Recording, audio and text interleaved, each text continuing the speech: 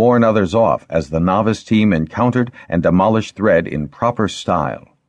Proudly, Jaxom wondered if anyone else noted the economy of Ruth's deadly flame. Just enough, no more than was necessary. He stroked his friend's neck and felt Ruth's delight in the praise. Then they were told off on another tangent as the Queen's wing headed for a heavier concentration of thread, eluding an easterly flying wing.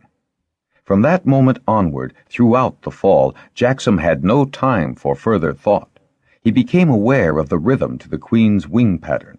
Margata on her golden Leduth seemed to have an uncanny instinct for those heavier patches that could escape even the closest flying wing. Each time the Queen's would be under the silver rain, destroying it. It became apparent to Jaxom that his position in the Queen's wing was neither sinecure nor protective.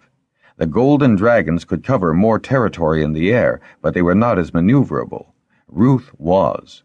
Ever maintaining his upper position, the little white dragon could flit from one side of the Queen's V formation to the other, assisting wherever he was needed.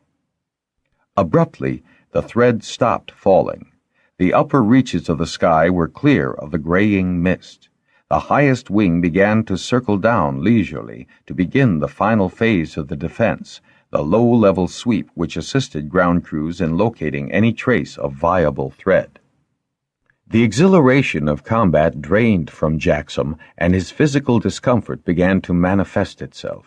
His head felt twice its proper size, his eyes were unaccountably filled with grit and ached hotly. His chest felt tighter, his throat raw. The illness had a good hold on him now. He'd been a fool to fight thread. To compound his miseries, he didn't even have any sense of personal achievement after 4 hours of bloody hard work. He was thoroughly depressed.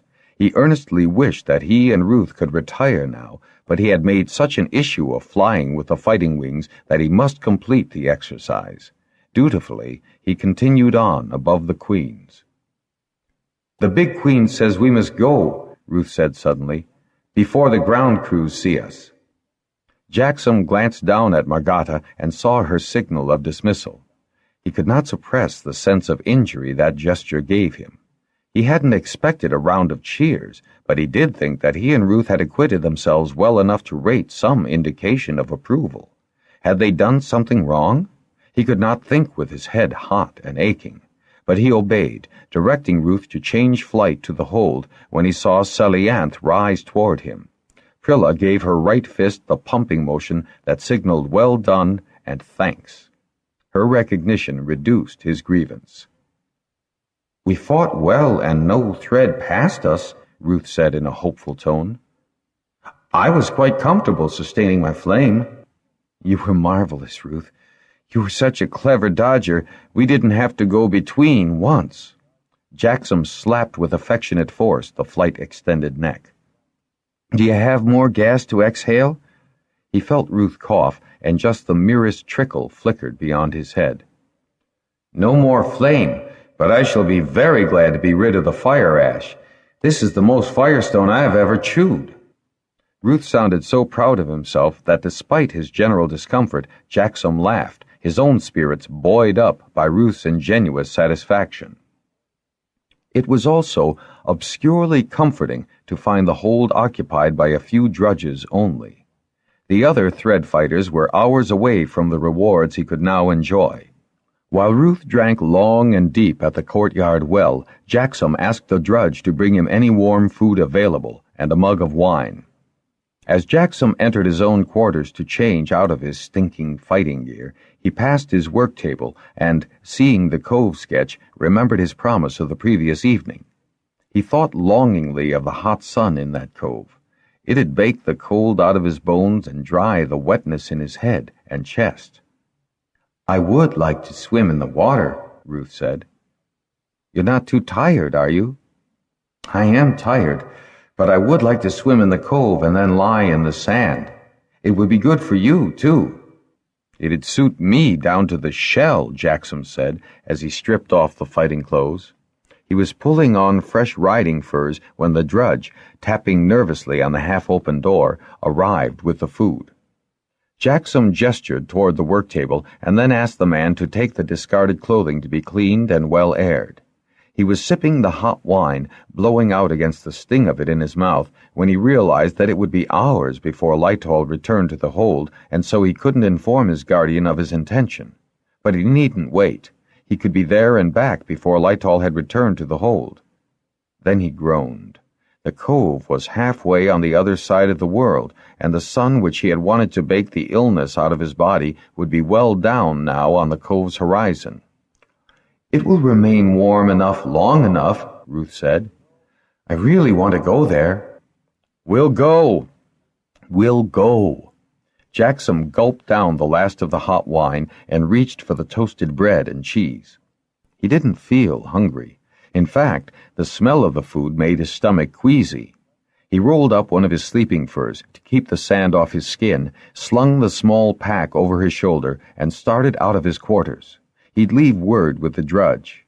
No, that wasn't sufficient. Jaxom whirled back to his table, the pack banging against his ribs. He wrote a quick note to Lytol and left it propped up between mug and plate, where it was clearly visible. "When are we going?" Ruth asked, plaintive now with his impatience to be clean and to wallow in the warm sands. I'm coming." Jaxom detoured through the kitchens, scooping up some meat rolls and cheese. He might be hungry later. The head cook was basting a roast, and the smell of it, too, made him feel nauseated. "Batunon, I've left a message for Lord Lytol in my room, but if you see him first, tell him I've gone to the cove to wash Ruth." "Thread is gone from the sky?" Batunon asked, ladle poised above the roast. "Gone to dust, all of it.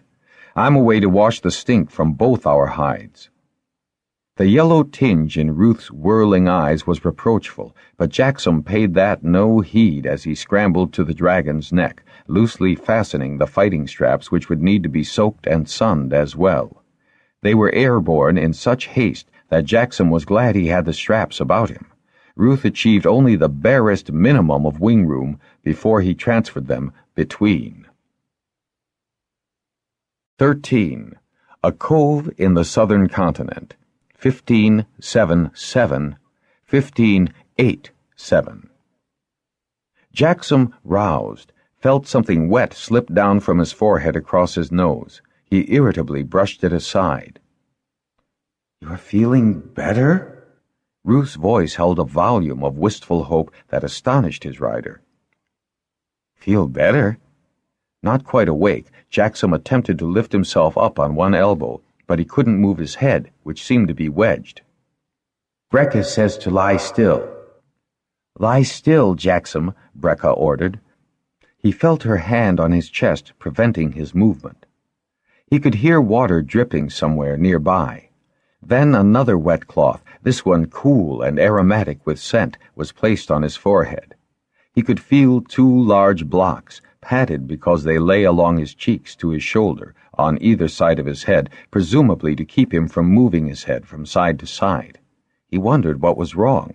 Why was Brecca there? "You've been very sick," Ruth said, anxiety coloring his tone. "I was very worried.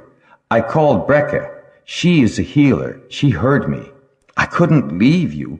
She came with Fënor on Canth. Then Fënor went for the other one." "Have I been sick a long time?" Jaxom was dismayed to think he'd needed 2 nurses.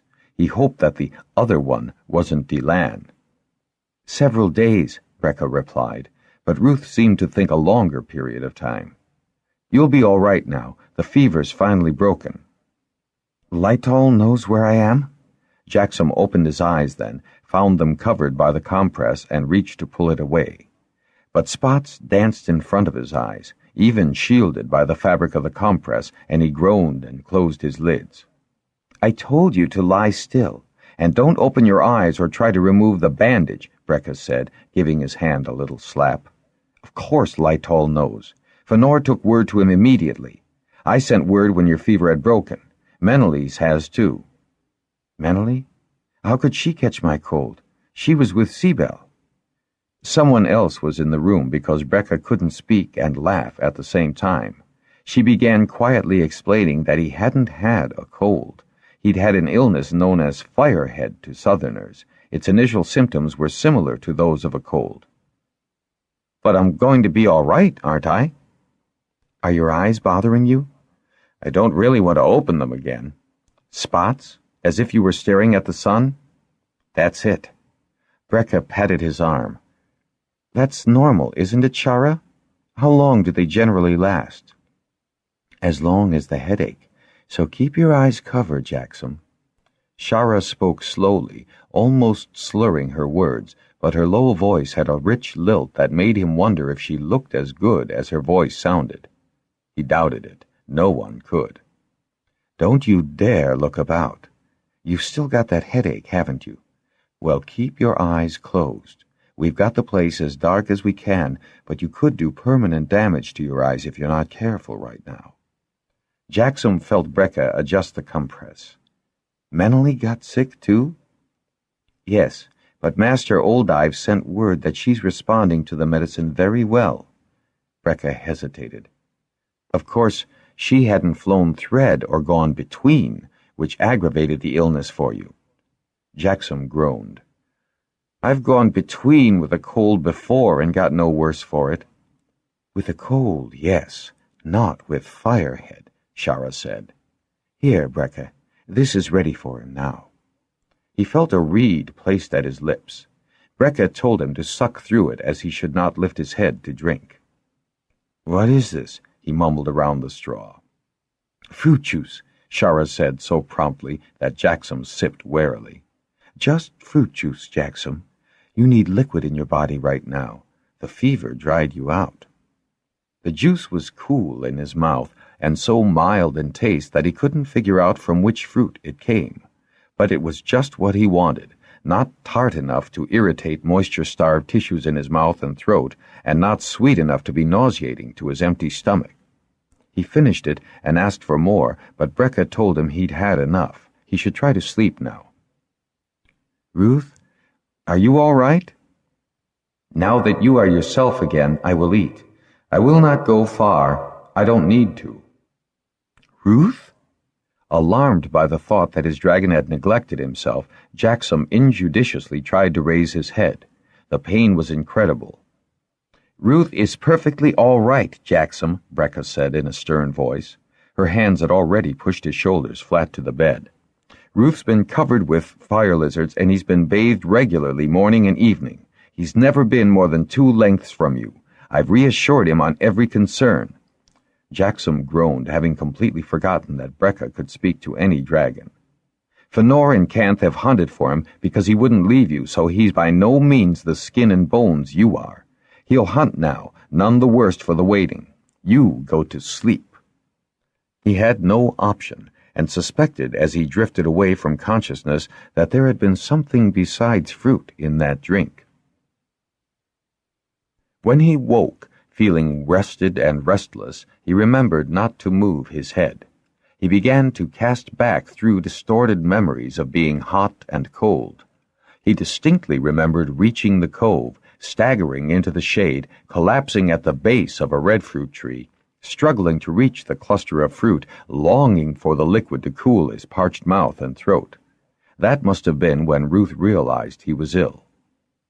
Jaxom could vaguely recall fevered glimpses of Brecca and Fëanor, could remember pleading with them to bring Ruth to him. He supposed they had erected some kind of temporary hold for shelter. Shara had said something to that effect. He extended his left arm slowly, moved it up and down, without contacting more than the frame of the bed. He extended his right arm. "Jaxom?" he heard Shara's soft voice. "And Ruth too fast asleep himself to warn me. Are you thirsty?" She didn't sound contrite that she'd been asleep. She made a small sound of dismay as she touched the now dry compress. "Don't open your eyes." She removed the bandage, and he heard her dipping it in liquid, wringing it out, and then he shivered at its touch on his skin. He reached up, holding the bandage against his forehead, lightly at first, and then with more confident pressure. "Hey, it doesn't hurt. Shh! Brecca's asleep, and she wakes so easily."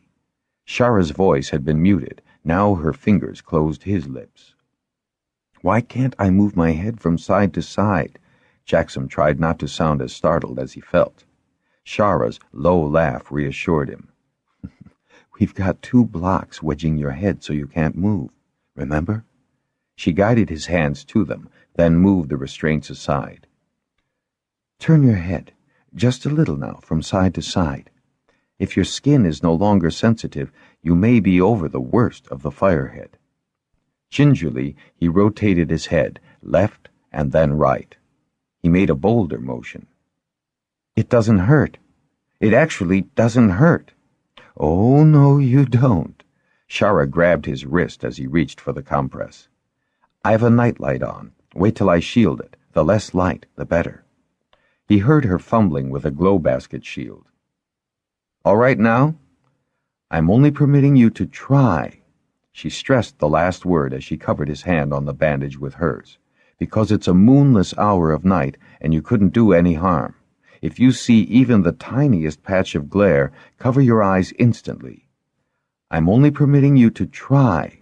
She stressed the last word as she covered his hand on the bandage with hers. "Because it's a moonless hour of night and you couldn't do any harm. If you see even the tiniest patch of glare, cover your eyes instantly." "It's that dangerous?" "It can be." Slowly, she peeled the bandage back. "I don't see anything." "Any glare or spots?" "No, nothing. Oh!" Something had been obscuring his vision, for now he could see dim outlines. "I had my hand in front of your nose, just in case," she said. He could make out the dark blur of her body beside him. She must be on her knees. Slowly his sight improved as he blinked sandy incrustations from his lashes. "My eyes are full of sand." "Just a moment." Suddenly water was dribbled carefully into his eyes. He blinked furiously, complained loudly. "I told you to hush. You'll wake Brecca. She's worn out. Now, does that clear the sand?" "Yes, it's much better. I didn't mean to be so much trouble." "Oh? I thought you'd planned all this on purpose." Jaxom caught one of her hands and brought it to his lips, holding it as fast as his weakened condition permitted because she gasped at the kiss and withdrew her hand. "Thanks." "I'm putting your bandage back on," she said, the reproach in her voice unmistakable. Jaxom chuckled, pleased to have disconcerted her. His only regret was the lack of light. He could see that she was slender.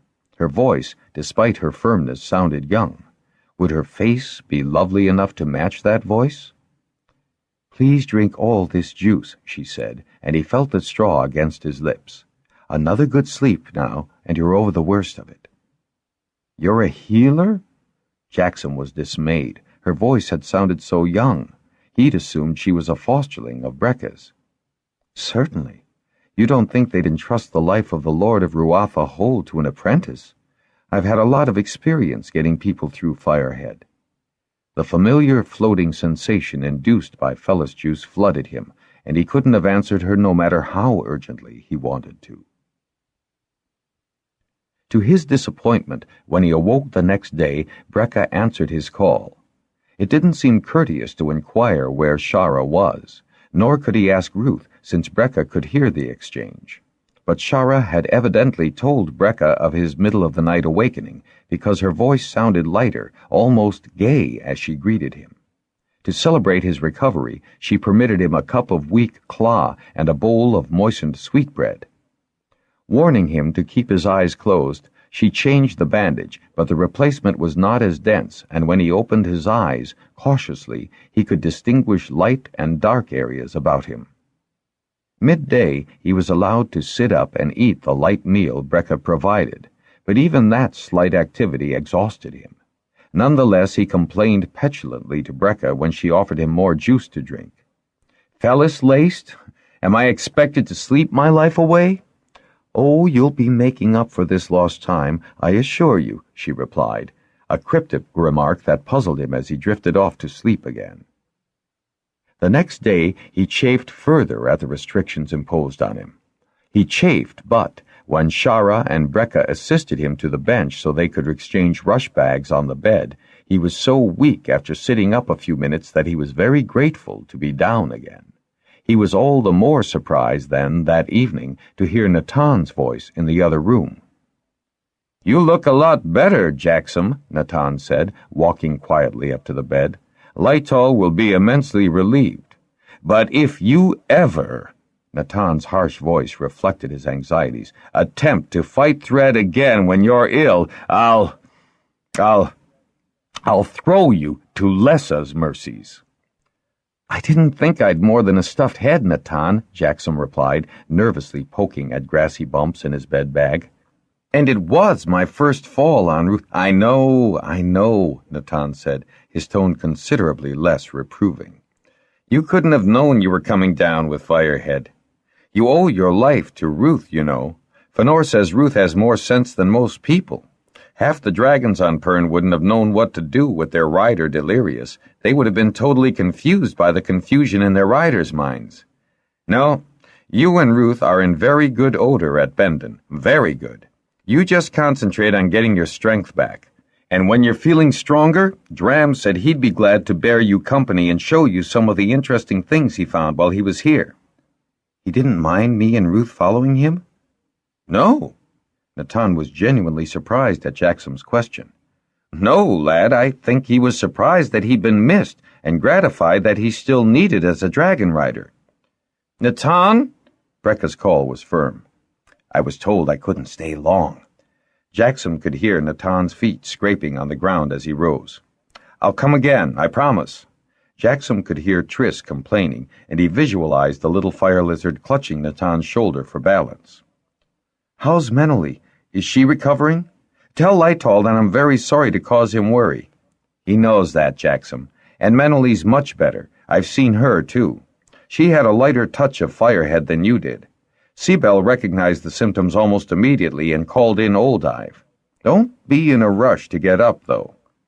As glad as he'd been for Natan's visit, Jaxom was relieved that it had been short.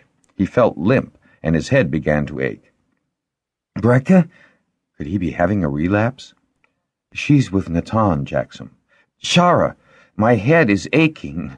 He couldn't help the waver in his voice. Her cool hand touched his cheek. "No fever, Jaxom. You tire quickly, that's all. Sleep now." The reasonable words, spoken in her gentle, rich voice, lulled him, and though he wanted to remain awake, his eyes closed.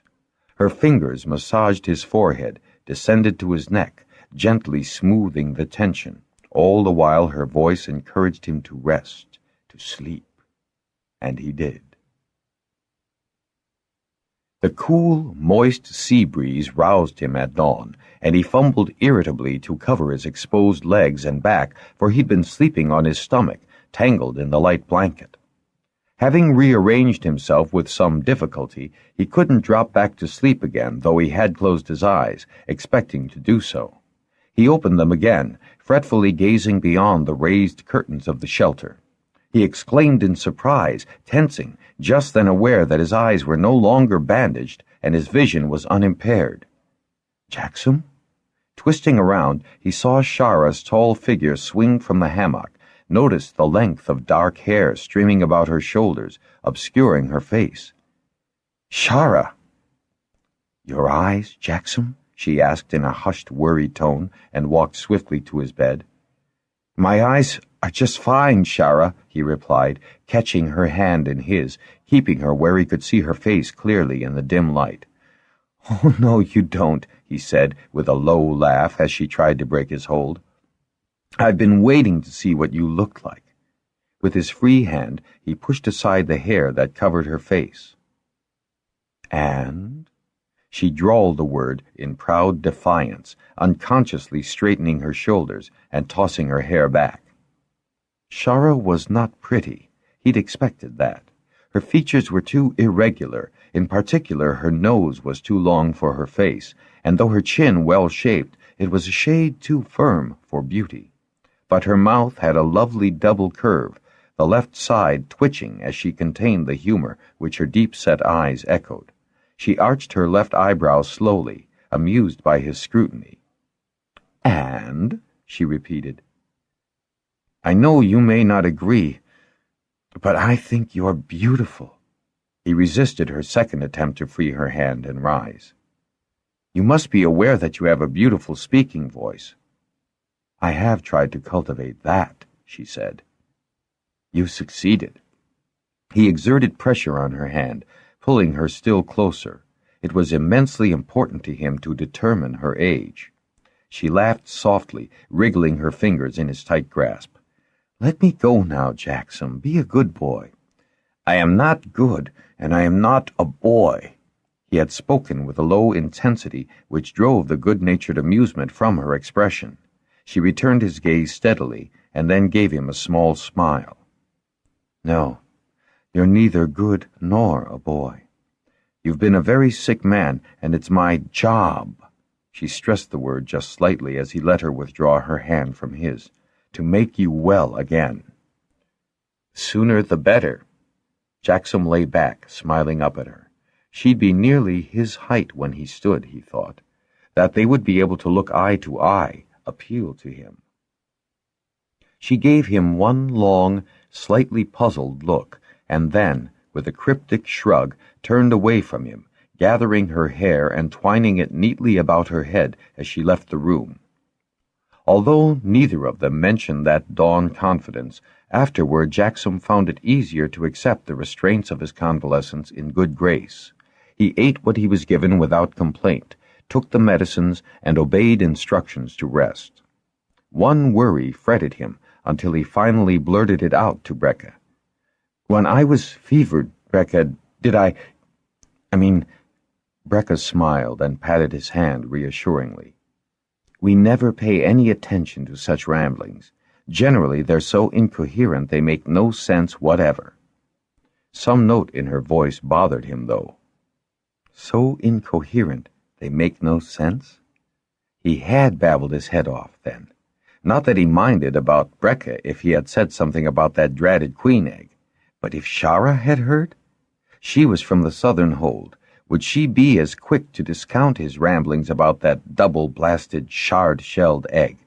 He couldn't relax. What wretched luck to fall ill when you had a secret that must be kept.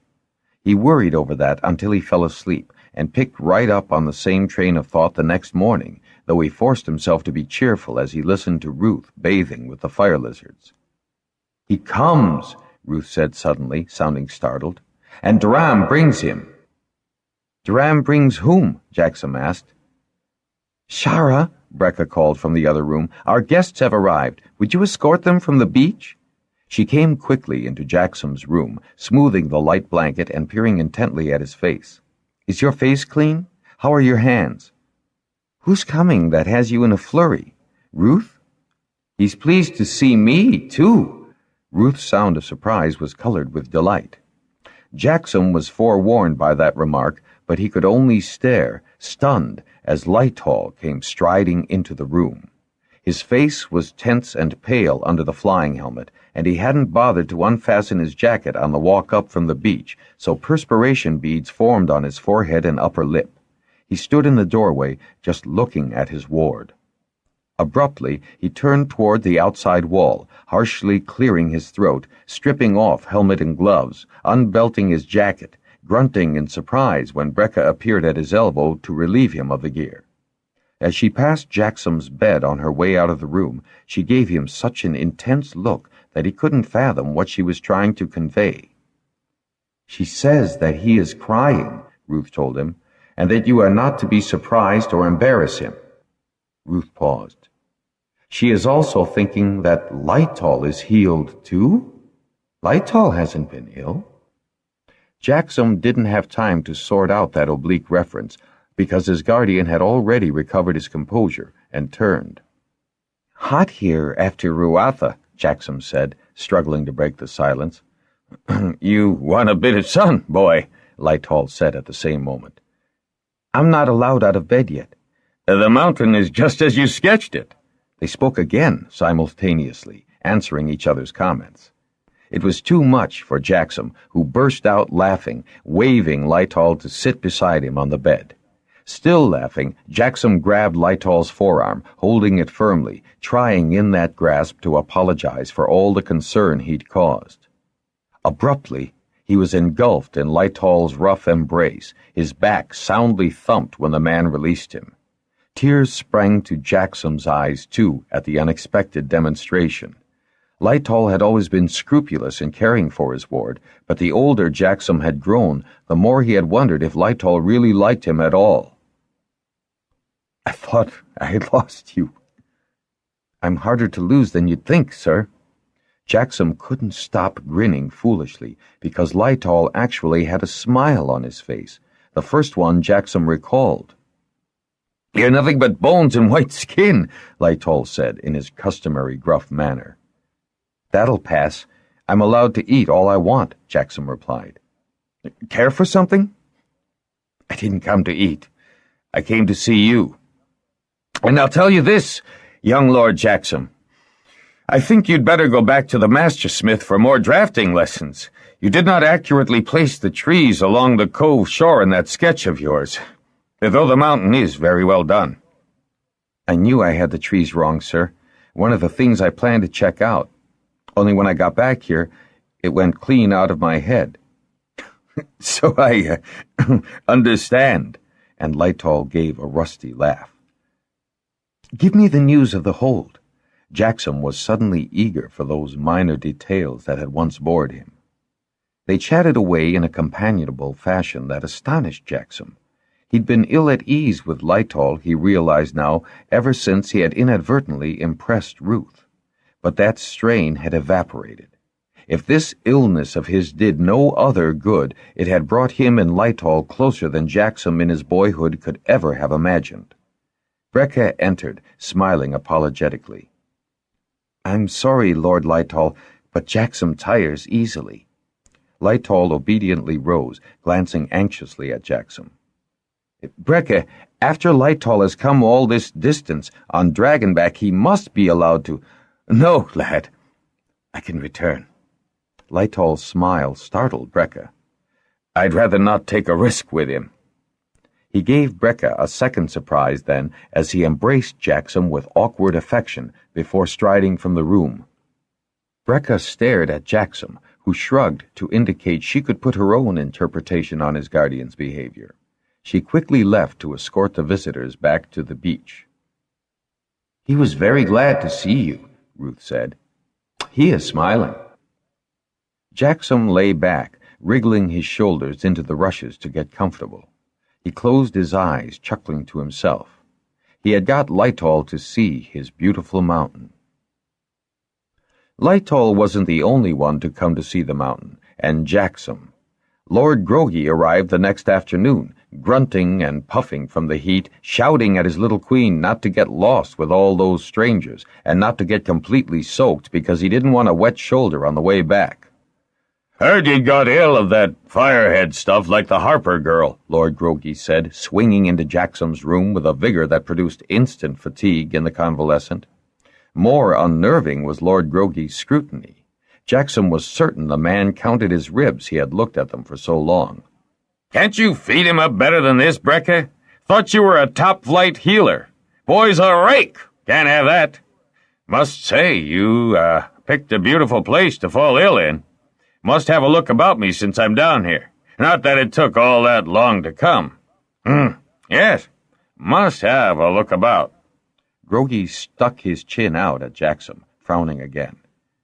"Did you? Before that sickness got hold of you?" Jaxom realized that Lord Groggy's totally unexpected visit might have several objectives. One, to assure the Lord Holders that the Lord of Ruatha was in the land of the living, all rumor to the contrary. The second purpose made Jaxom a little uneasy when he could so clearly recall Lessa's remark about wanting the best part of it. When Brecca tactfully reminded the blustering and genial Lord Holder that he mustn't tire her patient, Jaxom nearly cheered. "Don't worry, lad. I'll be back again, never fear." Lord Groggy waved cheerfully to him from the doorway. "Beautiful spot. Envy you."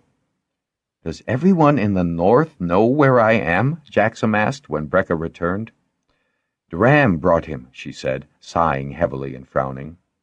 Dram ought to have known better, Shara said, collapsing on the bench and plying a tree frond as a fan in exaggerated relief at the Lord's departure.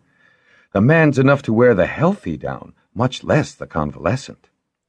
I would guess, Brecca continued, ignoring Shara's remarks, that the Lord Holders needed verification of Jaxom's recovery. He looked Jaxom over like a herdsman. Did you show him your teeth? Don't let Lord Groggy's manner fool you, Shara, Jaxom said. He's got a mind as sharp as Master Robinton's. And if Dram brought him, then Falar and Lessa must have known he was coming. I don't think they'll like him returning, or scouting around here. If Lessa did permit Lord Groggy to come, she'll hear from me about it, you may be sure, Brecca replied, thinning her lips in disapproval. He is not an easy visitor for a convalescent. You might as well know now, Jaxom, that you were ill of that fever for 16 days. What? Jaxom sat upright in the bed, stunned. But... Firehead is a dangerous disease for an adult, Shara said. She glanced at Brecca, who nodded. You nearly died. I did? Appalled, Jaxom put his hand to his head. Brecca nodded again. So, if we seem to be restricting you to a very slow recovery, you will agree that we have cause. I nearly died? Jaxom couldn't absorb that news.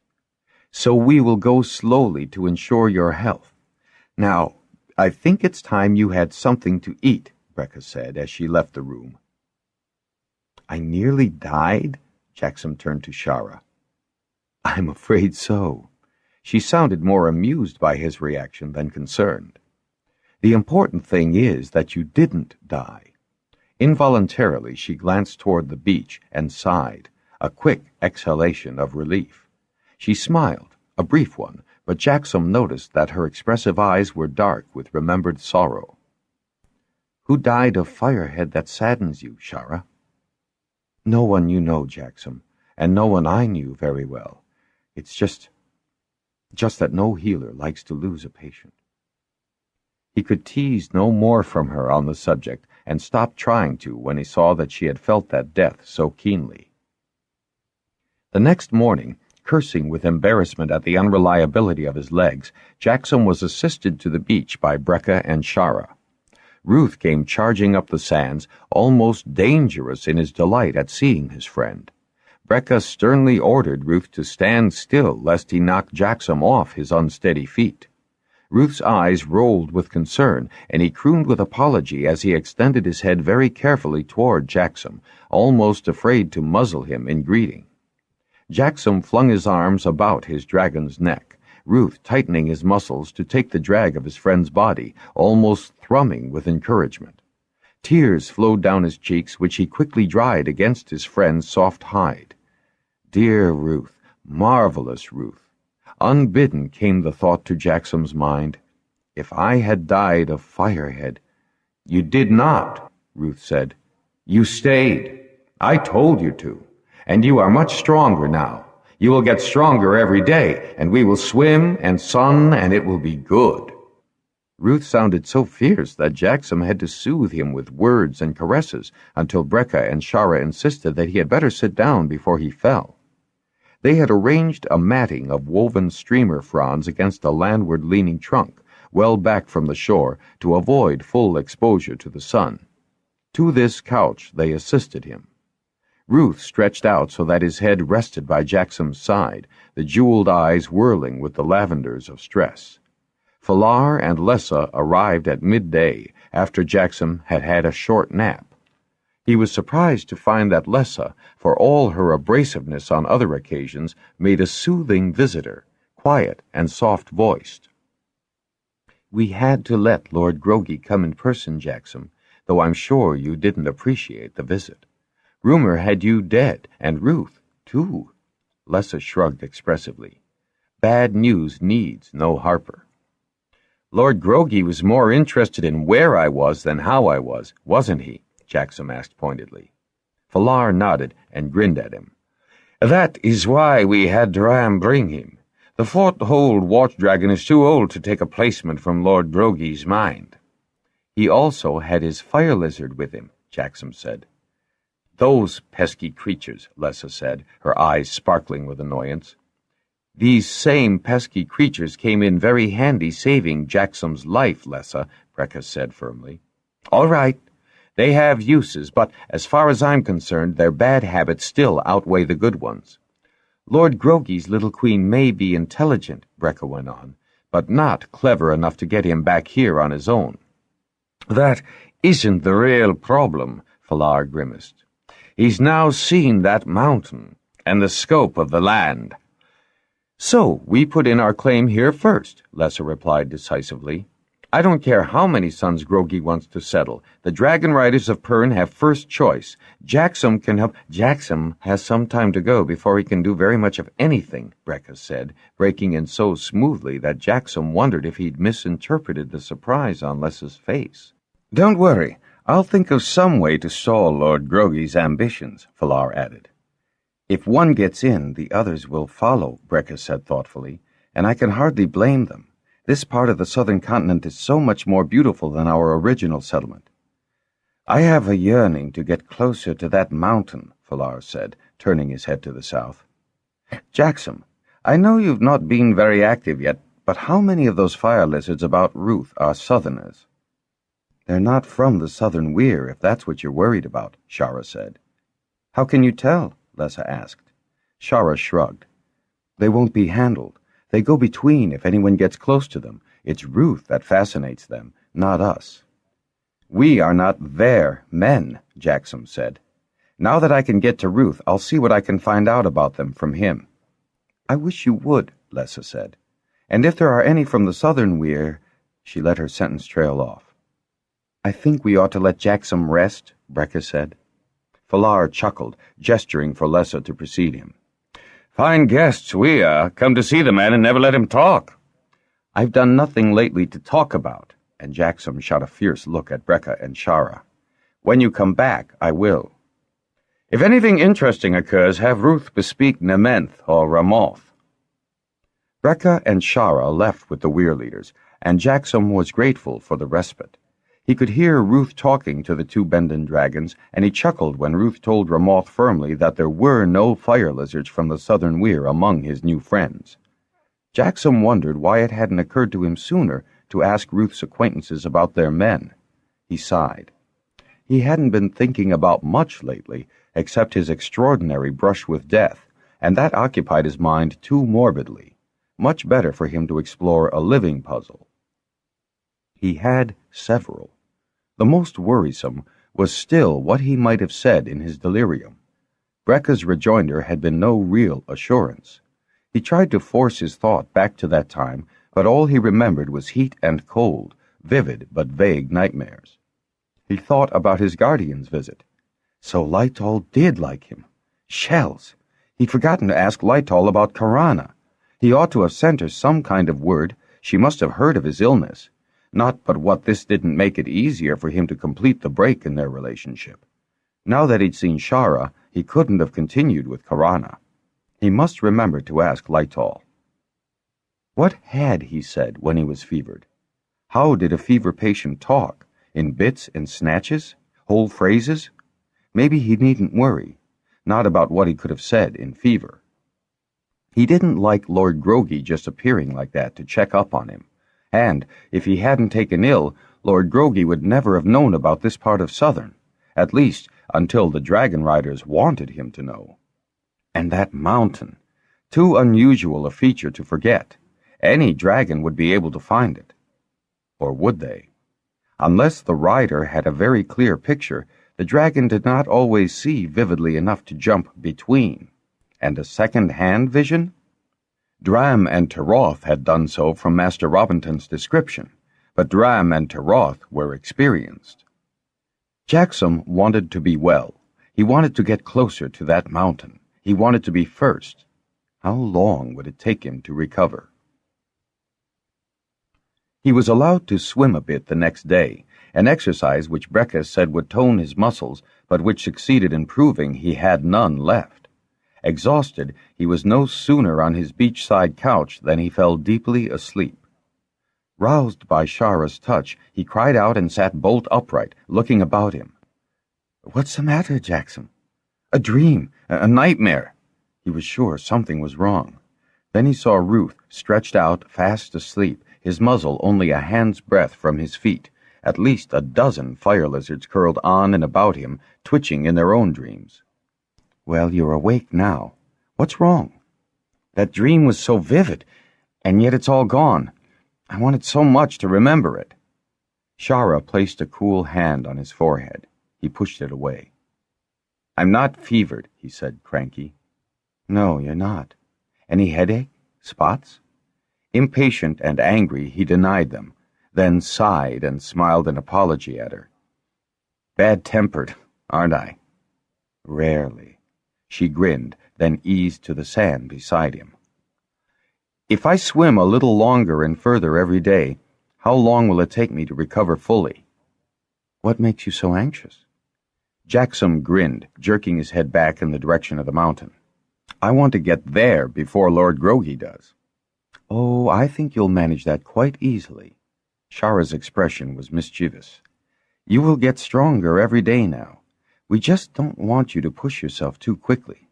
Better a few more days now than suffer a relapse and go through all this again." "A relapse? How would I know if I was having one?" "Easy. Spots and headaches. Do please do it our way, Jaxom." The appeal in her blue eyes was genuine, and Jaxom liked to think it was for him, Jaxom, not for him, the patient. Not taking his eyes from hers, he nodded slowly in acquiescence and was rewarded by her slow smile. Fënor and Dram arrived late that afternoon in fighting gear with full firestone sacks draped across their dragons. "Thread tomorrow," Shara told Jaxom as she caught his look of inquiry. "Thread?" "It falls on all, Pern, and has fallen here in this cove 3 times since you took ill. In fact, the day after you took ill." She grinned at his open-mouthed consternation. "It's been a rare treat to watch dragons in the sky. We'd only to keep the shelter area free. Grub takes care of the rest." She chuckled. "Tiroth complains that he's not fighting full when he doesn't follow the fall to its end. Just wait till you see Ruth in action." "Oh, yes, nothing could keep him out of the sky. Brekka keeps her ear open for him, and, of course, Tiroth and Canth are directing. He's so proud of himself, protecting you." Jaxom swallowed against a variety of motions, chagrin being foremost as he heard Shara's casual explanation. "You were aware of Thread, by the way. Once a Dragonrider, one evidently doesn't forget, even in fever. You kept moaning about Thread coming and not being able to get off the ground." Fortunately, she was looking at the dragons as they glided to a landing on the beach, because Jaxom was certain that his expression gave him away. "Master Oldive says that we humans have instincts, too, hidden deep in our minds, to which we respond automatically. As you reacted to Threadfall, sick as you were. Ruth is such a dote. I made much of him after each fall, I assure you, and I made sure that the fire lizards got all firestone stink out of his hide." She waved a greeting to Fënor and Dram as they strolled up the beach, loosening their fighting gear. Canth and Tiroth had already shrugged off the firestone sacks on the beach and, wings extended high, waddled with groans of pleasure into the soft, warm water. Ruth came slithering through the water to join them. A great fair of fire lizards chittered above the 3 dragons, overjoyed with such company. "You've more color, Jaxom. You look better," Fënor said, grasping Jaxom's arm in greeting. Dram nodded his head, agreeing with Fënor. Aware of his indebtedness to both riders, Jaxom stammered out his gratitude. "Tell you something, Jaxom," Fënor said, squatting on his haunches. "It's been a rare treat to watch your little fellow work in the air. He's a superb chop-and-change artist. Caught 3 times as much thread as our big fellows could. You trained him well." "I don't suppose I'll be considered strong enough to fight Thread tomorrow?" "No, nor for some time to come," Fënor replied firmly. "Know how you're feeling, Jaxom," he continued as he dropped beside him on the mats. "Felt the same way when I was wounded and not allowed to fly Thread. But now, your only responsibility to hold and weir is to get fit enough to take a good look about this country. I envy you that chance, Jaxom. Indeed I do. Fenor's grin was candidly envious. Haven't had the time to fly far, even after thread down here. Forest extends a long way on either side. Fenor gestured broadly with one arm. You'll see. Shall I bring you writing materials next trip down so you can make a record? You may not fly thread yet a while, Jaxom, but you'll be working hard enough to make that a treat. You're only saying that, Jaxom broke off, surprised at the bitterness in his voice. Yes, because you need something to look forward to, since you can't do what you want most, Fenor said. He reached out and gripped Jaxom's arm. I understand, Jaxom. Ruth's been giving Canth a full report. Sorry. Awkward for you, but Ruth worries when you're upset. Or didn't you know that? He chuckled. I appreciate what you're trying to do, Fenor, Jaxom said. Just then, Brecca and Shara emerged from the trees, Brecca walking quickly to her weirmate. She did not, as Jaxom half expected, embrace the brown rider, but the way she regarded him, the gentle, almost hesitant way she rested her hand on his arm, spoke more tellingly of the love between the two than any more demonstrative welcome. A bit embarrassed, Jaxom turned his head and saw Shara watching Brecca and Fenor, a peculiar expression on her face which she erased the moment she realized that Jaxom was looking at her. Drinks all around, she said in a brisk tone, handing a mug to Dram as Brecca served Fenor. It was a pleasant evening, and they ate on the beach, Jaxom managing to suppress his frustration in the face of the morning's threadfall. The three dragons made nests in the still, warm sands above the high tide lines, their eyes glistening like jewels in the dark beyond the firelight. Brecca and Shara sang one of Meneley's tunes, while Dram added a rough bass line. When Brecca noticed Jaxom's head lolling to one side, he didn't resist her ordering him back to the shelter. He drifted to sleep, face turned toward the fire-glow, lulled by the singing voices. Ruth's excitement roused him, and he blinked without comprehension as the dragon's voice penetrated his sleep. Thread! Ruth was going to fight Thread today with Dram's Tiroth and Fenor's Canth. Jaxom threw aside the blanket, struggled into his trousers, and strode quickly from the shelter to the beach. Brecca and Shara were helping the two Dragonriders load their beasts with the firestone sacks. With the 4 fire lizards on the ground at his feet, Ruth was industriously chewing away at the pile of stone on the beach. Dawn was just breaking in the east. Jaxom peered through the dim light, straining to see the filmy discoloration that meant Thread. The 3 Dawn sisters winked with unexpected brilliance high above him, paling to insignificance the other morning stars in the west. Jaxom frowned at their display. He hadn't realized how bright they were, how close they seemed. In Ruatha they were duller, barely visible points on the southeastern horizon at dawn. He reminded himself to ask if Fenor could have the use of a long-distance viewer, and if Lytol would send down his star equations and maps. Then Jaxom noticed the absence of the fares of southern fire lizards which haunted Ruth day and night. Jaxom! Brecca noticed him. The 2 riders waved a greeting and swung up on their beasts. Jaxom checked Ruth to be sure he had enough stone in his gullet, caressing his friend and applauding his willingness to fly Thread, though riderless. I remember all the drills we were taught at Fort Weir. I have Fenor and Canth and Dram and Tiroth to help. Brecca always watches me too. I have never listened to a woman before, but Brecca is good. She is also sad. But Canth says it is good for her to hear us. She knows that she is never alone. They were all facing east where the red star pulsed, round and brightly orange-red. A film seemed to float across it, and Fenor, raising his hand, called Ruth to take wing. Canth and Tiroth leapt strongly into the air, their wings beating in powerful strokes to assist their rising. Ruth was well aloft before them and straining ahead. Beside him 4 fire lizards appeared, as dwarfed by him as he was by Canth and Tiroth. Don't meet Thread alone, Ruth, Jaxom cried. He won't, Brecca said, her eyes twinkling. He is young enough to want to be first. At that, he saves the older dragons a lot of effort. But we must go in. As one, the 3 paused for a last look at their defenders, and then moved quickly inside the shelter. "You can't see much," Shara told Jaxom, who had gone to stand by the open doorway. "I'd see if Thread got into this greenery." "It won't. We've clever riders." Jaxom felt the skin on his back begin to crawl, and he gave a massive shudder. "Don't you dare catch a cold," Shara said. She collected a shirt from his room, which she threw at him. "I'm not cold.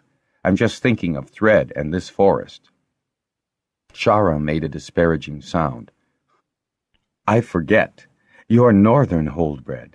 Thread can't do any more than tear or hole leaves which heal in southern forests. It's all grubbed. And, in case you're interested, that's the first thing Fëanor and Duram did. Check to be sure the land here is well grubbed." "It is." "We have met Thread," Ruth told him, sounding elated. "I am flaming well. I am to do V-sweeps while Canth and Tiroth pass east and west. We are high. The fire lizards flame well, too. Over there, Bird, you are closest. Mir, get it to your offside. Tala, help him. I come. Down, I come. I flame. I protect my friend." Brecca caught Jaxom's eyes, smiling at him. "He delivers a running comment so we all know how well he fights." Her eyes lost their focus on him, and then she blinked. "Sometimes I see the fall through 3 sets of dragon eyes.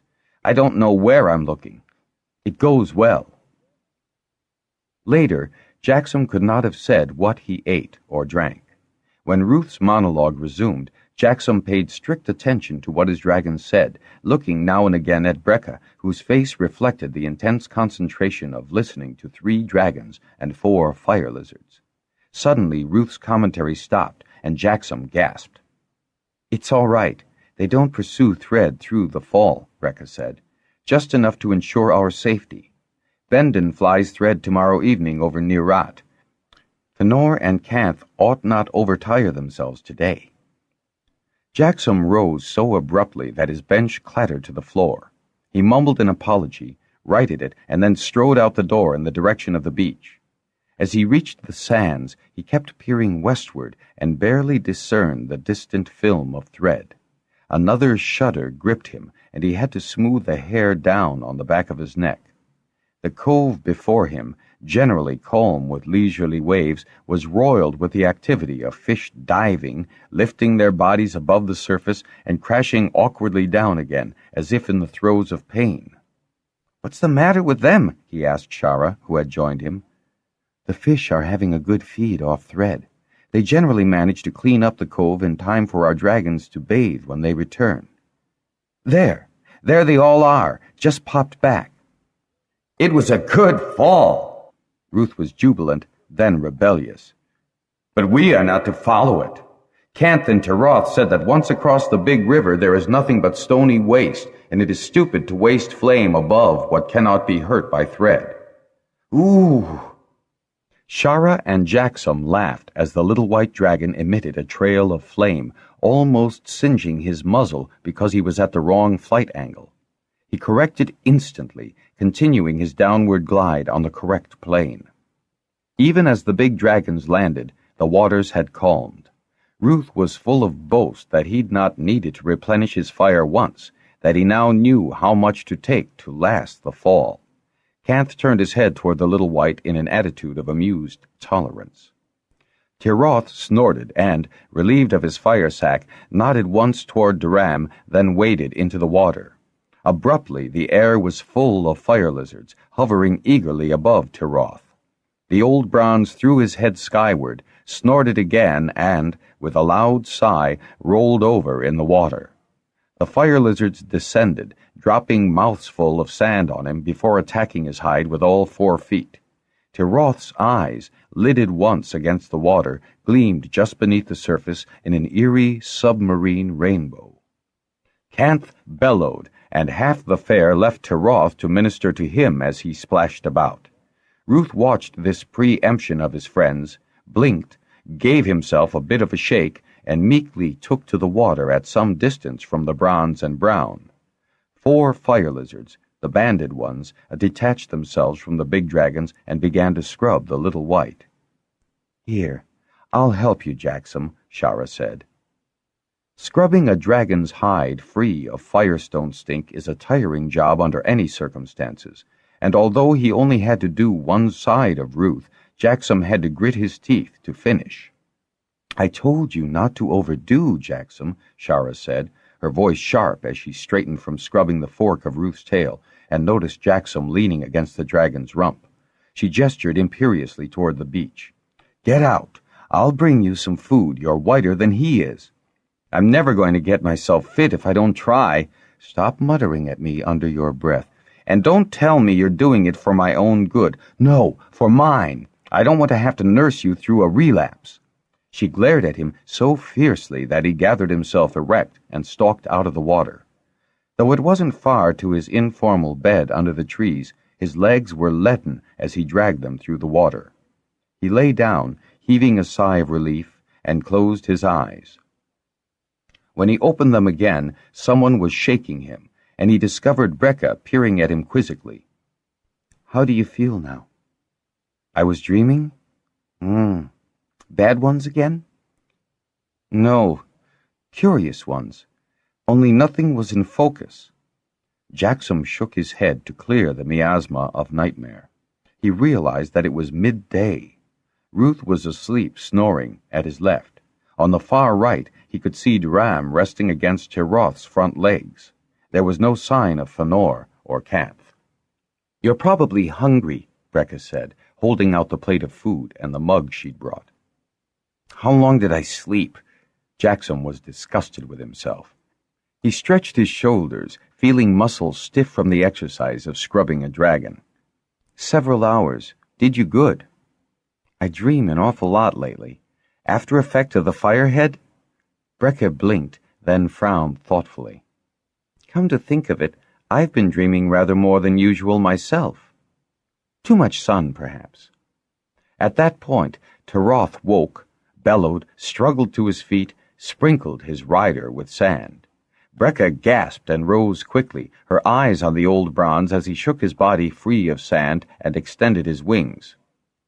"Brecca, I must go," Dram shouted. "Did you hear?" "Yes, I heard. Do go quickly," she called back, raising her hand in farewell. Whatever had roused Tiroth excited the fire lizards, who began wheeling, diving, chittering raucously. Ruth raised his head, looked at them sleepily, then laid his head back on the sand, unmoved by the excitement. Brecca turned to regard the white dragon with a curious frown. "What's wrong, Brecca?"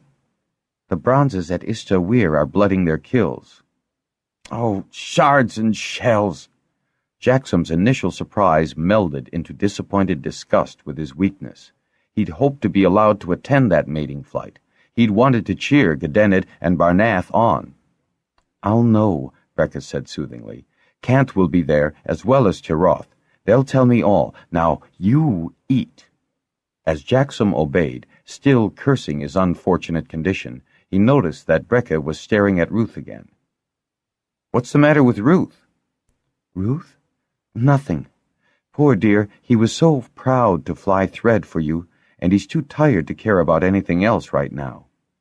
She rose, and as she left him, Baird and Grawl landed on her shoulders, murmuring softly as she disappeared into the shady forest. 14. Early morning at Harpercraft Hall, mid-morning at Ista Weir, mid-afternoon at Jaxom's Cove. 15/8/28. In the dark of the early morning, Robinton was awakened by Sylvina. "Master Robinton, word has come from Ista Weir. The bronzes are blooding their kill. Calith will fly soon. You're wanted there." "Oh, yes. "Thank you, Sylvina." He blinked against the light from the glow baskets she was unshielding. "You didn't by any chance bring me—" He saw the steaming mug by his bed. "Oh, good woman. My undying thanks." "That's what you always say," Sylvina replied, chuckling as she left him to proceed with his wake-up routine. He dressed quickly to avoid the pre-dawn chill. Zaire took his accustomed shoulder perch, squeaking softly as Robinton paced down the corridor. With a glow torch to cast some light in the dark lower hall, Sylvina awaited him at the massive iron doors. She whirled the release wheel, and the great bar lifted from ceiling and floor. He gave the yank required to open the huge door and wondered at the sudden stitch in his side. Then Sylvina passed him his guitar, stoutly encased against the bitter cold of between. "I do hope Barnath flies Caelith," she said. "Look, here's Drenth now." The harper saw the brown dragon back-winging to land, and he ran down the hall steps. Drenth was excited, his eyes gleaming orange and red in the night. Robinson greeted the dragon's rider, paused to sling his guitar across his back, and then, reaching for DeFio's hand, climbed to the brown's back. "How does the wagering stand?" he asked the rider. "Ah, now, Harper, Barnath is a fine beast. He'll fly Caelith, although—" a certain element of doubt tinged the man's voice. "The 4 bronzes Natan is permitting to try are good, strong young beasts, and mighty eager for the chance. It could be an upset. Put your mark where you will, it'll give you good value." "I wish I could bet, but it's not the sort of thing I ought to do. Now, if you were to pass me the marks, Master Robinson, I'd swear on the shell of Drenth here that they were mine." "After the flight, as well as before?" Robinson asked, amusement warring with his unprofessional desire to gamble. "I'm a Dragonrider, Master Robinson," DeFio said gruffly, "not one of those faithless Southerners." "And I'm Master Harper of Pern," said Robinson, but he leaned into the man's back, pressing a 2-mark piece into his hand. "Barnath, of course, and please let none be the wiser." "As you wish, Master Robinson." DeFio sounded pleased. They rose above the black shadow of the Fort Hold cliffs, the lighter darkness of night sky, moonless at this hour and season, just barely discernible. He felt the tension in DeFio's back, drew his own breath in sharply as they transferred between, and abruptly emerged with Drenth calling out his name to the Istawir watch-dragon. Robinson shielded his eyes from the brilliance of the sun slanting off the water. As he glanced below, he saw the dramatic half-peak of Istawir, the black stone like giant jagged fingers pointing to the bright blue skies. Ista was the smallest of the weirs, some of its complement of dragons making weirs in the forest that surrounded the base. But the broad plateau beyond the cone was crowded with bronze beasts, their riders forming a cluster close to the Golden Queen who was crouched over her kill, sucking the blood from its body. At a farther and safe distance from this spectacle, a large group of people looked on. Toward this area, Drenth glided. Zer took wing from Robinson's shoulder to join other fire lizards in an aerial display of excitement. Robinson noticed that the little creatures kept a distance from the dragons. At least the fire lizards were appearing at weirs again. DeFio dismounted too and sent his brown for a swim in the warm waters of the bay below the weir plateau. Other dragons, uninvolved in this flight, were already taking advantage of the bathing at Ista Island. Caelith vaulted from the ground toward the herd of beasts in the weir's corral. Kosira half followed, keeping a firm control on her young queen so that she wouldn't gorge the meat and be too heavy for this all-important mating flight. Robinson counted 26 bronzes ringing the killing ground, gleaming in the harsh sunlight, their eyes wheeling red in rut agitation, their wings half furled, their bodies at a crouch that would send them skyward the instant the queen ascended. They were all young, as Falar had recommended, almost equal in size as they waited, never taking their glistening eyes from the object of their interest. Caelith growled deep in her throat as she sucked the blood from the buck carcass. She raised her head to snarl contemptuously back at the bronze ring. Suddenly, the watch-dragon roared a challenge, and even Caelith turned to look. Arrowing in from the south, over the sea, came 2 bronzes.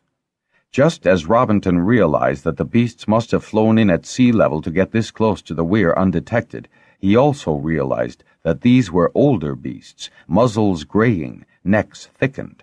Southerners. 2 of the old-timers' bronzes. That had to be Tekul with Salth, and probably Pizan with Ranilth. Robinson began to run toward the killing ground, toward the queen's prospective mates, for that was the obvious goal of the 2 bronzes sweeping in from the south. Their timing had been perfect, Robinson thought, then saw two others making for the landing bronzes, the stocky figure of Duram and Falar's lean body. Tikul and Bazan jumped off their beasts. The dragons took one final leap to range themselves with the other bronzes who hissed and growled at the newcomers. Robinson prayed under his breath that none of the bronze riders would act first, think later. Most of them were so young they'd not recognized Tikul or Bazan, but Dram and Falar certainly had. Robinson felt his heart pounding in his chest and a totally unfamiliar ache that caused him to grimace and slow his trot momentarily. Bazan was facing him, a set smile on his face. The old-timer touched Tikul's arm, and the former High Reach's weir leader spared the harper a quick glance.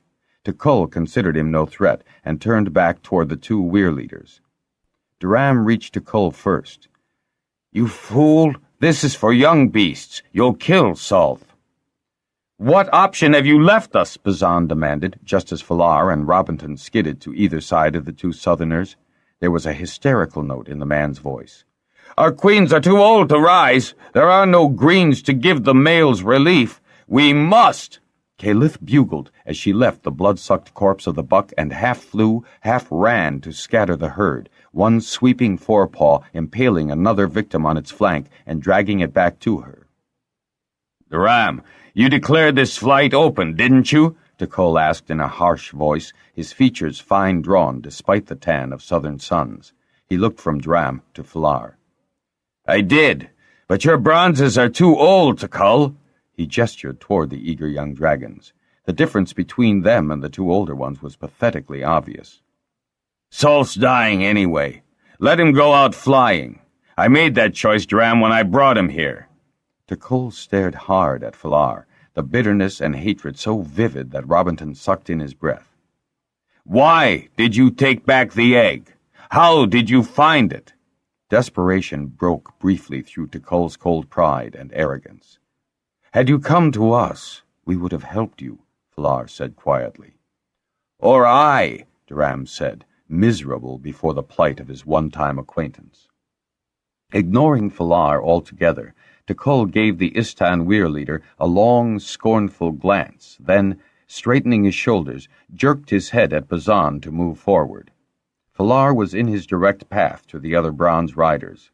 The Bendon weir leader opened his mouth to speak, shook his head in regret, and stepped to one side. The southern riders moved a few paces forward just in time.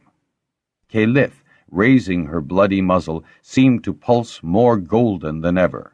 Her eyes were whirling opalescence. With a fierce scream, she launched herself upward. Barnath was the first dragon off the ground after her, and, to Robinson's surprise, Tikul's Salth was not far behind the Istan bronze.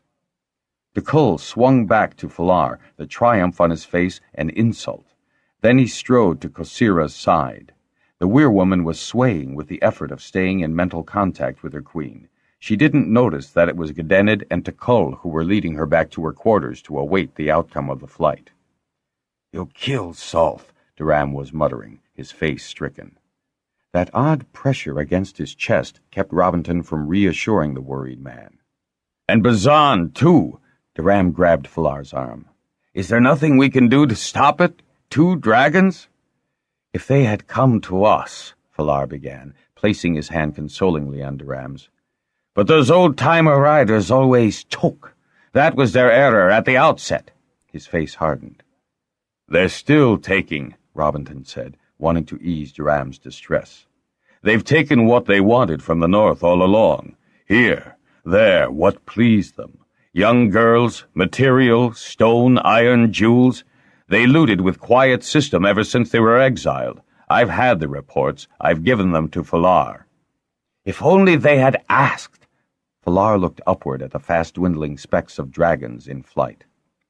"What was that all about?" Lord Warbread of Istahold hurried up to them. "Those last 2 were old, or I don't know dragons as well as I thought I did." "The mating flight was open," Falar replied, but Warbread was looking at Dram's anxious face. 2 old dragons? I thought you stipulated young ones that hadn't had a chance at a queen before." I don't see the point myself in having another old weir-leader. No offense intended, Dram. Change upsets holders. He gazed at the sky. How'll they keep up with the younger ones? That's a grueling pace. They have the right to try, Falar said. While we await the outcome, some wine, Dram? Yes, wine. Lord Warbret. Dram recovered his composure sufficiently to gesture the Lord Holder to accompany him toward the living cavern. He beckoned to the other guests to follow, but his step was heavy and slow. Don't worry, Dram. That other dragon might have been quick off the mark, Lord Warbret said as he thumped Dram's shoulder encouragingly. But I've all the faith in the world in Gedenid and Barnath. Fine young man, splendid dragon. Besides, he's mated Caliph before, hasn't he? That always tells, doesn't it? While Robinson breathed with relief that the Lord Holder was misinterpreting Dram's concern, Falar replied to the questions. Yes, Caliph had 34 eggs of her first clutch with Barnath. You don't want a young queen to overlay herself, but her hatchlings were healthy and strong. No queen egg, but that's often the case when a weir has enough queens. The bond of a previous mating can be a strong factor, despite a queen's captiousness. But you never know. Robinson noticed that the weir folk appeared to be somewhat tense as they served the visitors. He wondered how many had indeed identified the Southerners. He hoped no one blurted out their suspicions in front of the Lord Holder. Tekul's Solf must have flown his queen dozens of times and won her. He'd be a canny old fellow, all right, but all his cleverness would be no good if he couldn't catch the queen in the first few minutes of flight. He simply wouldn't have the staying power of the younger dragons, and possibly not even the speed for the surge to catch her up. He flew against some fine beasts. Robinson knew how carefully Natan had chosen the 4 bronze riders to present themselves from fort. Each had been wing seconds for turns, men already proven in falls as leaders with strong dragons. Falar had also limited Benden's 3 contenders to men well able to lead a weir. Robinson could only assume that Telgar, Igan, and High Reaches had honored Dram's weir with good men. Ista was the smallest of the 6 weirs and needed a united folk. He sipped at his wine, hoping his side would stop aching, wondering what had caused that unnerving pressure. Well, wine cured many ills. He waited until Dram turned his head, and then he refilled the man's cup, catching Falar's approving gaze as he did. Weirfolk began to stop at the table now, greeting Dram and Lord Warbret. Their obvious pleasure in seeing their former weir leader was a tonic for Dram, and he responded with smiles and chatting. He looked tense, but anyone would attribute that to understandable concern for the outcome of this flight. Robinson had a puzzle to chew over. Tekul's bitter words about the egg. Why did you take back the egg? How did you find it? Didn't Tekul realize that someone from Southern had returned the egg? Then the harper stiffened. No Southerner had returned that egg, for surely Tekul would have discovered the culprit by now. Robinson began to hope fervently that neither of the 2 old dragons would die in their attempt to fly the young queen. Just like the old-timers to add a sour note to what ought to be a joyous occasion. Surely life in the southern weir was not so unbearable that Tekul would cold-bloodedly allow his dragon to court death rather than continue there. Robinson knew the weir well. The setting in its own small valley was beautiful, a considerable improvement on Tekul's dour, barren, High Reaches weir. There was a huge, well-constructed hall in the center of a flagstone court where no thread could find grass to burrow. Food for the picking, wild beasts in plenty to feed dragons, ideal weather, and their only obligation as Dragonriders to the small hold on the coast. Then Robinson recalled the pulsing hatred for Falar in Tekul's eyes. It was malice and spite that motivated the former High Reaches weir leader, and hatred for an exile not of his choosing. The queens might be too old to rise, but that was only a recent occurrence, Robinson thought, and the bronzes could not be in that hard a case. They were aging as well, and the blood did not so easily quicken, so the old urgency surely could be contained. There was also the point that Tukull need not have gone south with Mardra, Turan, and the other obstinate and inflexible old-time weirfolk. He could have accepted the leadership of Bendon, acknowledged that Craft and Hold had earned rights for themselves in the 400 turns since the last pass, and conducted himself and his weir affairs accordingly. Had any of the Southerners come forward, acting in honor, asking the assistance of the other weirs, he was certain such would have been forthcoming. He didn't doubt Durham's sincerity, and he would have pressed for their requests himself. By the shell, he would have. Looking at the worst possible conclusion to the day's events, what would happen to Tukull if Salt did overfly himself? The Harper sighed deeply, not liking to consider that possibility at all. But he'd better. The possibility meant that.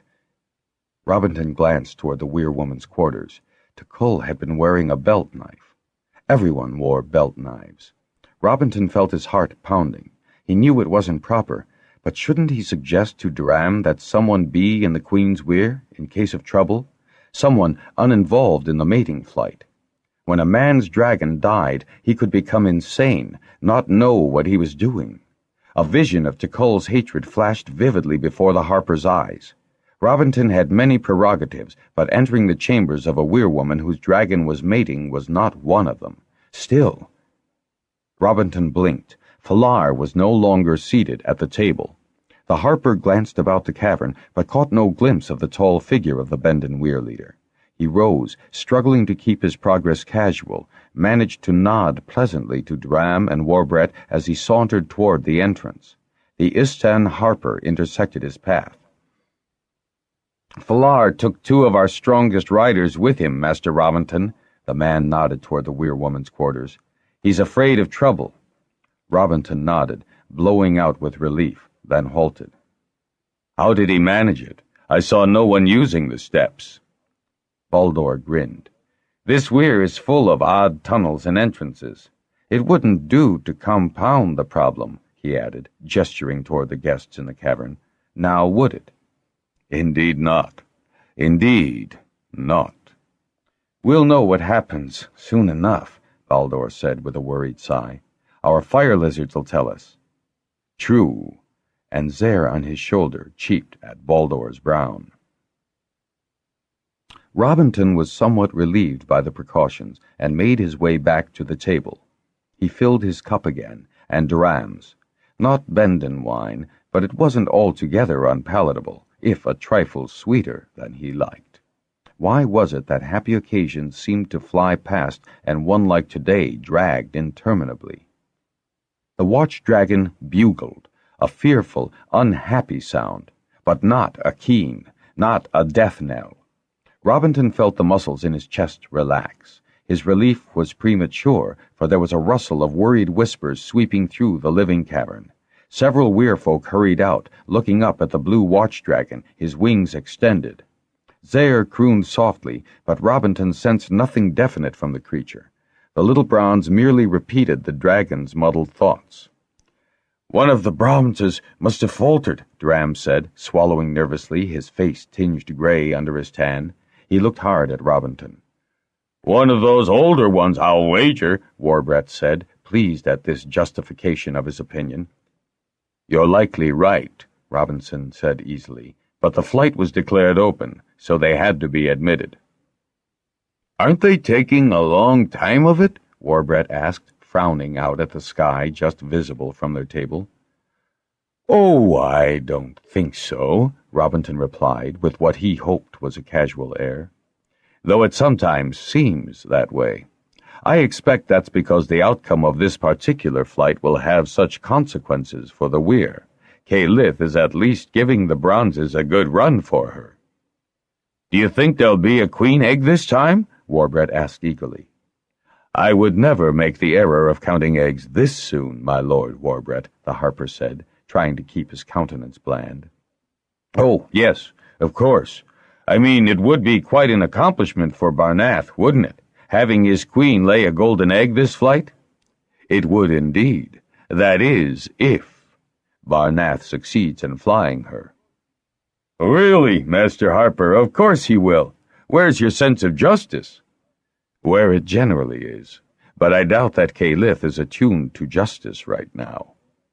The words were no sooner out of his mouth than Zer, his eyes the bright yellow of distress, gave a frightened, gibbering squeak at the harper. Nementh erupted into the air just above the ground of the bowl, bugling in alarm. Robinson was on his feet and running, glancing about him for Baldur. The Istan harper was equally alert to the danger.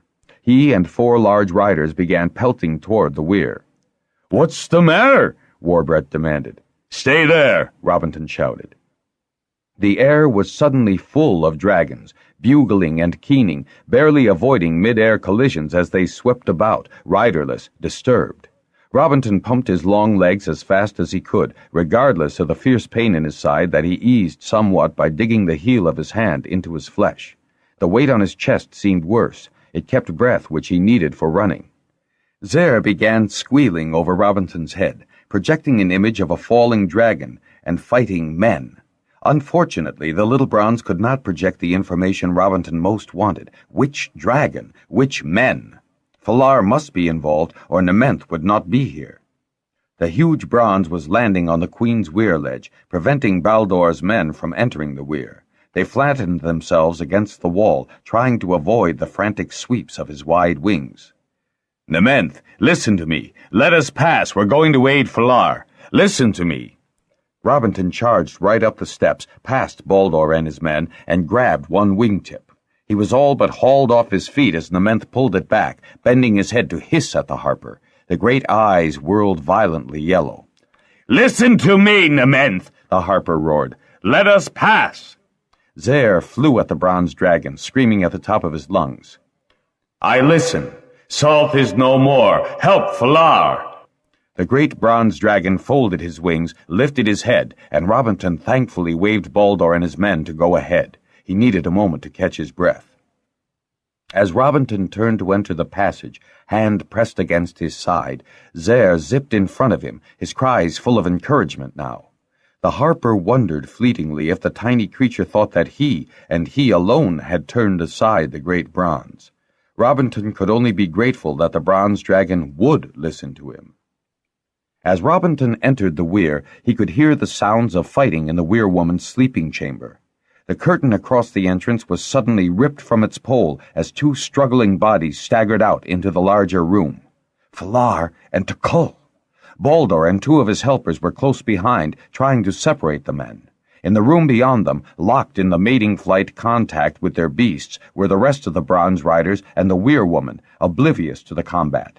Someone had collapsed on the floor, Bazan probably, he thought, as the scene registered in his mind in one split second. What caught Robinson's horrified attention was the fact that Falar had no knife in either hand.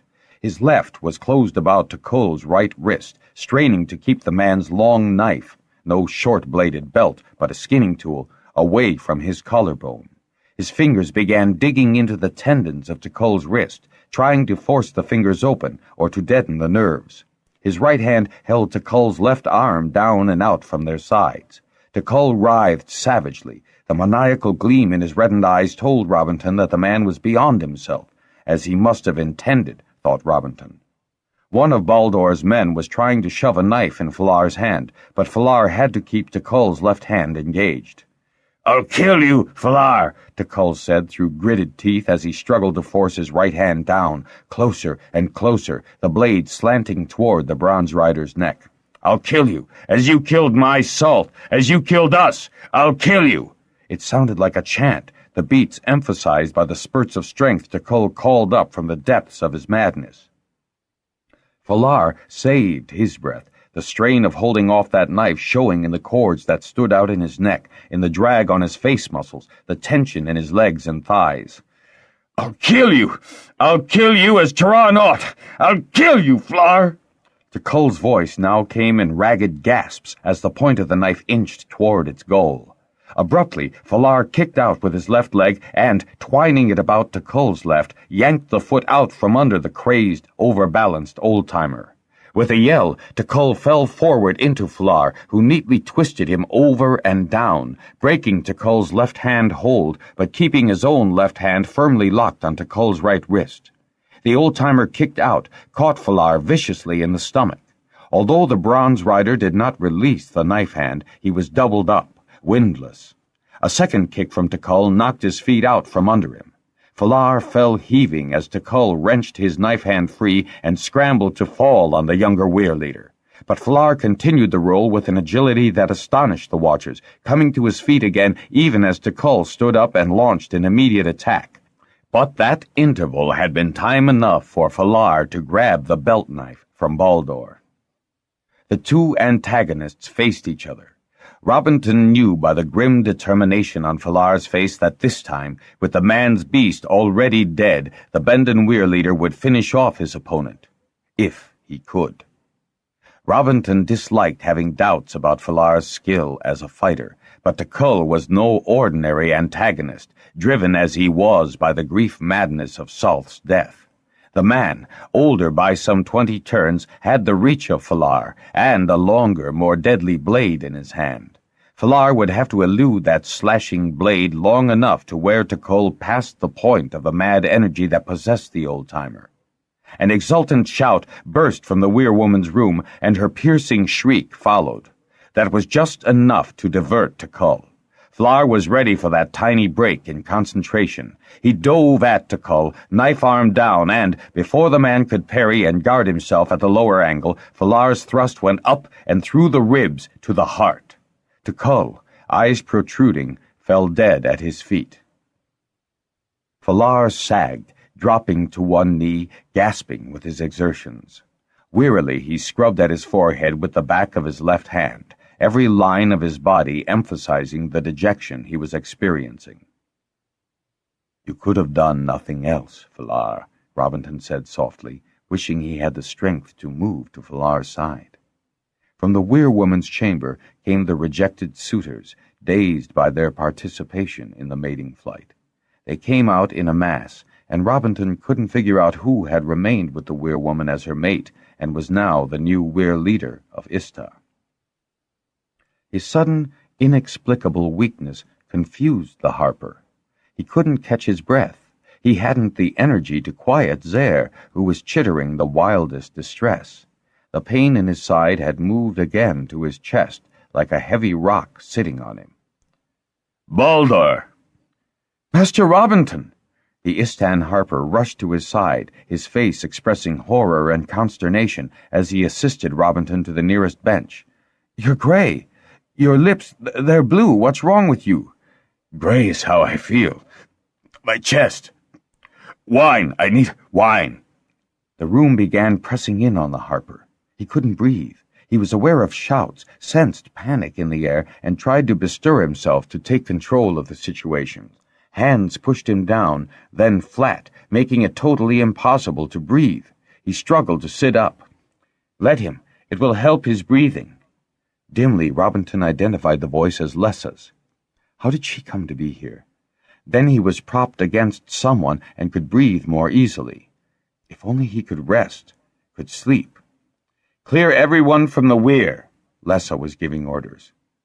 Harper, listen to us. Now listen to us. Harper, don't sleep. Stay with us. Harper, we need you. We love you. Listen to us." The voices in his head were unfamiliar. He wished they would be silent so that he could think about the pain in his chest and the sleep he so desperately craved. "Harper, you cannot leave. You must stay. Harper, we love you." The voices puzzled him. He didn't know them. It wasn't Lessa or Falar speaking. The voices were deep, insistent, and he wasn't hearing them with his ears. The voices were in his mind where he couldn't ignore them. He wished they would leave him alone so that he could sleep. He was so very tired. Tikal had been too old to fly his dragon or win a fight, yet he was older than Tikal, who now slept in death. If only the voices would let him sleep too. He was so tired. "You cannot sleep yet, Harper. We are with you. Do not leave us. Harper, you must live. We love you." Live? Of course he would live. Silly voices. He was just tired. He wanted to sleep. Harper, do not leave us. Harper, we love you. Do not go. The voices were not loud, but they held on to him in his mind. That was it. They were not letting his mind go. Someone else, outside him, was holding something to his lips. Master Robinson, you must try to swallow the medicine. You must make the effort. It will ease the pain. That voice he recognized. Lessa, distraught. Of course she would be, with Falar having to kill a rider, and all the trouble with the theft of the egg, and Ramoth being so upset. Harper, obey Lessa. You must obey Lessa, Harper. Open your mouth. You must try. He could ignore Lessa. He could bat feebly at the cup at his lips and try to spit out the bitter-tasting pill which was melting on his tongue, but he could not ignore those insistent voices. He let them put wine in his mouth and swallowed the pill with it. At least they had the kindness to give him wine, not water. Water would have been undignified for the Harper of Pern. He could never have swallowed water with the pain in his chest. Something seemed to snap inside him. Ah! The pain in his chest. It was easing, as if the snap had been the loosening of the tight band that constricted his heart. He sighed at the relief. One didn't fully appreciate the absence of pain, he thought. Take a sip of the wine, master. He felt the cup at his lips again. Wine. Yes, that would complete his cure. Wine always did revive him.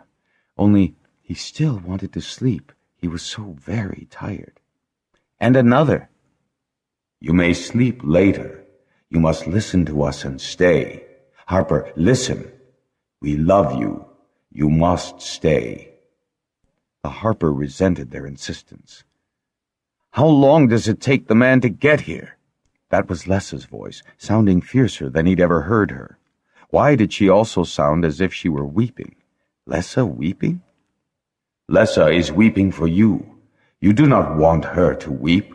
Stay with us, Harper. You cannot go. We will not let you go. Lessa should not weep. No, that was right. Lessa should not weep. Robinson didn't really believe that she was. He forced his eyes to open and saw her bending over him. She was weeping. The tears were dropping from her cheeks to his hand, which lay limp and upturned as if to receive the tears. You mustn't weep, Lessa. I will not have you weeping.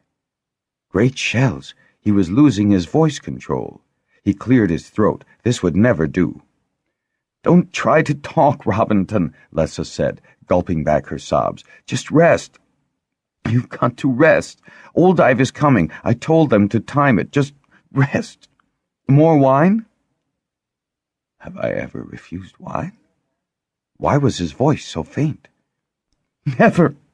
And Lessa was laughing and crying at the same time. Who's been nagging me? They wouldn't let me go. Make them let me rest, Lessa. I'm so tired. Oh, Master Robinson, please. Please what? Harper, stay with us. Lessa will weep. Oh, Master Oldive, over here!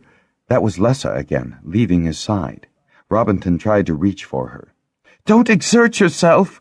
She was holding him down, but she was staying beside him. Dear Lessa. Even when he was angry with her, he loved her nonetheless. Perhaps more, because she was angry so often, and anger intensified her beauty. Ah, Master Robinson. Oldive's soothing voice made him open his eyes. The chest pain again. Just nod. I'd rather you didn't make the effort to speak. Ramoth says he has great pain and is very tired. Oh, convenient having the dragon listen, too. Master Oldive was putting cold instruments to his chest and on his arm. Robinson would have liked to protest. Yes, I know they're cold, my dear Harper, but necessary. Now listen to me. Your heart has been overstrained. That was the pain in your chest. Lessa gave you a pill which has relieved that pain for the moment, but the immediate danger is past. I want you to try to sleep. You are going to need a lot of rest, my good friend, a lot of rest. And tell them to be quiet and let me sleep. Who's to be quiet? Oldive's voice was soothing, and Robinson was vaguely annoyed because he suspected Oldive didn't believe he'd heard them, keeping him awake. "Here, take this pill and a sip of wine. I know you've never refused wine." Robinson smiled weakly. How well they knew him, Oldive and Lessa. "It's Ramoth and Nementh talking to him, Oldive. They said he had nearly on." Lessa's voice broke on the last note. "Nearly gone, was I? Is that what it feels like to be so close to death? Like being very tired?" "You will stay now, Harper. We can let you sleep, but we will be with you. We love you." Dragons talking to me? Dragons keeping me from death? How kind they are, for I did not want to die yet. There is so much to be done, problems to be solved. There'd been a problem on my mind. About dragons, too. Uhlu Caliph. Did he manage to say that out loud? He didn't even hear his own voice in his ears. "Did you hear what he said, Oldive?" "Something about Caliph." "Wouldn't you know he'd worry about that at a time like this?" Lessa sounded more like herself, acerbic. "Barnath flew Caliph, Robinson. Now, will you sleep?" "Sleep, master. We will listen." The harper drew a deep breath into his lungs and relaxed gratefully into sleep. 15. Evening at Jaxom's Cove and late evening at Ista Weir, 15/8/28. Shara was showing Brecca and Jaxom how to play a children's game in the sand with pebbles and sticks when Ruth, sleeping just beyond them with the fire lizards, woke up. He reared to a sitting position, stretching his neck and keening the long, piercing note that marked a dragon's passing. "Oh no!" Brecca reacted just a shade faster than Jaxom. "Salt is gone!" "Salt?" Jaxom wondered who that was. "Salt?" Shara's face drained of color. "Ask Ruth where." "Canth says he was trying to fly Caliph and burst his heart." Brecca answered the question, her shoulders sagging in new grief and a poignantly remembered tragedy. "The fool! He must have known that the younger dragons would be faster, stronger than poor old Salt." "Serves Tikol right. And don't soar over me, Brecca." Shara's eyes flashed as Brecca turned to reprimand her. "Remember, I've had to deal with Tikol and the rest of those old-timers. They are not like your northern dragon folk at all. They're impossible. I could burn your ears with tales. If Tikol was fool enough to set his bronze to fly a young queen with the competition there'd be for the Istan Weir leadership, then he deserves to lose his beast. I'm sorry. Harsh words for you, Brecca and Jaxom, but I know what those southerners are like. You don't." "I knew there'd be real trouble sometime, exiling them like that," Brecca said slowly. "But from what I've heard, Brecca," Jaxom said, from a compulsion to erase the desolate look from her face, "that was the only way to handle them. They weren't honoring their responsibilities to the people beholden to them. They were greedy, over and above proper tithing. Further," and he brought out his strongest point, "I heard Lytol criticizing those Dragonriders." "I know, Jaxom, I know all that, but they did come forward from their own time to save Pern." Jaxom wondered if she realized she was wringing her hands till the knuckles showed white. "To save Pern, yes, and then they demanded that we remember that every time we drew breath in their presence," Jaxom went on, recalling all too clearly the arrogant and contemptuous manner with which Tehran had treated Lytol. "We ignore the old-timers," Shara said with a shrug. "We go about our business, keep our hold green clear, pen up our animals during fall. We just run a quick search with the flamethrowers to be sure the grubs have done their work." "Don't they ride a fall?" Brecca asked in surprise. "Oh, now and again, if they feel like it, or if their dragons get too upset." Shara's contempt was trenchant. Then she noticed the dismay on the other two faces, and added, "Oh, what's happened is not the dragon's fault, mind you, and I don't suppose that it's really the riders either. I do think they should at least try to act what they are. To be sure, most of the old-timers stayed north, so just a few are giving dragonmen a poor reputation in Southern. Still, if they'd met us halfway, we would have helped. I should go, I think, Brecca said, rising and facing west. Takul is half a man now. I know how that feels. Her voice petered out, and her face drained of all color as she stared to the west, her eyes getting larger, until a cry of horror burst from her lips. "Oh, no!" Her hand went to her throat, and she turned it palm outward, as if warding off an attack. "Brecca, what is it?" Shara leaped to her feet, her arms about the woman. Ruth whimpered and nudged against Jaxom for reassurance. "She is very afraid. She is speaking to Kanth. He is unhappy. It is terrible. Another dragon is very weak. Kanth is with him. It is Nementh who talks now. Takul fights Falar." "Takul fights Falar?" Jaxom reached out to Ruth's shoulder for balance. The fire lizards picked up the agitation, dipping and swooping, chittering in harsh cacophony that made Jaxom wave his arms at them to be silent. "This is ghastly, Jaxom," Brecca cried. "I must go. They must see that Takul is not responsible for what he's doing. Why don't they just overpower him? There must be someone with wits at Ista. What is Dram doing? I'll get my flying things." She ran back to the shelter. "Jaxom." Shara turned to him, one hand raised, appealing for his reassurance. "Takul hates Falar. I've heard him blame Falar for everything that happens in Southern. If Takul's dragonless, he'd be insane. He'd kill Falar." Jaxom drew the girl close to him, wondering which of them needed comfort more. Takul trying to kill Falar? He asked Ruth to listen hard. "I hear nothing. Kanth is between. I only hear trouble. Ramoth is coming." "Here?" "No, where they are."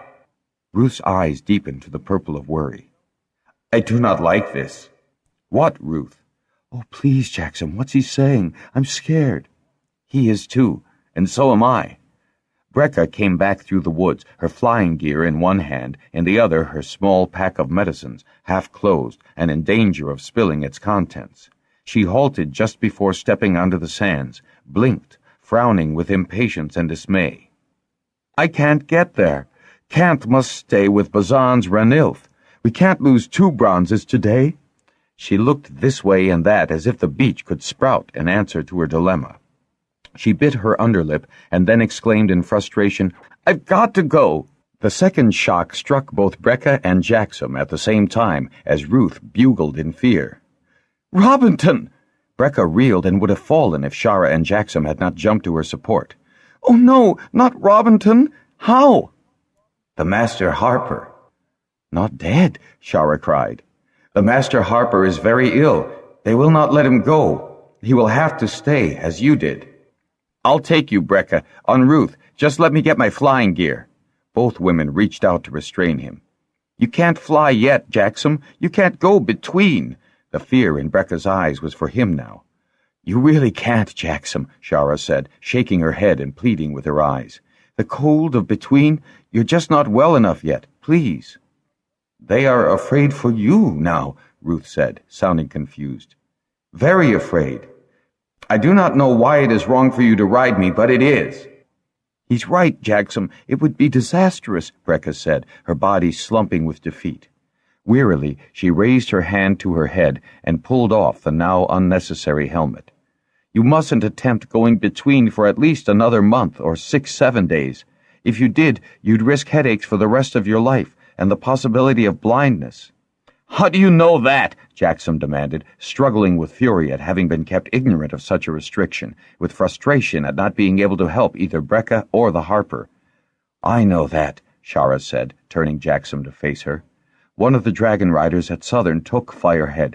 We didn't know the dangers of going between. He went blind first, then mad with the pain in his head, and died. So did his dragon." Her voice caught, remembering that tragedy, and her eyes were misted with tears. Jaxom could only stare at her, stunned. "Why wasn't I told that before?" "No reason to," Shara said, her eyes never leaving his, pleading with him for understanding. "You're getting stronger daily. By the time you realized the restriction existed, it might not have been necessary to warn you anymore. Another 4 or 6, 7 days? He ground the words out, conscious that he was working his fists and that his jaw muscles ached with the effort to control his temper. Shara nodded slowly, her face expressionless. Jaxom took a deep breath, forcing emotion down. That does make it awkward, doesn't it? Because right now we need a Dragonrider. He looked toward Brecca. Her head was turned slightly to the west.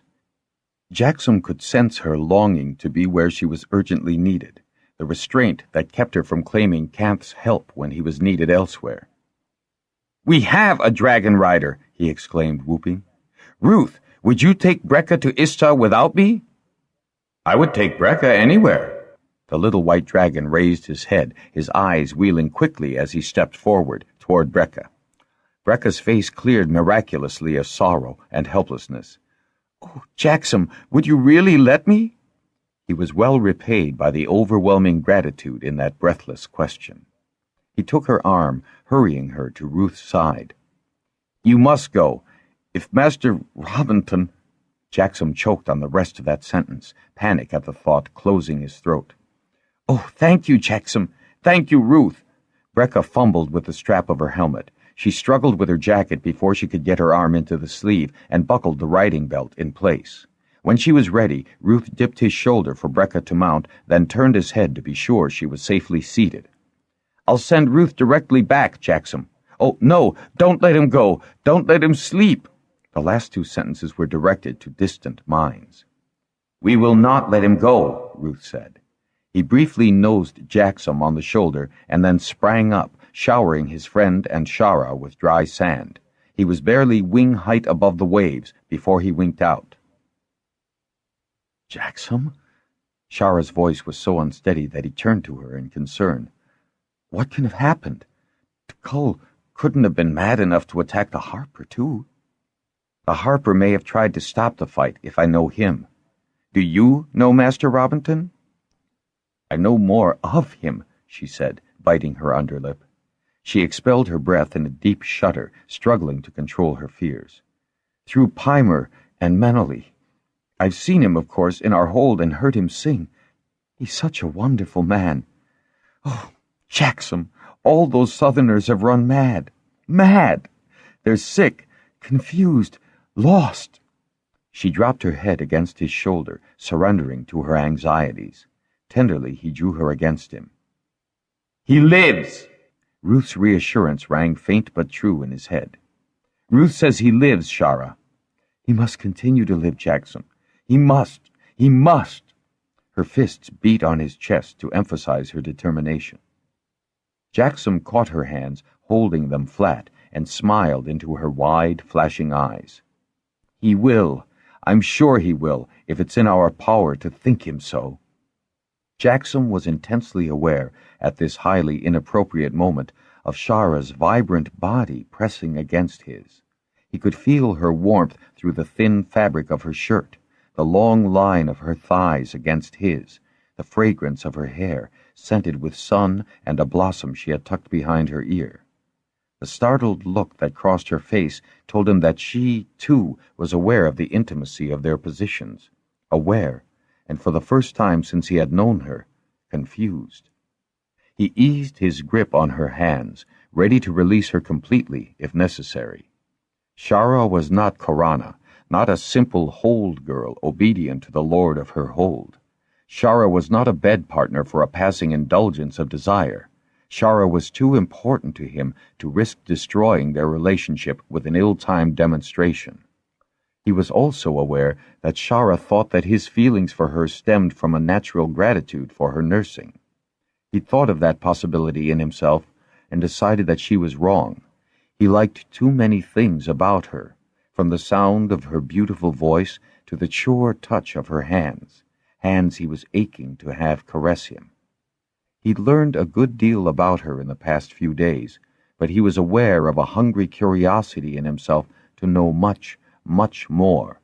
Her reaction to the Southerners had surprised him. She often surprised him. Part of her attraction, he supposed, was that he never knew what she'd say or how she'd say it.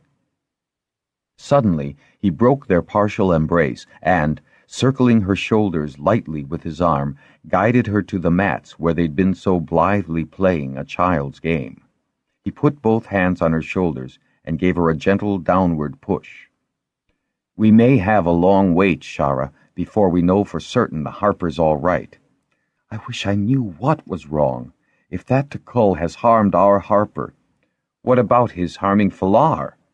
I don't know Falar, although I'd naturally be very sorry if he were hurt by Tekul." She absently folded her legs as he sat down beside her, just close enough so that their shoulders nearly touched. "And in a sense, Falar ought to fight Tekul.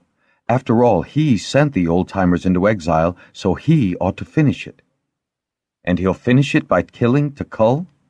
Or being killed by him?" "We'd be in a far worse state," Jaxom replied with more heat than he intended at her callous dismissal of Falar's fate. "If the Bendon Weir leader gets killed, he is Pern." "Really?" Shara was willing to be converted. "I've never seen him." "There are many dragons here, and many, many people," Ruth told him, his tone still faint but clear. "Seabel is coming. Menelli cannot."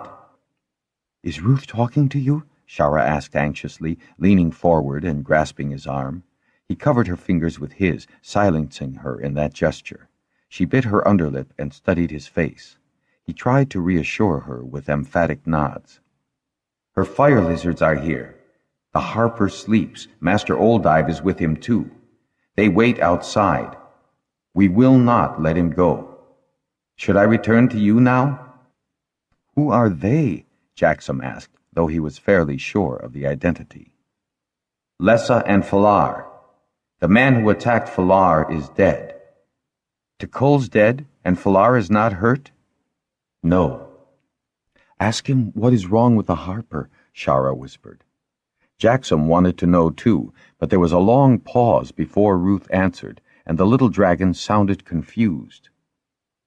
"Nementh said Robinton's chest hurt, and he wanted to sleep. Wine helped him. Nementh and Ramoth knew he should not sleep. He would go.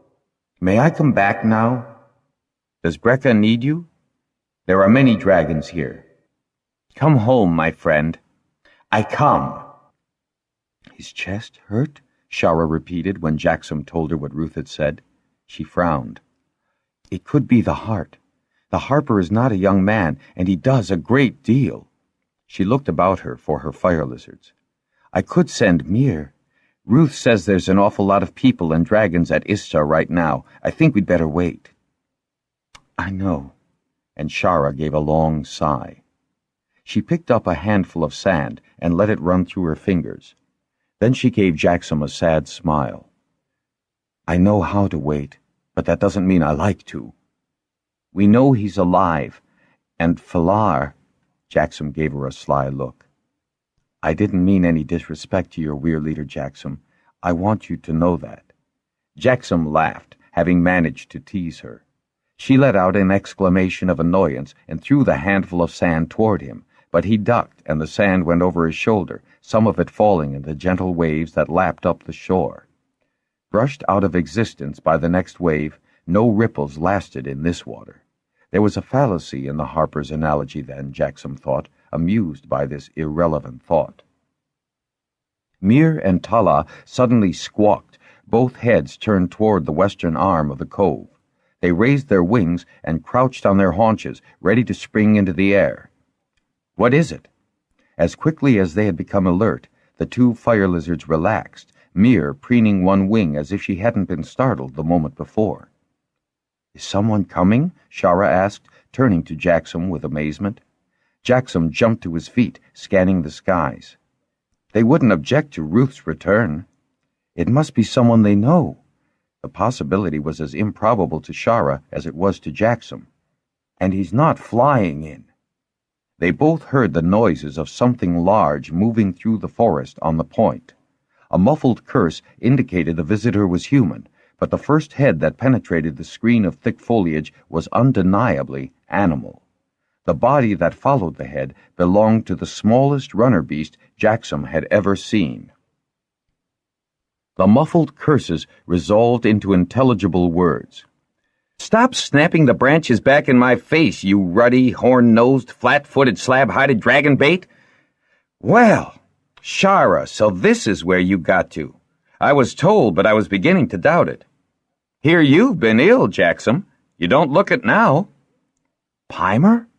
Although the appearance of the young harper was the unlikeliest of events, there was no mistaking the characteristic swagger in the short, compact figure that limped jauntily down the beach. "Pimer, what are you doing here?" "Looking for you, of course.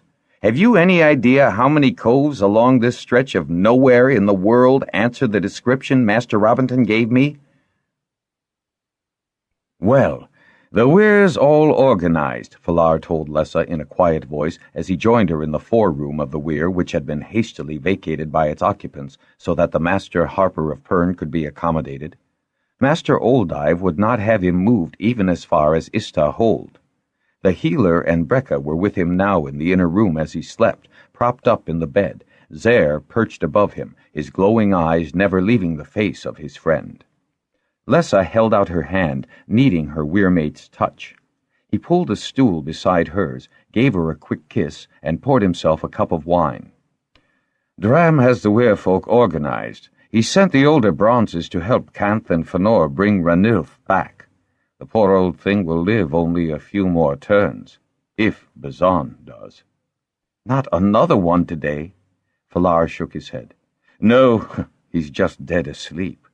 We've got the disappointed bronze riders drunk as winemakers' apprentices, and from every indication, Kosira and Gedenid are so involved they haven't any notion of what else has been happening here in Ista." "That's as well," Lessa replied, grinning from ear to ear. Falar stroked her cheek, grinning right back at her. "So, when does Ramoth rise again, dear heart?" "I'll remember to let you know." As she saw Falar glance in the direction of the inner room, she added, "He'll be all right." Oldive wasn't hedging about his full recovery? How could he, with every dragon on Pern listening in? Now that, she paused in thoughtful reflection, was totally unexpected. I know the dragons will call him by name, but linking? More incredible to me was Brecca arriving on Ruth, alone. "Why ever not?" Lessa asked, piqued. "She's been a rider, and she's had a special touch with dragons ever since she lost Wirenth. I can't quite see you offering her Ramoth under similar circumstances. Now don't soar over me, Lessa. That was a fine gesture of Jaxom's. Brecca told me that he hadn't realized till that moment that he couldn't fly between. It must have been a bitter discovery for him, and it's greatly to his credit that he could respond so generously." "Yes, I see your point. It's a relief to have her here, too." Lessa glanced toward the curtain and sighed. "You know, I could almost get to like fire lizards after today." "What brought about this change of heart?" Falar stared at her in surprise. "I didn't say I had. I said I could almost, watching Brecca direct Grawl and Baird to bring her things, and that little bronze of Robinton's. The creatures can get vicious when their friends are hurt, but he just crouched there, watching Robinton's face and crooning till I thought he'd shake his bones loose. Not that I didn't feel much the same myself. When I think—" Lessa broke off, her face blotchy with tears. "Don't think of it, dear heart." Falar squeezed her hand. "It didn't happen. When Nementh called me, I don't think I've ever moved so fast. I fell off the ledge onto Ramoth's back. Bad enough trying to get here before Tekul tried to kill you, but to find Robinton— If only you'd killed Turan at Telgar Hold." "Lessa!" He gripped her fingers so tightly she winced. "Turan's Vidranth was very much alive at Telgar Hold. I couldn't cause his death no matter what insult Turan had given me. Tekul I could kill with pleasure. Though I admit he nearly had me. Our Harper's not the only one who's turning old." "So, thank goodness, are whoever's still left of the old-timers in Southern. And now, what are we to do with them?" "I will go south and take charge of the weir," Dram said. He'd entered, quiet with weariness while they were talking. "I am, after all, an old-timer." He gave a deep sigh. They will accept from me what they would not endure from you, Falar. The Bendon Weir leader hesitated, appealing as this offer was. I know you're willing, Dram, but if it's going to overset you— Dram raised his hand to cut off the rest of the sentence. I'm fitter than I thought. Those quiet days in the cove worked a miracle. I will need help. Any help we can give. I'll take you at your word. I'll need some greens, preferably from Ramart at Telgar or Gnarish at Igan, for there are none to spare here at the moment. If they, too, are old-time, it will be easier for the Southerns. I'll need 2 younger bronzes and enough blues and browns to make up 2 fighting wings. The Southern Dragonriders haven't fought Thread in turns, Flower said with contempt. I know that, but it's time they did. That would give the dragons who remain purpose and strength. It would give their riders hope and occupation. The ram's face was stern. I learned things from Bazan today that grieve me. I've been so blind. The fault is not yours, Dram. Mine was the decision to send them south. I have honored that decision because it was the right one, Falar. When Fana died, he got the words out in a rush, I should have gone to the Southern Weir. It would not have been disloyal to you if I had, and it might have— I doubt it, Lessa said, angry that Duram was blaming himself. Once Takul plotted to steal a queen egg, and she gestured her condemnation of the man. If he had come to you— Lessa's harsh expression did not alter. I doubt that Takul would have come, she said slowly. An expression of distaste crossed her mobile features, and she made a sound of annoyance before she looked at Dram again. This time her expression was rueful. And I'd have probably sent him about his business. But you— she pointed her finger at Dram— wouldn't have. And I imagine that Falar would also have been more tolerant. She grinned at her weir-mate. It wasn't in Takul's nature to beg, she went on more briskly, nor in mine to forgive. I will never forgive the Southerns for stealing Ramoth's egg. When I think they brought me to the point where I was willing to set dragon against dragon, that I can never forgive. Dram drew himself up. Do you disagree, were-woman, with my decision to go south? Great shells, no. She was astonished, and then shook her head. No, Dram, I think you're wise and kind, more generous than I could ever be. Why, that idiot Takul might have killed Flar today. No, you must go. You're quite right about their accepting you. I don't think I ever realized what might be happening in the South. I didn't want to, she added, in candid acknowledgment of her own shortcomings. Then I may invite additional riders to join me? Dram looked first at her, and then at Falar. Ask anyone you want from Bendon, except Fanor. It wouldn't be fair to ask Brekka to return to Southern. Dram nodded. I think the other Weir leaders will help. This matter touches the honor of all Dragonriders, and— Falar broke off, cleared his throat. And we do not want the Lord Holders precipitously taking charge in the South on the grounds that we cannot maintain order in the Weirs. They'd never— Dram began, frowning with indignation. They well might, for other very valid reasons, to their ways of thinking, Falar replied. I know— he paused to emphasize that surety— that the Southerns under Takul and Tehran would never permit the Lord Holders to extend their holdings 1 dragon length. Torik's settlement has been steadily growing over the past turns. A few people now and then, craftsmen, the dissatisfied, a few young holder sons without hope of land in the north, all very quietly, so as not to alarm the old-timers. Falar rose, restlessly pacing. This isn't common knowledge. I knew that there were traders north and south, said Dram. Yes, part of the problem. Traders talk, and word has passed back that there's a lot of land south. Granted, some of this may be exaggeration, but I've reason to believe that the southern continent is probably as large as this one, and one protected against thread by thorough grubbing. He paused again, rubbing forefinger and thumb down the lines from nose to chin, scratching absently under his jaw. This time, Dram, the Dragonriders will have first choice of land. In the next interval, I do not intend that any Dragonrider will be beholden to the generosity of hold and craft. We will have our own places without prejudice. I, for one, will never beg wine or bread or meat from anyone." Durham had listened, at first with surprise, and then with a gleam of delight in his tired eyes. He straightened his shoulders, and with a curt nod of his head, looked the Bendon Weir leader straight in the eye. "You may rely on me, Falar, to secure the South for that purpose. A grand purpose. By the first shell, that's a superb notion.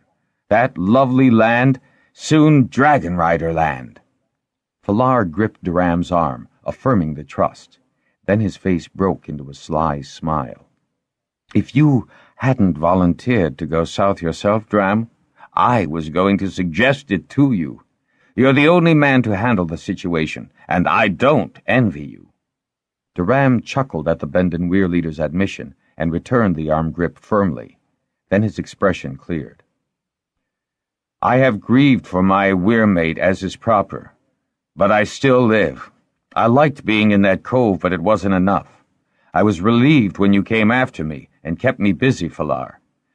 It doesn't answer to give up the only life I've known. I couldn't. Dragon men must fly when threads are in the sky." He sighed once more, inclined his head respectfully to Lessa, and then, turning smartly on his heel, strode from the weir, his step firm, his stance proud. "Do you think he can manage it, Falar?" "He's more likely to pull it off than anyone, except possibly Fëanor. But I can't ask that of him, or of Brecca." "I should think not." She spoke sharply, and with a little cry as if regretting her asperity, she ran to embrace him. He put his arms about her, absently stroking her hair. There are too many deep lines in his face now, thought Lessa, lines that she hadn't noticed before. His eyes were sad, his lips thin with worry as he gazed after Durham. But the muscles in his arm were as strong as ever, and his body lean and hard with the active life he led. He'd been fit enough to preserve his skin against a madman. There'd only been one time when weakness had frightened Falar, just after that knife fight at Telgar, when his wound had been slow to heal and he'd been sick with fever from foolishly going between. He'd learned a lesson then, and had started delegating some of the strain of leadership to Fëanor and to Gellan in Bendon, to Natan and Ramart in Pern, and to Lessa herself. Keenly sensible of her deep need of him, Lessa embraced Falar fiercely. He smiled down at her sudden demonstration, the tired lines smoothed away. "I'm with you, dear heart. Don't worry." He kissed her soundly enough to leave her no room for doubt of his vitality. The sound of boot heels thudding rapidly down the short corridor interrupted them, and they moved apart. Sibel, face flushed from running, charged into the room, checking his pace when Lessa signaled him urgently to be quieter. "He's all right?" "He's asleep now, but see for yourself, Sibel," Lessa replied, and gestured toward the curtained sleeping chamber. Sibel rocked on his heels, wanting to reassure himself with a glimpse of his master, and anxious with fear he might disturb him. "Go on, man," Falar waved him forward. "Just be quiet." Two fire lizards winged into the room, squeaked when they saw Lessa, and disappeared. "I didn't know you had two queens." "I don't," Sibel said, glancing over his shoulder to see where they'd gone. "The other one's Menelly's. She wasn't allowed to come." His grimace told both Weir leaders how Menelly had reacted to that restriction. "Oh, tell them to come back. I don't eat fire lizards," Lessa said, curbing her irritation. She didn't know which annoyed her more, the fire lizards themselves or the way people cringed about her when the subject came up. And that little bronze of Robinton showed a commendable amount of common sense today. So tell Menelly's queen to come back. If the fire lizard sees, she'll believe. Smiling with intense relief, Sibel held up his arm. Two queens popped in, eyes huge and whirling madly in their perturbation. One of them, Lessa didn't know whose, since they all looked alike to her, chirped as if in thanks. Then Sibel, careful not to disrupt their balance and set them squeaking, walked with exaggerated care toward the sick man's quarters. Seabell takes over the Harper Hall? Lessa asked. Well able for it, too. If only the dear man had had the sense to delegate more to Seabell before this. It's partly my fault, Lessa. Benton has asked much of the Harper Hall. Pilar poured himself a cup of wine, looking at Lessa to see if she wanted some as well, and poured another when she nodded. They made an unspoken toast. Benton wine. The wine that kept him alive. Miss a cup of wine? Not Robinson. She drank quickly to ease the pressure in her throat. And he'll drink many more skins limp, the quiet voice of Master Oldive said. He glided to the table, a curious figure with arms and legs apparently too long for his torso until his back was visible with its hump.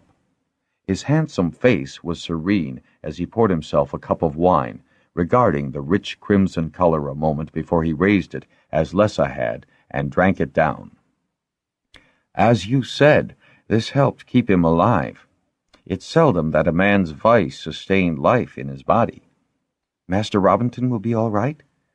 Yes, with care and rest. He has rallied well. His pulse and heart are beating evenly again, if slowly. He cannot be fretted by any worries. I warned him repeatedly to reduce his activities.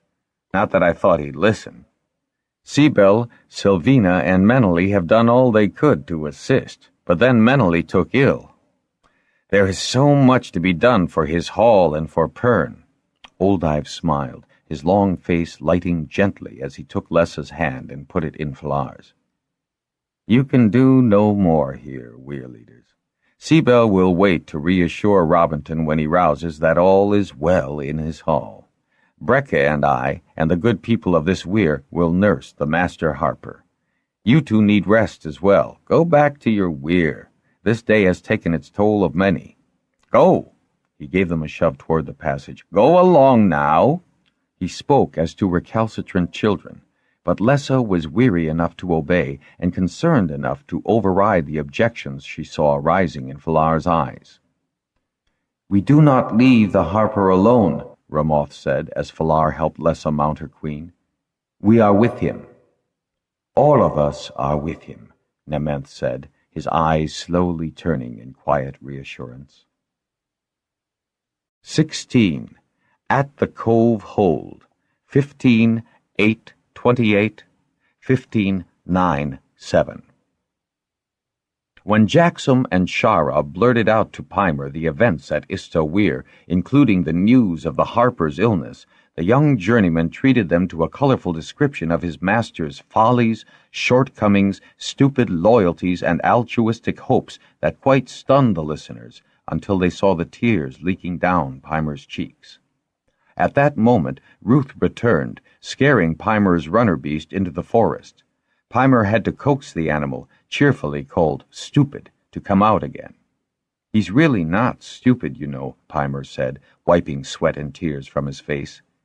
He knows that Jan, Pimer jerked his thumb surreptitiously in Ruth's direction, like his sort for eating. He tested the knot on the rope with which he had secured Stupid to a tree trunk. I wouldn't eat him, Ruth replied. He's small and not very plump. Laughing, Jaxom passed the message to Pimer, who grinned and bowed his gratitude to Ruth. I wish I could make Stupid understand that, Pimer said with a sigh, but it's difficult for him to make distinctions between friendly dragons and hungry ones. As it is, his tendency to disappear into the nearest thicket when dragons come within his senses has saved my skin any number of times. You see, I'm not supposed to be doing exactly what I've been doing. Most of all, I'm not supposed to be caught doing it. Go on, Jaxom urged when Pimer stopped to assess the effect of his cryptic statement. You wouldn't have told us this much if you didn't intend to say more. You did mention that you'd been looking for us? Pimer grinned. Among other things. He stretched out on the sand, grunting and making a show of settling himself. He took the cup of fruit juice Shara handed him, quaffed the contents, and held it out to be refilled. Jaxom regarded the young man patiently. He was used to Pimer's mannerisms from the days they had spent together in Master Fanderel's and the Harper Hall. Did you never wonder why I left the classes, Jaxom? Meneley told me you'd been posted elsewhere. And everywhere, Peimer replied, with a broad sweep of his arm, his fingers flicking southward in emphasis. I'll wager that I've seen more of this planet than any living thing, including dragons. He gave a decisive nod of his head to show the others they should be impressed. I haven't quite, he paused to stress the qualifier, gone all around this southern continent, nor have I gone across it, but I intimately know everywhere I have been. He pointed to the worn boots on his feet. Knew they were a scant 7 days ago when I started east. Oh, the tales these boots could tell. He squinted at Jaxom thoughtfully. It's one thing, my Lord Jaxom, to soar serenely overland, seeing all from an exalted height. Quite another, I assure you, to stomp on it, through it, under it, around it. You know where you've been then. Does Falar know? More or less, Peimer replied with a grin. A little less than more, I'd wager.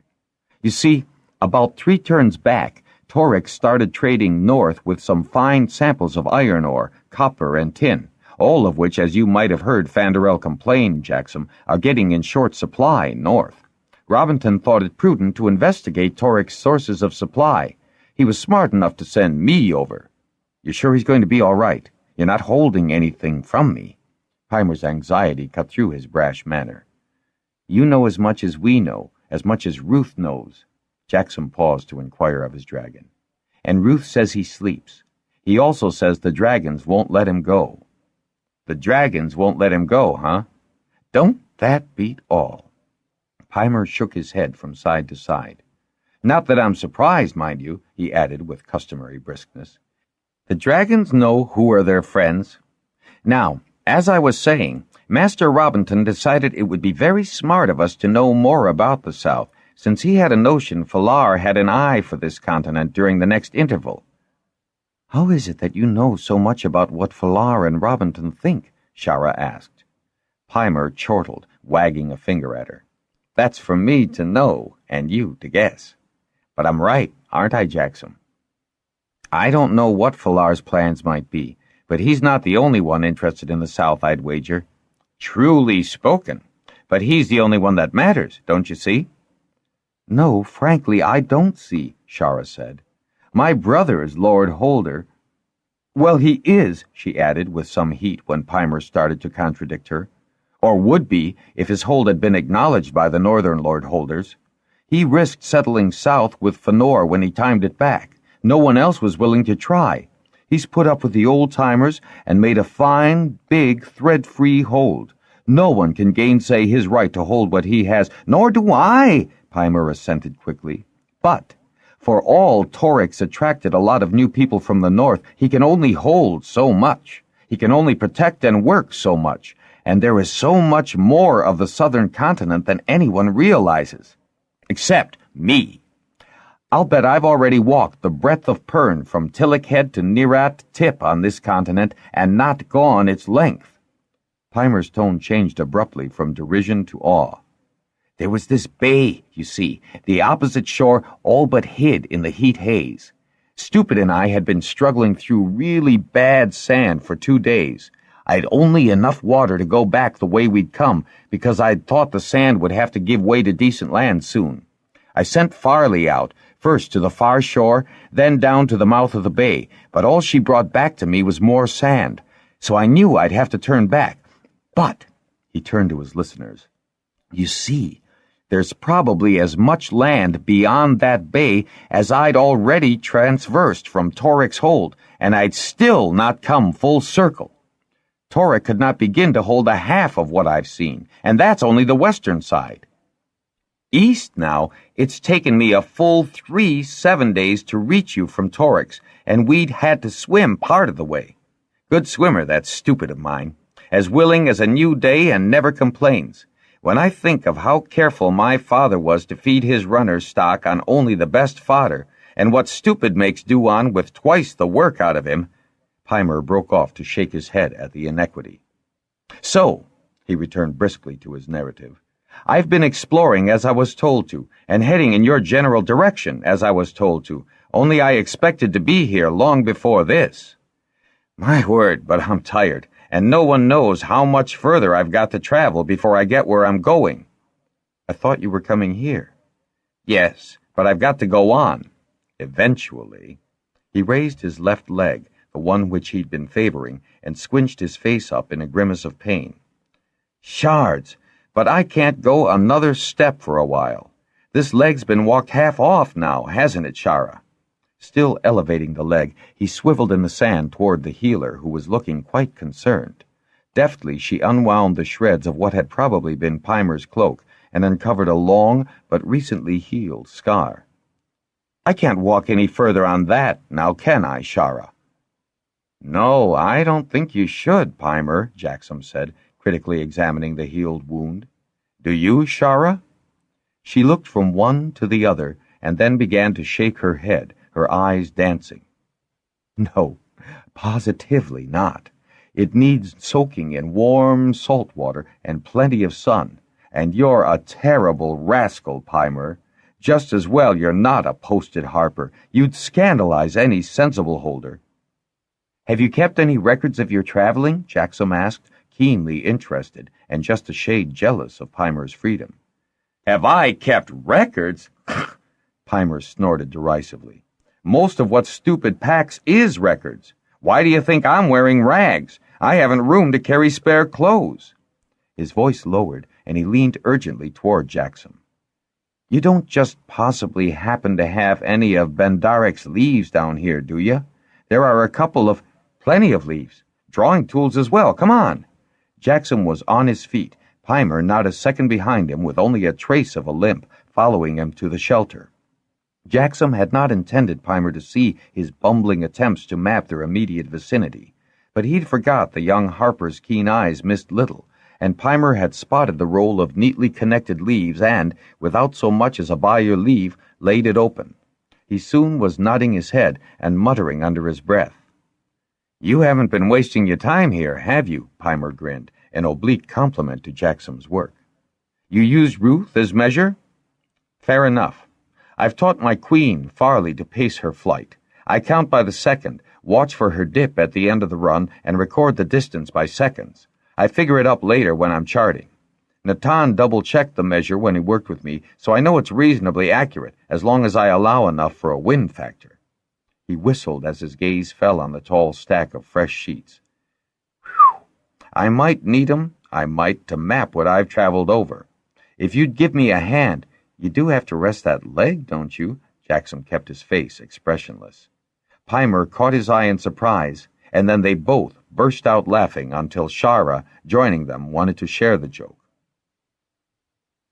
The next few days passed most agreeably for the three, starting with Ruth's assurances about the harper's continued improvement. The first morning, noticing that Stupid had cropped all the ground greens in the area, Pimer asked if there was any grassland nearby. So Jaxom and Pimer flew Ruth to the river meadows that lay south and east of the cove, a good hour's flying inland. Ruth willingly helped harvest the tall, waving grain grasses which Pimer pronounced fine fodder that might even put poor Stupid into condition. Ruth told Jaxom that he'd never seen such a hungry-looking runner. We're not fattening him up for you, Jaxom said, laughing. He is Pimer's friend. Pimer is my friend. I do not eat the friends of friends. Jaxom couldn't resist repeating this rationalization to Pimer, who howled with laughter and thumped Ruth with the same rough affection he used on Stupid. They packed 6 heavy sheaves of grass on Ruth and were airborne when Pimer asked Jaxom if he'd been to the peak yet. Can't fly between. Jaxom didn't bother hiding his frustration from Pimer. Too bloody right you can't. Not with Firehead. Jaxom blinked at Pimer's unequivocal agreement. Don't worry, you'll get there soon enough. Pimer squinted at the symmetrical peak, shading his eyes with one hand. May look near, but it's 4 or 5, maybe, days' travel. Rough country, I'd guess. He paused to give Jaxom an unexpected blow in the midriff, which robbed him of breath. Got to get fit first. I heard you puffing, hacking down that grass. Huh. Wouldn't it be easier to bring Stupid here and let him graze? There aren't any dragons about except Ruth, and he's agreed not to eat stupid. Once he sees wild ones, he won't come back. He's too stupid to know he's much safer with me with a dragon to bring him food instead of eating him as food. Stupid was delighted with the contribution to his diet and whistled with pleasure as he munched away at the piled grass. "Just how intelligent is Stupid?" Shara asked, stroking the creature's rough, dun-colored neck. "Not as smart as Farley, but not really stupid. Limited is a fairer assessment of his scope. Within those limitations, he's pretty bright." "For instance?" asked Jaxom. He'd never thought much of runner beasts. "Well, for instance, I can send Farley ahead, telling her to fly so many hours in the direction I've pointed, land, and pick up anything lying on the ground. Generally, she brings back grasses or bush twigs, and sometimes stone and sand. I can send her to look for water. That's what fooled me about the big bay. She'd found water all right, so Stupid and I humped after her. I didn't specify drinking water." Peimer shrugged and laughed. "But Stupid and I have to go on foot, and he's right smart about ground. Kept me from sinking in mud and those shifting sands time and again. He's clever about finding the easiest route over rough going. He's also good at finding water, drinking-type water. So I should have listened to him when he didn't want to cross the sands to the big bay. He knew there wasn't any real water over there, although Farley insisted there was. I trusted Farley that time. Generally speaking, the two make one good, reliable guide between them. We're a team. Stupid, Farley, and I. Which reminds me, I found a fire lizard clutch, a queen's, 5, Farley chittered at him. All right, maybe 6 or 7 coves back. I kind of lost track there, but she'll remember where, in case someone wants some. You know, if green fire lizards weren't as stupid as they are, we'd be up to our ears in little green ones, and they're downright useless." Shara grinned. "I remember the day I found my first clutch in the sands. I didn't know the difference between green and gold nests. Oh, how I watched that clutch for days. Never told a soul. I was going to impress all of them." 4 or 5? Peimer asked with a laugh. 6, in fact. Only I didn't realize that a sand snake had got the lot from beneath long before I found the nest. "How is it, then, that sand snakes don't get a queen's eggs?" Jaxom asked. "She's never far from her clutch," Shara said. "She'd spot a snake tunnel right away and kill it." She gave a shudder. "I hate snakes worse than I hate thread." "Much the same thing, isn't it?" Peimer asked, "except for the direction of attack." He gestured with both hands, one coming down, the other coming up on an imaginary victim. During the hot part of the day, Jaxom, Shara, and Peimer began to turn his records, measurements, and rough sketches into proper, detailed maps. Peimer wanted to get the report back to Seabell or Robinton or Falar, if so directed, as soon as possible. In the cool of the next morning, with Stupid as pack animal and Ruth overhead, the 3 friends backtracked to Peimer's queen clutch. 21 eggs were in the nest, all nicely hardened to within a day or 2 of hatching. Their approach had sent the wild fire lizard queen to cover, so they were able to excavate the eggs, packing them carefully in the carrier they had strapped to Stupid's back. Jaxom asked Ruth to alert Canth that they had fire lizard eggs. "Canth says that they are coming tomorrow anyway," Ruth replied. "The Harper ate well." Ruth gave them such snippets of information about Master Robinson periodically. It was as good as being in the same hall with the invalid, without having to hear him complain, Peimer observed. They returned to the shelter cove through the forest. The fruit trees near the clearing had been picked clean, and if Fëanor were coming, he'd surely appreciate some fresh fruit to take back to Bendon Weir. "Should you be around when Fëanor comes?" Jaxom asked the young harper. "Why not? He knows what I've been doing. You know, Jaxom, when you see how beautiful this continent is, you wonder why our ancestors went north. Maybe the south was too big an area to keep thread free until the grubs had been seeded," Shara suggested. "Good point." Then Peimer snorted with derision. "Heh, those old records are worse than useless. They leave out the most important things, like telling farmers to watch for the grubs in the north and not mentioning why. Like leaving the southern continent alone and not why. Though if there were half as many earthshakes then as there are now, I can't fault them for common sense. When I was on the way to Big Bay, I bloody near got killed in a shake. Nearly lost, stupid from fright. If it hadn't been for Farley keeping her eye on him, I never would have caught up with the stupid idiot. Earthshakes happen in the north, Jaxom said, in Crom and high reaches, and sometimes Igan and the Tulgar Plain. Not the kind I've been through, Peimer said, shaking his head at the memory. Not where the earth drops beneath your feet and 2 paces beyond you lifts above your head half a dragon length. When did that happen? 3, 4 months ago? That's when.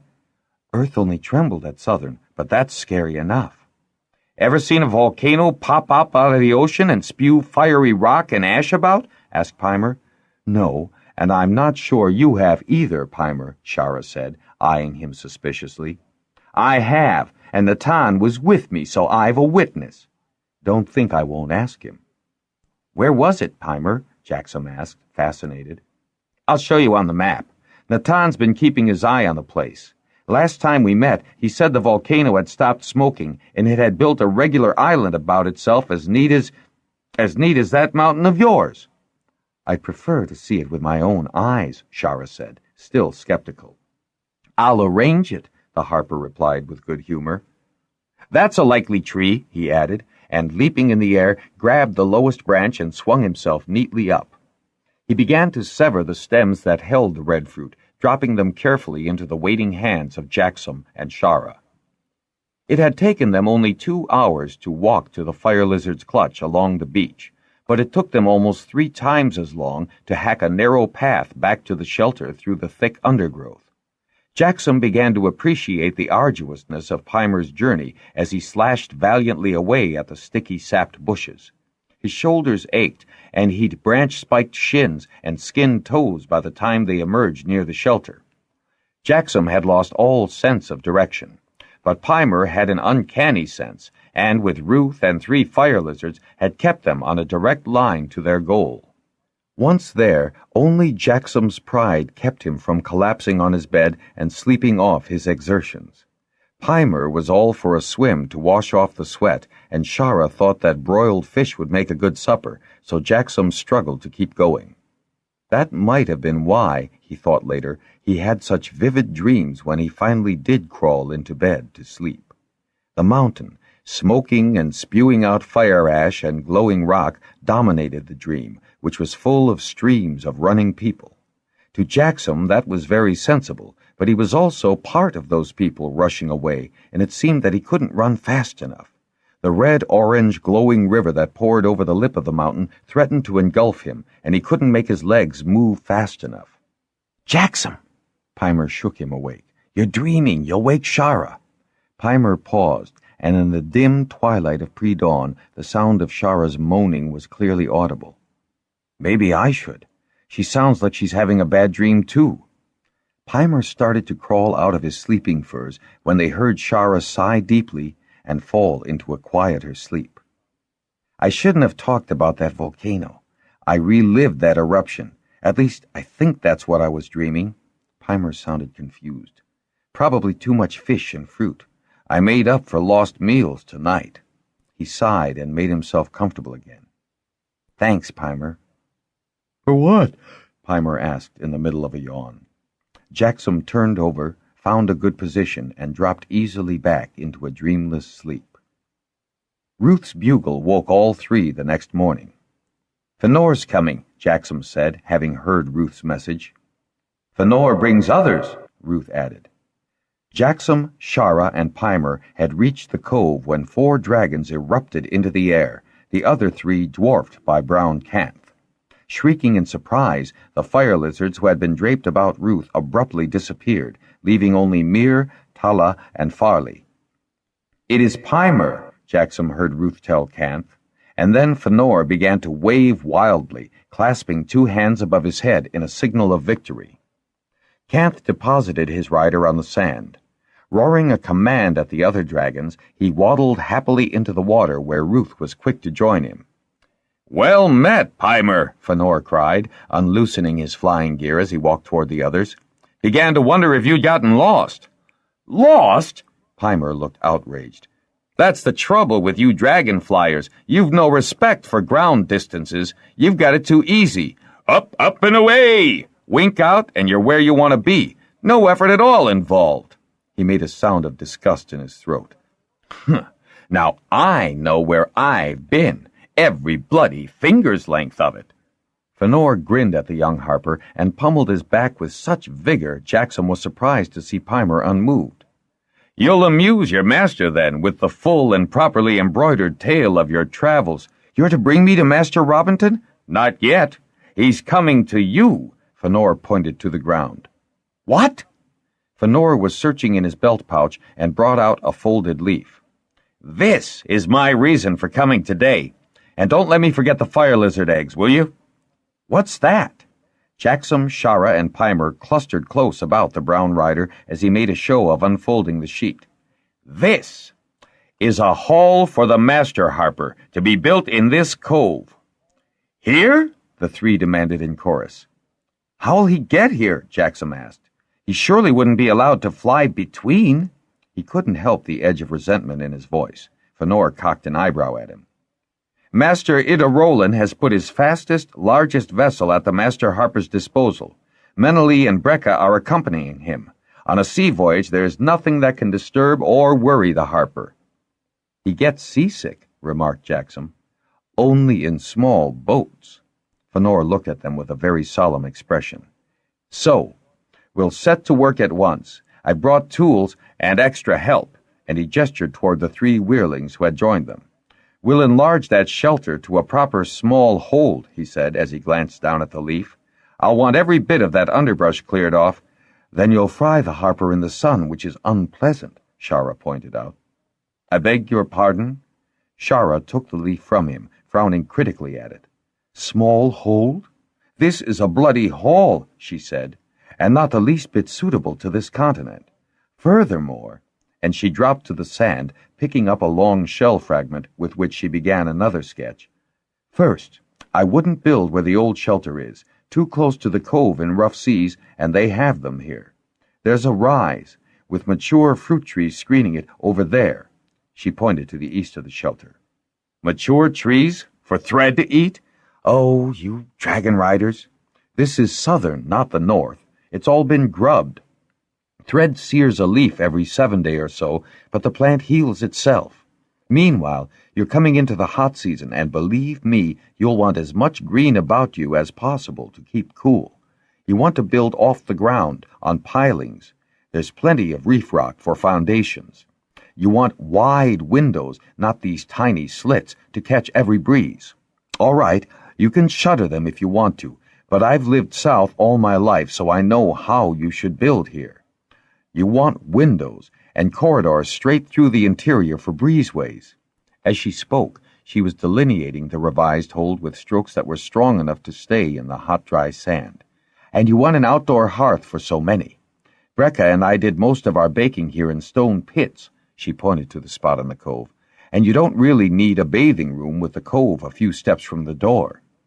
You don't object to piped water, do you? No. That would be handier than lugging it from the stream.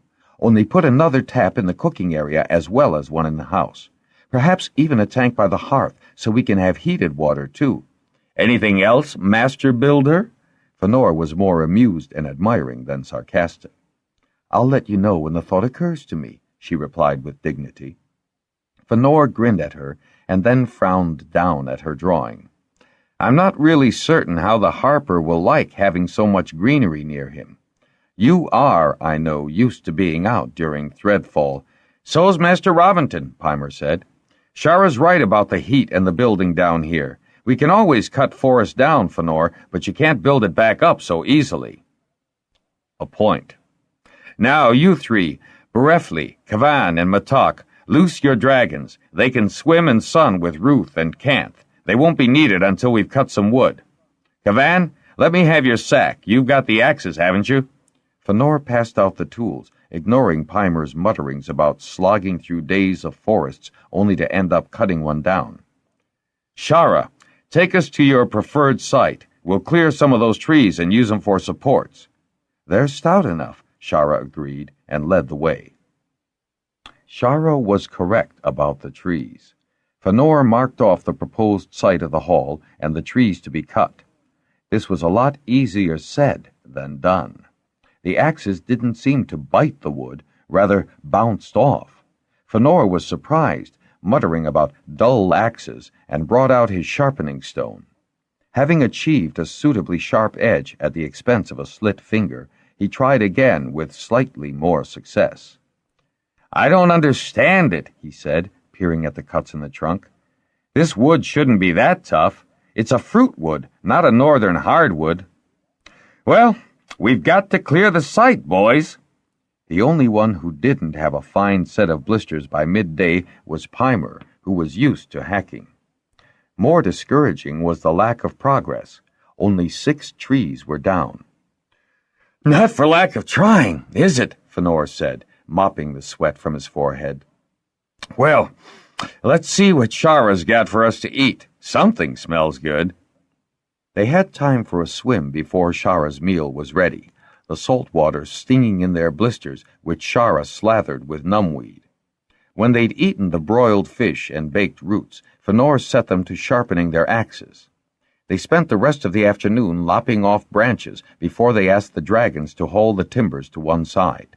Shara cleared underbrush and, with Ruth's help, brought black reef rock to mark out the piles of the foundation. As soon as Fënor took his recruits back to the weir for the night, Jaxom and Peimer collapsed on the sand, rousing only long enough to eat the dinner Shara served them. "I'd sooner tramp around the big bay," Peimer muttered, wincing as he stretched his shoulders this way and that. "It's for Master Robinton," Shara said. Jaxom regarded his blisters thoughtfully. "At the rate we're going, it had better take him months to get here." Shara took pity on their aching muscles and rubbed salve that smelled aromatic and burned pleasantly into the soreness. Jaxom liked to think that she spent more time massaging his back than Peimer's. He'd been glad to see the young harper and was fascinated by the records and the charts he was drawing from his travels, but he did wish that Peimer had taken a day or 2 longer before he'd reached the camp. There was no way he could consolidate his hold on her attentions with a third party about. There was even less opportunity by the following morning. Shara woke them to announce that Fënor had arrived, with more helpers. Jaxom should have been more suspicious of her bland expression and the calls and orders that he heard outside the shelter, but he was totally unprepared for the sight that met his eyes when he and Peimer, moving stiffly, emerged from the shelter. The cove, the clearing, the sky, all were full of dragons and men. As soon as a dragon was unloaded, he took off to allow another to land. The waters of the cove were full of splashing, playing dragons. Ruth was standing on the eastern tip of the cove, head turned skyward, bugling welcome after welcome. A full fair of fire lizards chattered at one another on the roof of the shelter. "Sear and scorch it, will you look at that?" Peimer called at Jaxom's side. Then he chuckled and rubbed his hands. "One thing for sure, no chopping today." "Jaxom! Peimer!" The 2 swung round at Fënor's cheerful greeting and saw the brown rider striding toward them. Following close on his heels were the Master Smith Fanderel, Master Woodsman Bendarek, Natan, and, from his shoulder knots, a wing leader from Bendon. Jaxom thought he was Tegelen. "Did I give you the 2 drawings last night, Jaxom? I can't find them. Ah, here they are." Fënor pointed to the sheets on the small table, Brecca's original drawing and the alterations suggested by Shara. The brown rider retrieved the sheets and showed them to the craftmasters. "Now here, Fanderel, Bendarek, this is our idea." Acting as one, the 2 men lifted the sheets from Fënor's hands and scrutinized first one, then the other. Both shook their heads slowly from side to side in disapproval. "Not very efficient, Fënor, but well meant," the huge smith said. "Weir leader Remart allowed me sufficient riders to bring in well-seasoned hardwoods for the frame," Bendarek told the smith. "I have piping for water and other conveniences, metals for a proper hearth and fitments, kitchen implements, windows. Lord Asganar insisted that I bring stonesmiths, Proper foundations and flooring must be well laid. First, we must correct this design, Master Bendarek. I quite agree. This is a nice enough little cot, but not at all suitable accommodation for the Master Harper of Pern. The two craftmasters became so involved in amplifying the rough sketches that, oblivious to the other occupants of the room, they moved as one toward the table Jaxom had contrived for his charts. Peimer leaped forward and rescued his pouch of notes and sketches. The master woodsman, ignoring any such interruptions to his thoughts, took a clean sheet, slipped a writing tool from a pocket, and began with neat lines to draw what he had in mind. The smith, taking a sheet of his own, began to delineate his ideas. "Honest, Jaxom," Fënor said, his eyes crinkling with amusement, "all I did was ask Falar and Lessa if I could draft a few more helpers. Lessa gave me a stern look.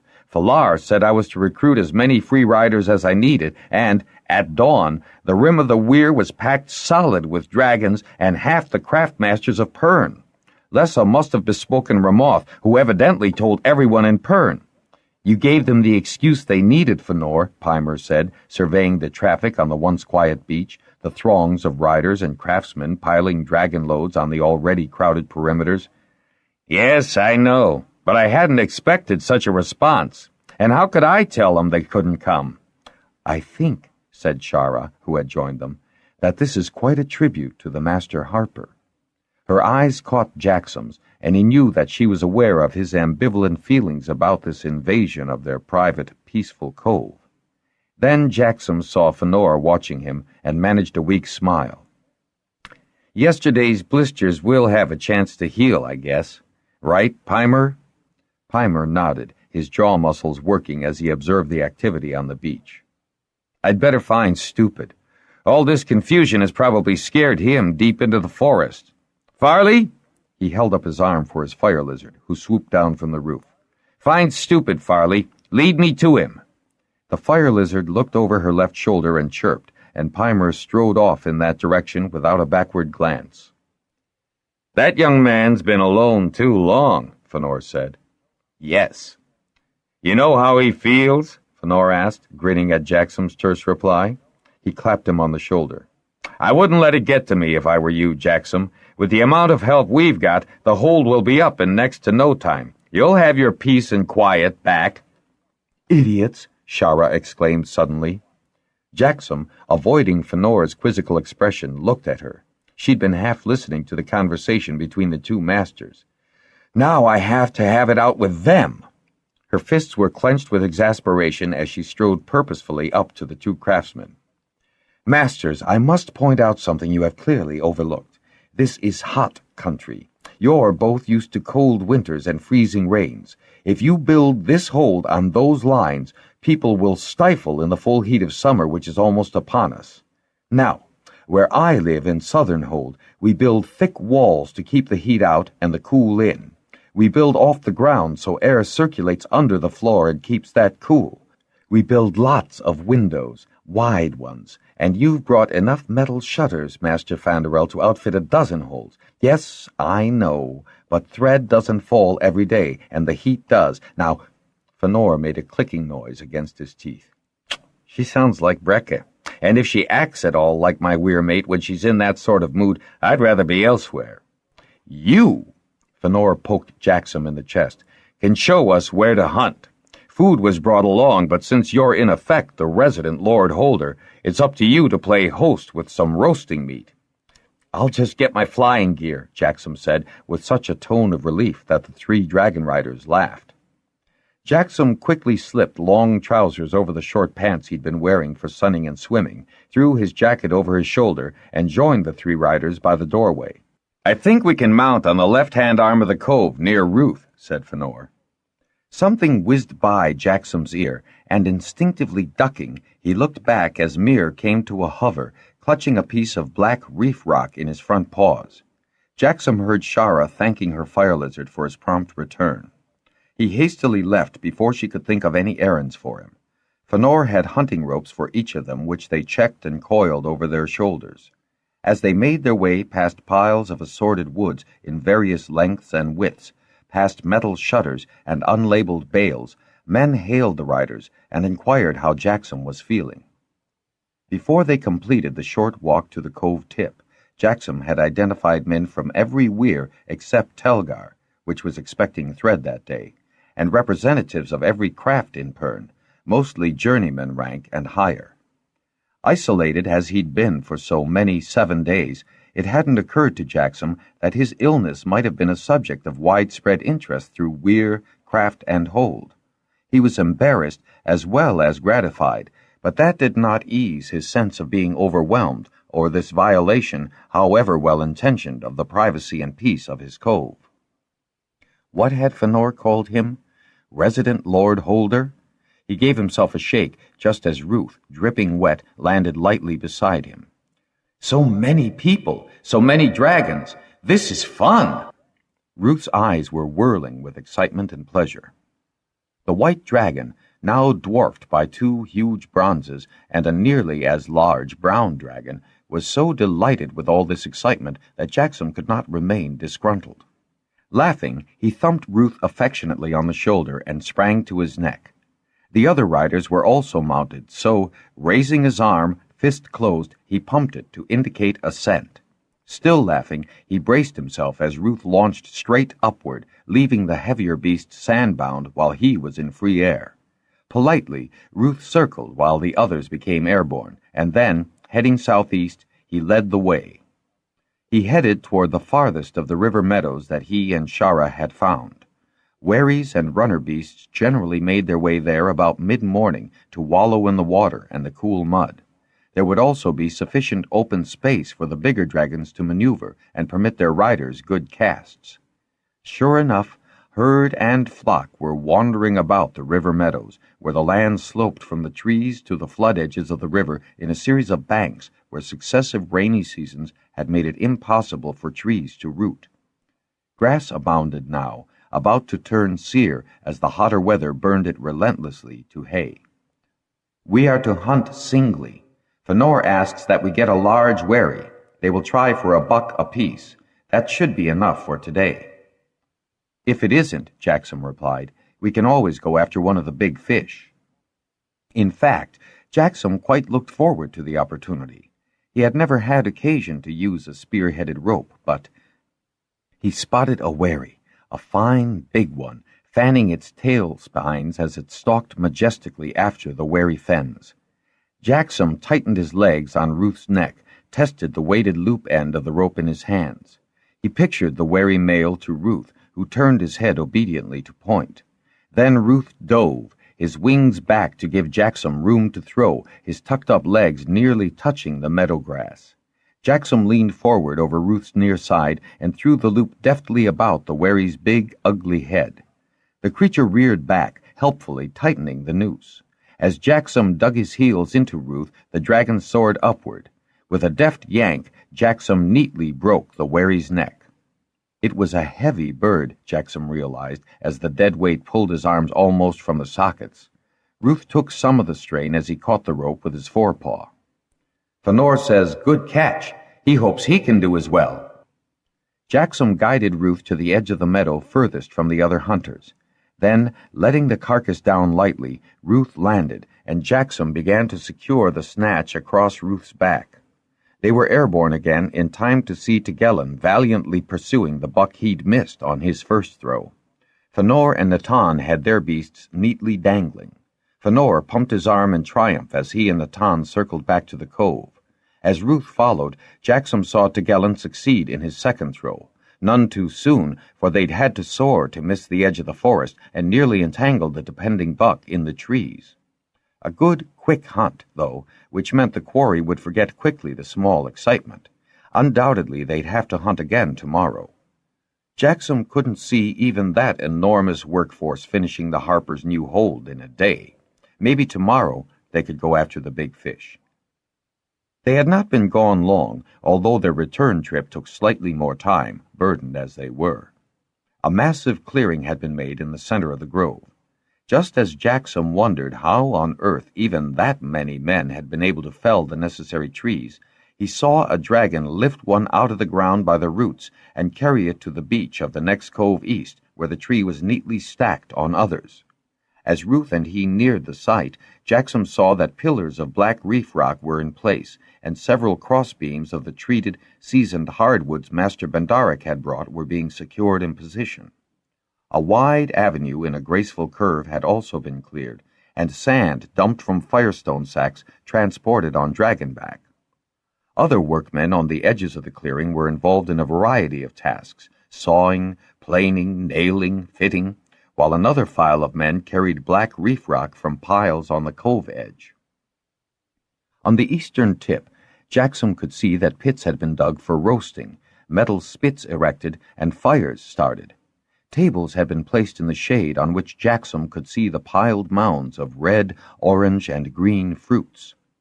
Ruth hovered over the clearing, gently landing. 2 men by the fire pits leaped to Jaxom's assistance as he offloaded the wherry.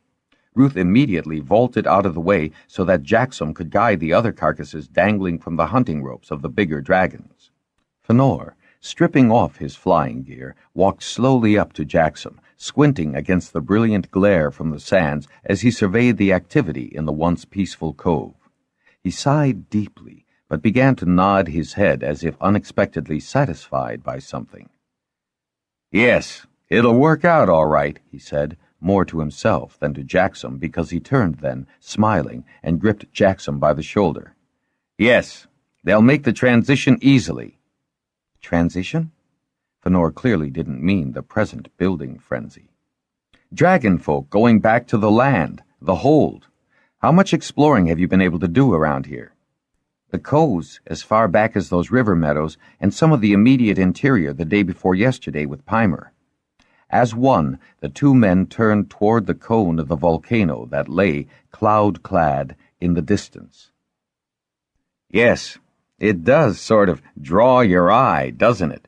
Fëanor grinned. "You'll get there first, Jaxom. In fact, I'd prefer it if you and Pimer began some serious explorations, with that as your goal." "Yes, that pleases you, doesn't it? Better for you, too, and Pimer. Now, before I forget it again, where's that fire lizard clutch you reported?" "There are 21 eggs, and I'd like to have 5 of them, if I may." "Of course, to be taken to Ruatha by evening." "You know, that's curious." Jaxom craned his body about, looking everywhere. "What?" "Usually there are a lot more fire lizards around. I don't count more than a double handful, and they're all banded." 17. Fort Hold, Bendon Weir, at Cove Hold, and at sea aboard the Dawn Sister. 15-10-1, 15-10-2. When the 3 fire lizards had made the first overtures of greeting, the 3 men, grinning at the enthusiasm shown by their friends, made themselves comfortable around the table in the small room at Fort Hold where Lord Grogi held his private meetings. Seabell had been there frequently, but never as spokesman for his craft hall, and never when Lord Grogi had summoned the Fort Weir leader as well, in what was obviously a matter of some importance. "Not sure how to begin," Lord Grogi said as he poured the wine. Seabell thought that was a very good way to begin, especially since the Lord Holder had honored them with Bendon wine. "Might as well plunge. Problem's this. I backed Falar when he fought Turan." Grogi nodded at the current Fort Weir leader. "Because I knew he was right. Right to exile those misfits where they'd do no one any harm. While the old-timers were in the southern Weir, made sense to leave them alone, just as long as they left us alone, which they mostly did." Lord Grogi peered from under his heavy brows, first at Natan and then at Seabell. Since both men were aware that there had been occasional depredations in Fort Hold which could only be attributed to the dissident old-timers, they nodded acknowledgment of that point. Lord Grogi cleared his throat and folded his hands across his thick middle. "Point is, they're mostly dead, or waiting to die. No trouble anymore. Duram, being sort of Falar's representative, is bringing in dragonfolk from other weirs to make it a proper weir again, fighting thread and all that. I approve." He favored the Harper craftmaster and then the weir leader with long, meaningful glances. Well, that's all to the good, isn't it? Protecting the South against thread. Thing of it is, with the southern weir working again, as it were, that southern land is safe. Now I know there's a hold established there. Young Torek wouldn't want to interfere with his holding. No way. He's earned it. But a working weir can protect more than one small hold now, can't it?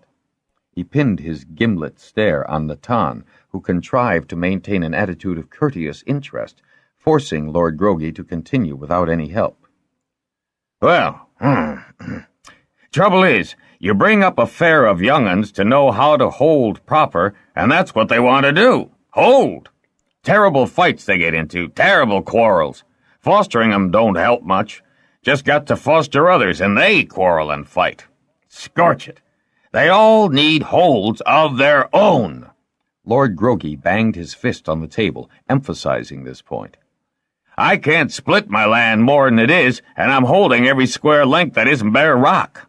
Can't put out men who are beholden to me as their fathers and grandfathers and greats were. That's not proper holding on my side, and I won't turn 'em out to please my kin. Not that it would. Thing of it is, while the old-timers were south, wouldn't have dreamed of suggesting it. But they aren't in command anymore. Dram is, and he's Flar's man, and he'll make it a proper weir, so there could be more holdings, couldn't there? Lord Grogi glanced from Harper to Weir Leader, daring them to contradict him. There's plenty of unheld land in the south, isn't there? No one really knows how much.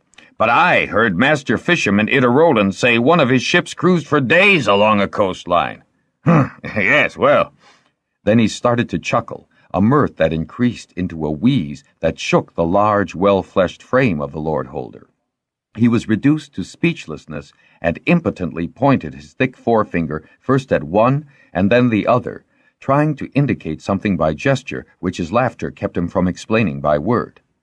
Helplessly, Natan and Sibel exchanged grins and shrugs, unable to perceive what amused Lord Grogi or what he wanted to convey to them. The monumental mirth subsided, leaving Lord Grogi weak to the point of wiping tears from his eyes. Well trained! That's what you pair are, well trained, he gasped, pounding his chest with his fist to stop his wheezing.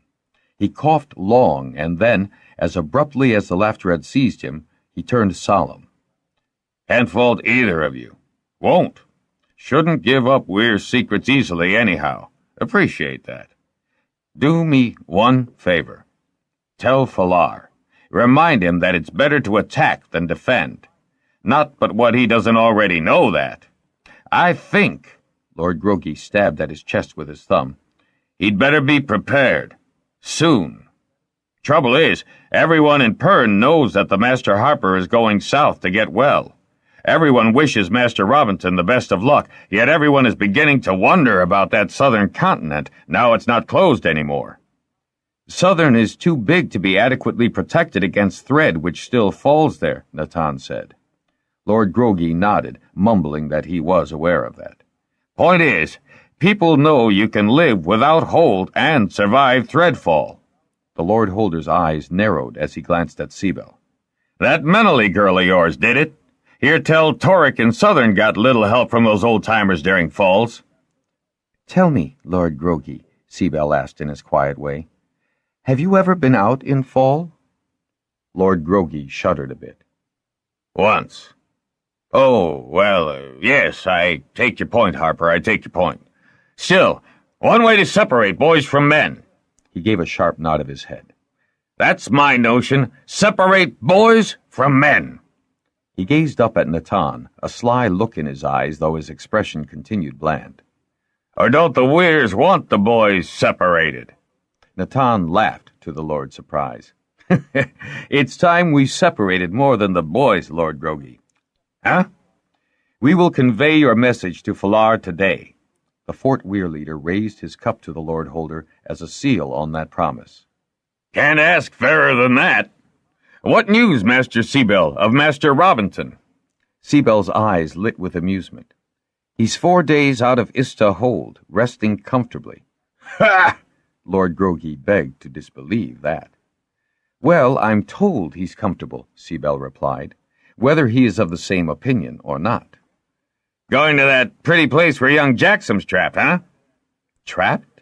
Seabell regarded Lord Groggy with mock horror. He's not trapped, only restricted from flying between for a while longer. Been at that cove. Beautiful. Whereabouts is it, exactly? In the south, Seabell answered. Huh. All right, you won't tell? You won't tell. Don't blame you, beautiful place. Now, off with the pair of you and tell Falar what I've said. Don't think I'll be the last, but it'd be a help to be the first. Help to him, help to me. Dratted sons of mine drive me to drinking. The Lord Holder rose, and so did the two younger men. Tell your master I was asking for him when you see him next, Seabell. I will, sir. Lord Groggy's little queen, Murga, chirped brightly at Seabell's Kimmy and Natan's Triss as the three men walked to the hall door. To Seabell, it indicated that Lord Groggy was well pleased with the interview. Neither man made any comment until they were well down the wide ramp that led from the courtyard of Fort Hold to the main paved roadway of the complex hold. Then Natan heard Seabell's soft and satisfied chuckle. It worked, Natan. It worked. What worked?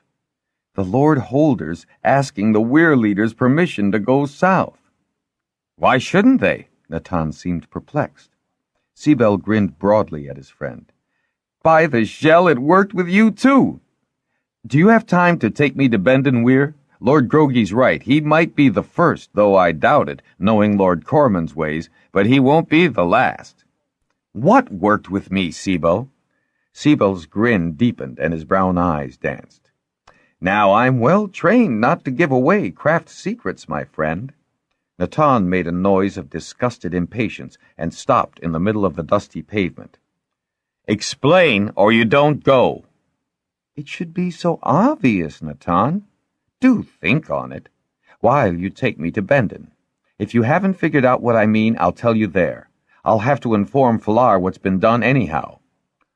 Lord Groggy, too, eh? Falar regarded the two younger men thoughtfully.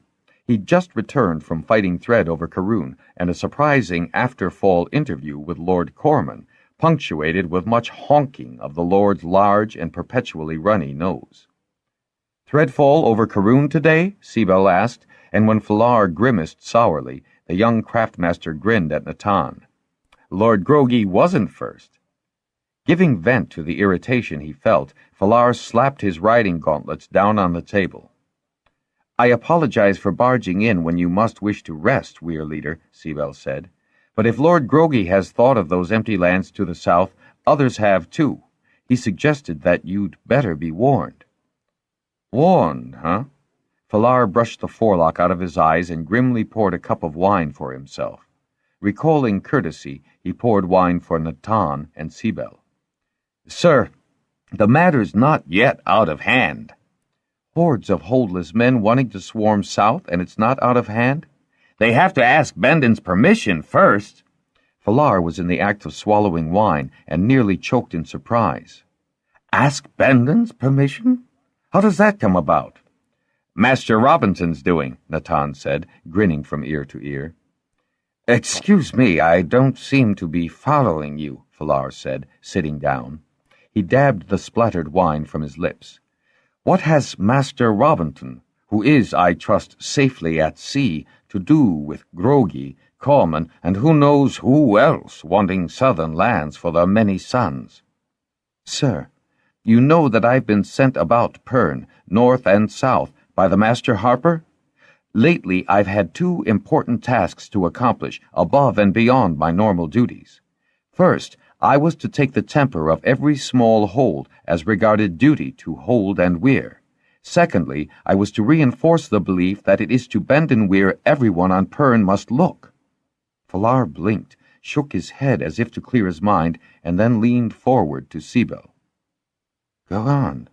This is very interesting. Bendon Weir only could appreciate the changes that had occurred to Hold and Craft during the long interval, because only Bendon had changed with the turns. You, as Bendon Weir leader, saved Pern from Thread when no one else felt Thread would ever fall again. You also protected your time from the excesses of those old-timers, who could not accept the gradual changes of hold and craft. You upheld the rights of hold and craft against your own kind, and exiled those who would not look to you for leadership. I hadn't ever heard it put quite like that, Falar said. To Natan's amusement, Benden's weir leaders squirmed, partly embarrassed but mostly gratified by the summation. And so the South became closed off. Not precisely closed off, Falar said. Toric's people always came and went. He grimaced at the present repercussions of that liberty. They came north, true, but traders or anyone else only went south with the permission of Benden Weir. I don't remember saying that at Telger Hold the day I fought Tron. Falar struggled to recall clearly what had happened that day, other than a wedding, a fight, and a threadfall. You didn't actually say so in so many words, Sibel replied, but you asked for and received the support of 3 other weir leaders, and every lord, holder, and craftmaster. And Master Robinson construed that to mean Benden gives all orders regarding Southern? More or less. Sibel made that admission cautiously. But not in so many words, eh, Sibel? Falar asked, appreciating afresh the devious mind of the harper. Yes, sir. It seemed the course to take, sir, considering your own wish to secure some part of the southern continent for the dragonfolk during the next interval. I'd no idea that Master Robinson had taken a chance remark of mine so much to heart. Master Robinson has always had the best interests of the weirs clearly in mind. Grimly, Falar thought of the painful estrangement when the harper had intervened on the day the egg had been stolen. But again, though it hadn't seemed so at the moment, the harper had acted in the best interests of Pern. If Lessa had carried out her intention of setting the northern dragons against the poor old beasts at southern, we owe thee, Master Harper, much. Without the weirs, Sibel spread his hands wide to indicate that there was no other option. Not all the holds would agree to that, Falar said. There is still that notion that the weirs do not destroy the Red Star because the end of thread would mean the end of their dominance in Pern. Or has Master Robinson cleverly changed that notion, too? Master Robinson didn't have to, Sibel said with a grin. Not after Fëanor and Canth tried to go to the Red Star. The notion is dragon men must fly when threads are in the sky. Isn't it current knowledge now, Falar tried to keep the contempt from his tone, that the Southerners rarely stirred themselves to fly thread in the South? That is, as you believe, now known. But, sir, I think you fail to appreciate that it is one thing to think about being holdless in the fall, and quite another matter to endure it. You have? Falar asked. I have. Sibel's expression was solemn.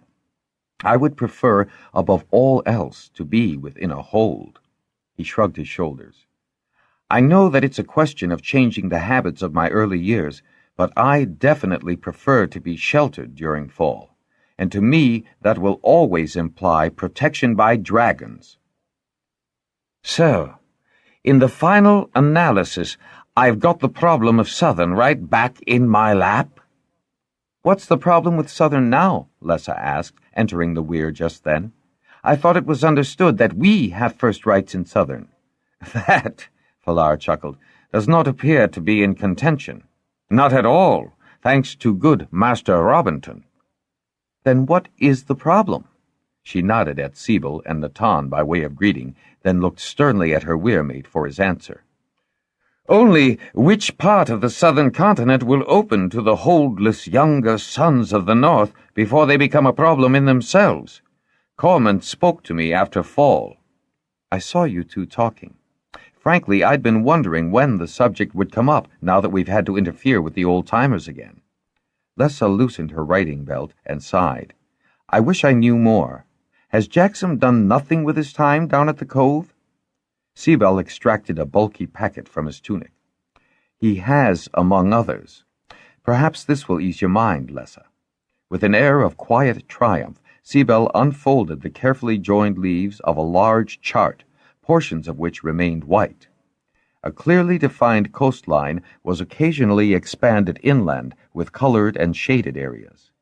In the margins were dates and the names of those who had surveyed the various sections. The thumb of land pointing at Nearot Tip was completely filled in and familiar to the Weir leader as Southern Weir and Hold.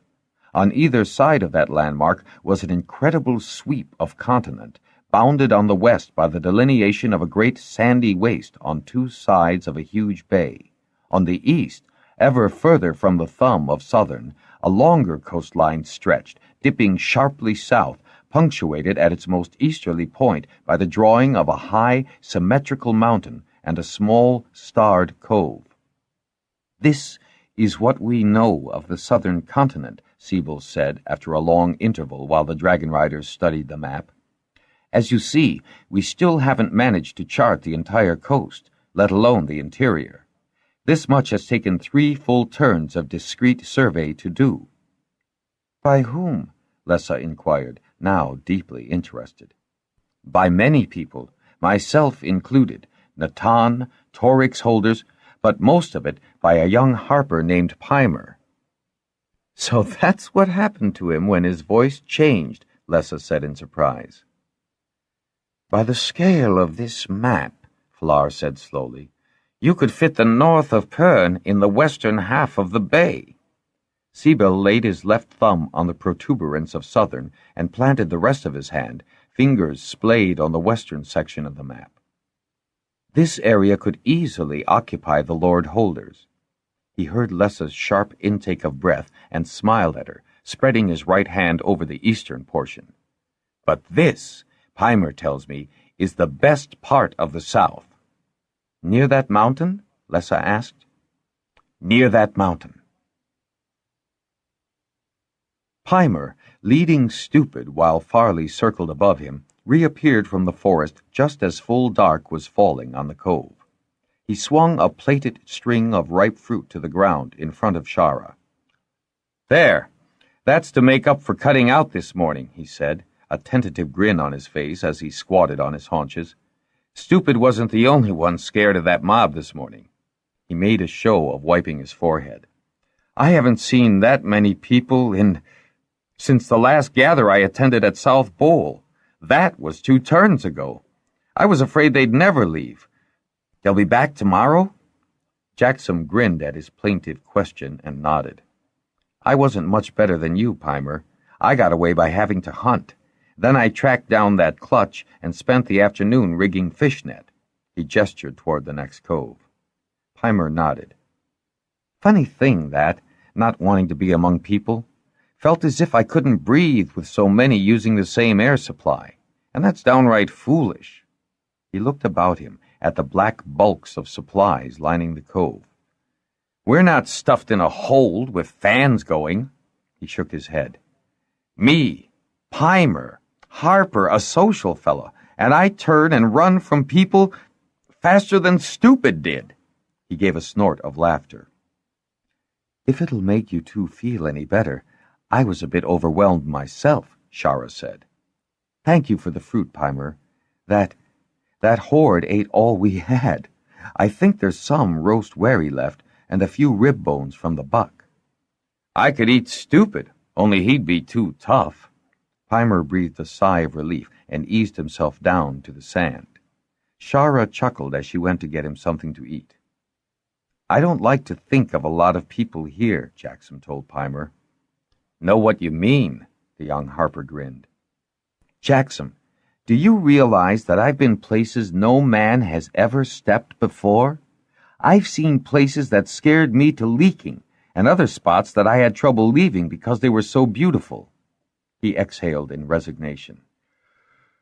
"Oh, well, I got there first." Suddenly he sat up, pointing urgently into the sky. "There they are!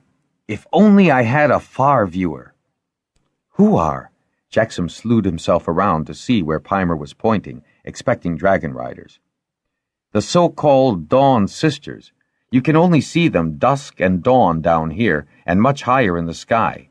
See, those 3 very bright points? Many's the time I've used them as guides." Jaxom could scarcely miss the 3 stars, gleaming in an almost constant light. He wondered that he hadn't noticed them before now. "They'll fade soon," Peimer said, "unless one of the moons is out. Then you see them again just before dawn. Must ask Wanzer about that when I see him. They don't act like proper stars. The Starsmith's not scheduled to come down and help build the Harper's Hold, is he?" "He's about the only one who isn't," Jaxom replied. "Cheer up, Peimer. The way they work today, it won't take long to finish that hold. And what do you mean about the Dawn Sisters?" "They just don't act like proper stars. Didn't you ever notice?" "No, but we've been in most evenings, and certainly every dawn." Peimer pointed with several stabs of his right arm at the Dawn Sisters. "Most stars change position. They never do." "Sure they do. In Ruatha, they're almost invisible on the horizon." Peimer was shaking his head. "They're constant. That's what I mean. Every season I've been here, they're always in the same place." "Can't be. It's impossible. Wanzer says that stars have roots in the sky just like they stay still. They're always in the same position, and I tell you that's impossible." "What's impossible? And don't snarl at each other," Shara said, returning with a tray piled high with food and a wineskin slung over her shoulder. Giving Peimer the food, she filled cups all around. Peimer guffawed as he reached for a buck rib. "Well, I'm going to send a message to Wanzer. I say it's bloody peculiar behavior for stars." A change in the breeze awakened the master harper. Zare chirped softly, curled on the pillows above Robinton's ear. A sunscreen had been rigged above the harper's head, but it was the airless heat that roused him. For a change, no one was seated in watch over him. The respite of surveillance pleased him. He had been touched by the concern of everyone, though at times the attention bade fair to smother him. He'd curbed his impatience. He had no choice. Too weak and tired to resist the ministrations. Today must be another small indication of his general improvement, leaving him alone. He reveled in the solitude. Before him, the jib sheet flapped idly, and he could hear the mainsail behind him. Aft, he corrected himself abruptly, rumbling windless as well. The gentle rolling swells seemed to be all that drove the ship forward. Waves, curls of foam on their crests, were mesmeric in their rhythm, and he had to shake his head sharply to break their fascination. He raised his glance above the swell and saw nothing but water, as usual, on all sides. They would not see land for days more, he knew, though Master Ida Roland said they were making good speed on their southeasterly course now that they had picked up the great south current. The master fisherman was as pleased with this expedition as everyone else connected with it. Robinson snorted to himself with amusement. Everyone else apparently was profiting by his illness. Now, Robinson chided himself, don't be sour. Why did you spend so much time training Siebel if not to take over when it became necessary? Only, Robinson thought, he hadn't ever expected that to happen.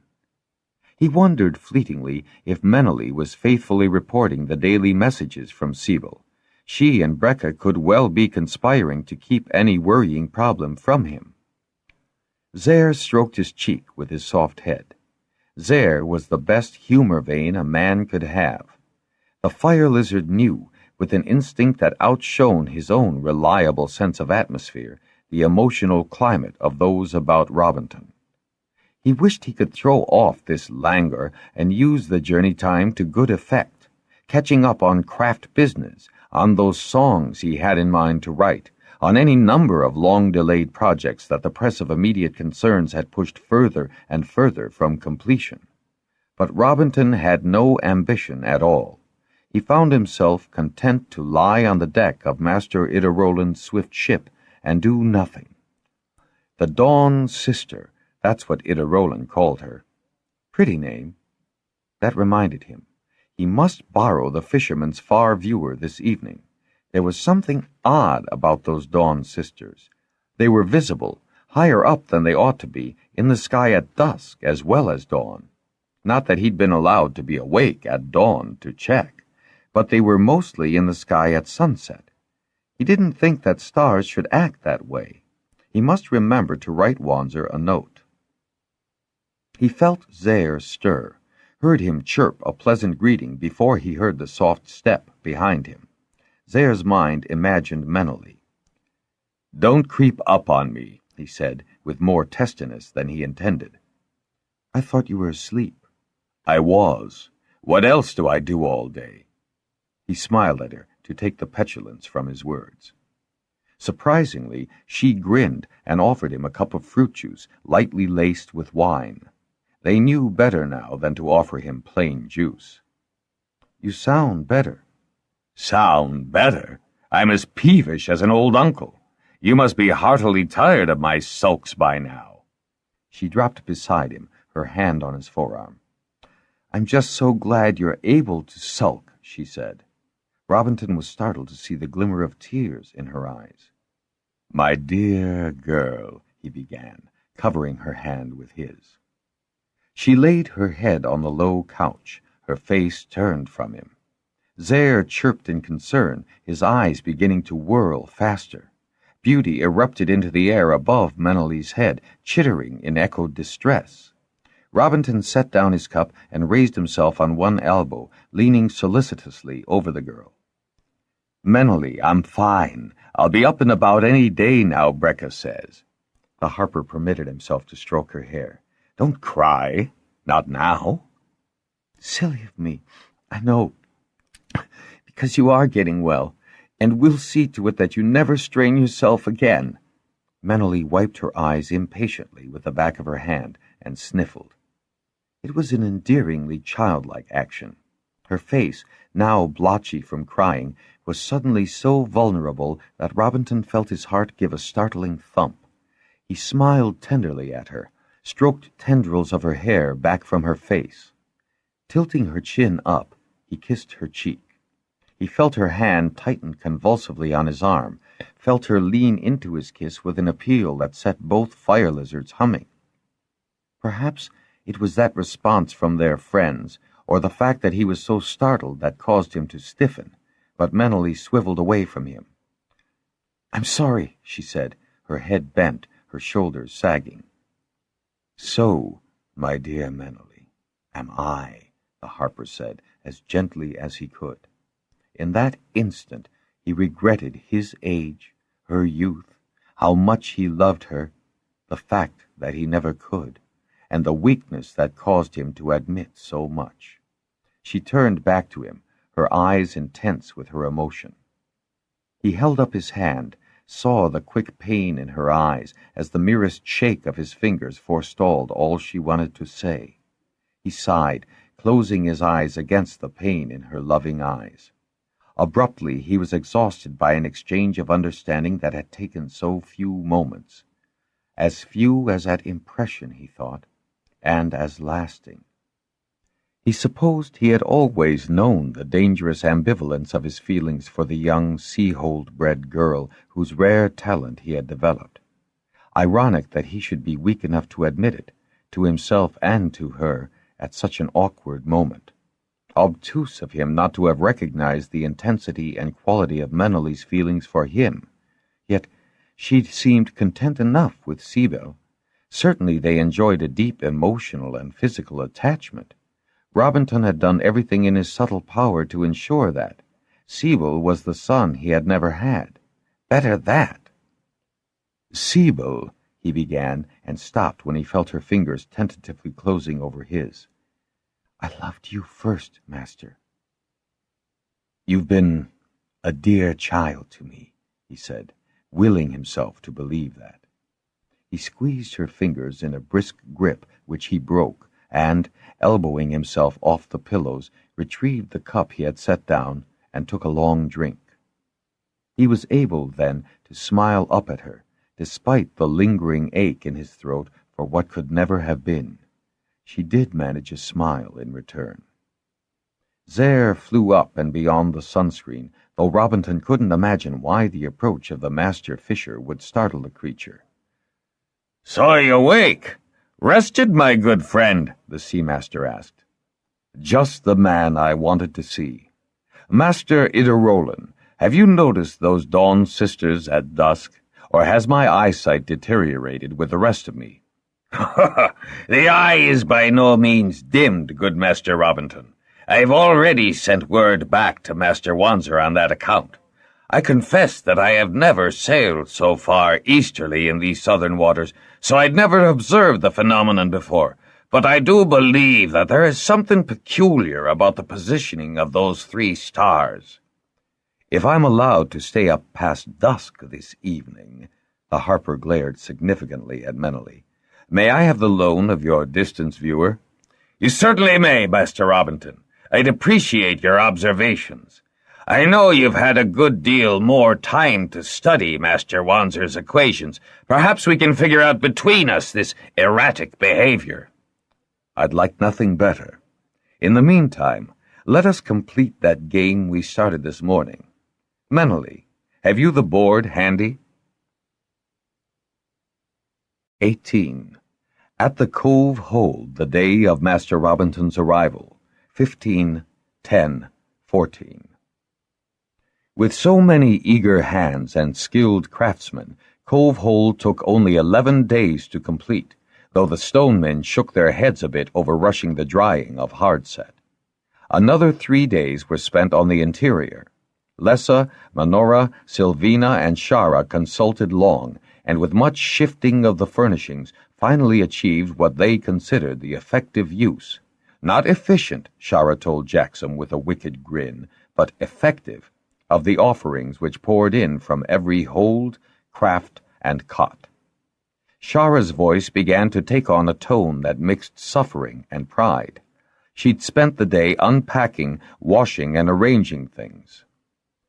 "What did you fall into?" she asked Peimer, noticing newly acquired scratches on his face and hands. "Doing things his way," Jaxom replied, though he'd a few marks on his neck and forehead as well. With so many to build the hold, Natan, Fënor, and Falar, when he could arrange the time, had joined Peimer and Jaxom to increase their knowledge of the lands immediately adjacent to the cove. Peimer rather arrogantly told Falar that dragons had to be to a place first to get there again between, or else get a sharp enough visualization from someone who had. But he, with his 2 feet and Stupid's 4, had to be first so that mere Dragonriders could then follow. The Dragonriders ignored the somewhat disparaging remarks, but Peimer's attitude was beginning to get on Jaxom's nerves. No matter the method of accomplishment, temporary camps at a good day's flight by dragon from Cove Hold were established in a wide arc fanning out from the new hold. Each camp consisted of a small tile-roofed shelter and a stone bunker to secure emergency supplies and sleeping furs. By a tacit agreement, they had gone 2 days' flight on a direct bearing to the mountain and built a secondary camp. The restriction on Jaxom flying between would shortly be removed. He had only to wait now, Falar told him, until Master Olddive gave him a final examination. Since Master Olddive would soon be in Cove Hold to check Robinson's recovery, Jaxom wouldn't have long to wait. "And if I can go between, so can Menely," Jaxom said.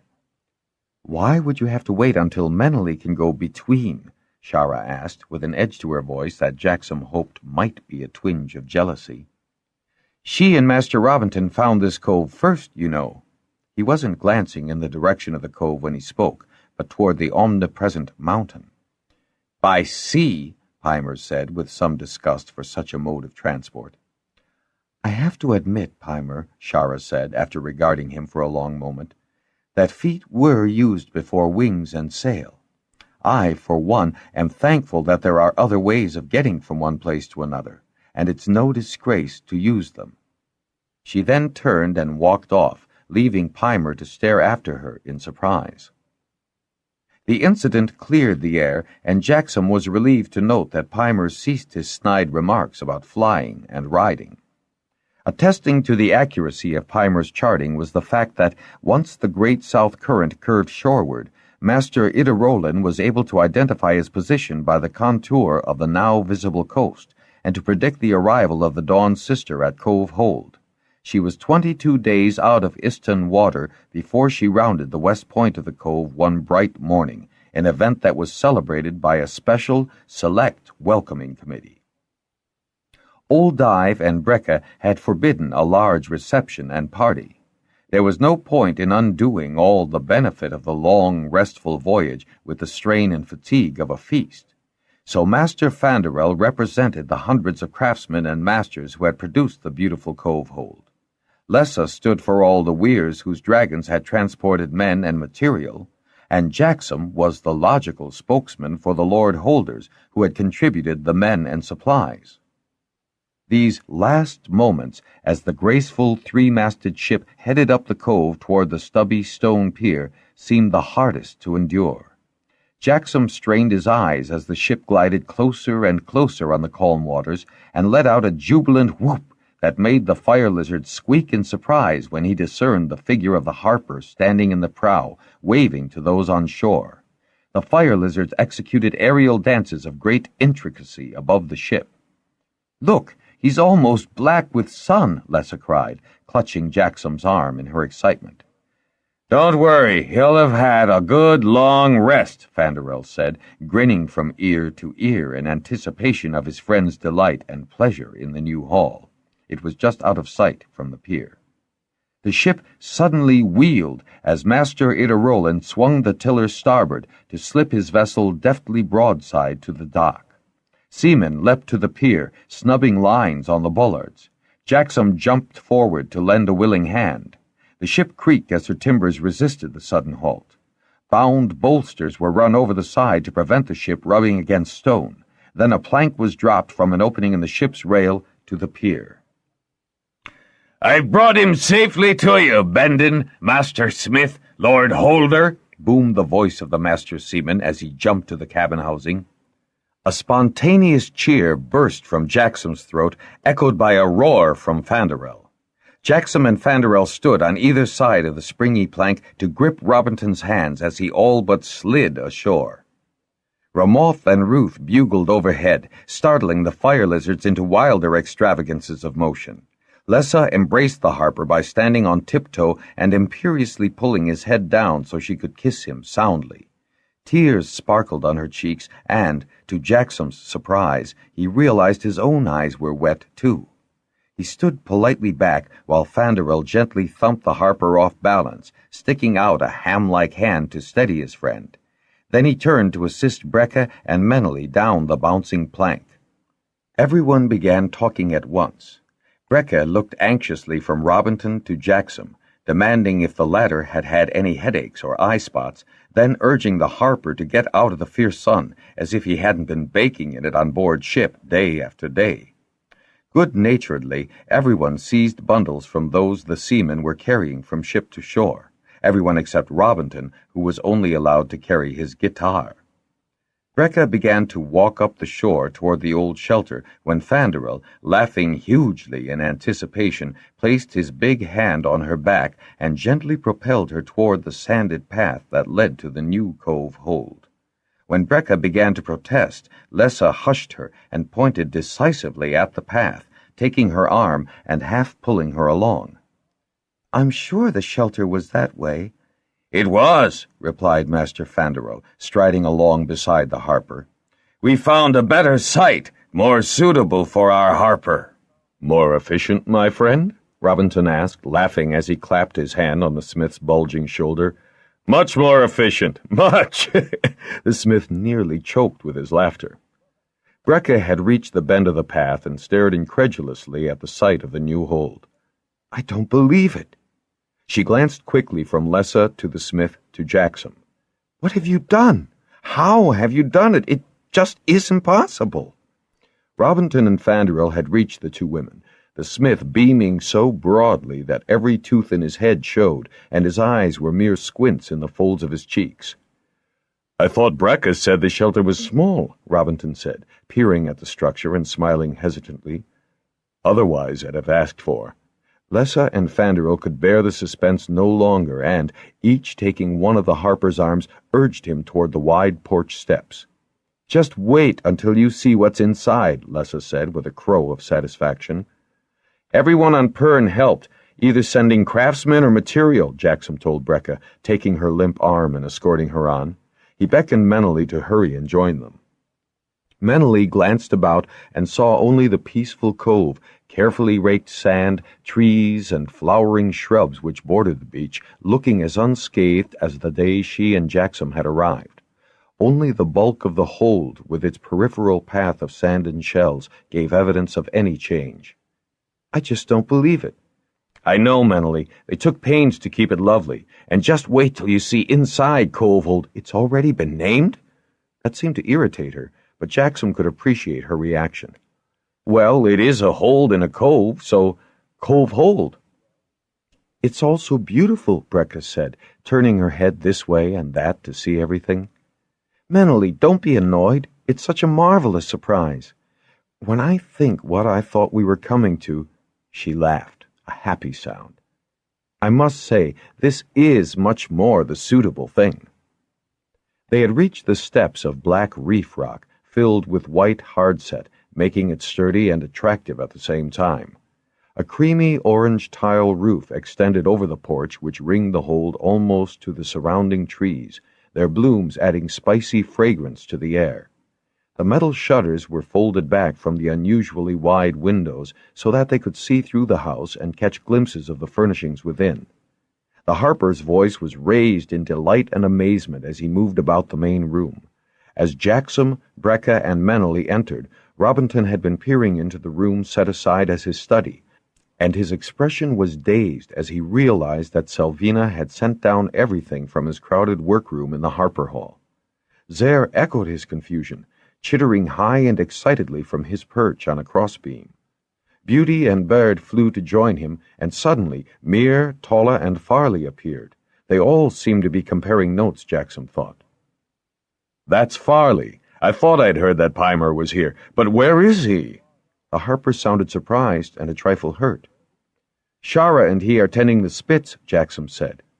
"We didn't want too many people about tiring you," Lessa added in a soothing tone. "Tiring me? Tiring me? I need a little tiring. Peimer!"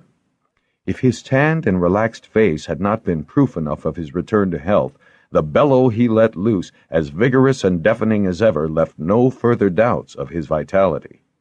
Clearly audible was the distant, startled reply. "Master?" "Report, Peimer!" "Thank goodness we put him on a ship to rest," Brecca said, smiling at the weirwoman. "Can you imagine the time we'd have had with him on land?" "What you two cannot appreciate is how much my momentary disability has set back some very important—" "Momentary disability?" Fanderel's eyes protruded in amazement. "My dear Robinson—" "Master Robinson?" Menely took a cup from the crowded cabinet, a beautiful glass goblet, its base stained Harper blue, its cup incised with the master's name and a harp. "Have you seen this?" She held it out to him, her eyes round with approval. "My word, Harper blue." Robinson took and examined the beautiful thing. "From my craft hall," Fanderel said, beaming. "Mermal fought to tint the entire glass blue, but I argue that you would prefer to see the red of Bendon wine in a clear cup." Robinson's eyes gleamed with appreciation and gratitude as he examined the cup carefully. Then his long face fell into a sorrowful expression. "But it's empty," he said in a plaintive, mournful tone. At that moment, a commotion started in the kitchen corner of the hold. The curtain was flung roughly aside as Peimer, all but losing his balance in an effort not to careen into Brecca, lurched into the room. "Master?" he gasped. "Ah, yes, Peimer," the Harper drawled, eyeing his young journeyman as if he had momentarily forgotten why he had summoned the young man. The two regarded each other steadily, a puzzled frown on the Harper's face, while Peimer's chest heaved as he panted, blinking sweat from his eyes. "Peimer, you've been here long enough to know where they store the wine. I've been given this lovely goblet, and it's empty." Peimer blinked again, and then shook his head slowly and said to the room at large, "There's nothing wrong with him anymore, and if that roast wherry burns—" He gave the Harper a thoroughly disgusted look, turned on his heel, whipped aside the curtain, and could be heard noisily opening doors. Jaxom caught Meneley's eye, and she winked at him. Pymer's gruff manner and cracking voice had not disguised his emotion to those who knew him. He stamped back into the main hall, swinging a wineskin with bend and wax on its stopper. "Don't swing it, lad," the harper cried, holding up a restraining hand at such sacrilegious treatment. "Wine must be handled with respect." He took the skin from Pymer and peered at the seal. One of the better vintages.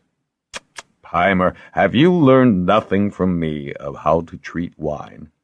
He made a grimace as he expertly cracked the seal and sighed with relief as he saw the condition of the stopper's end. He passed it under his nose, sniffing delicately. Ah, yes, beautiful. Took no harm from its travel. There's a good lad, Pymer. Pour for us all, will you, please? I can see this hold is admirably supplied with cups. Jaxom and Meneley were already distributing them as Pymer, with the courtesy due good Bendon vintages, poured.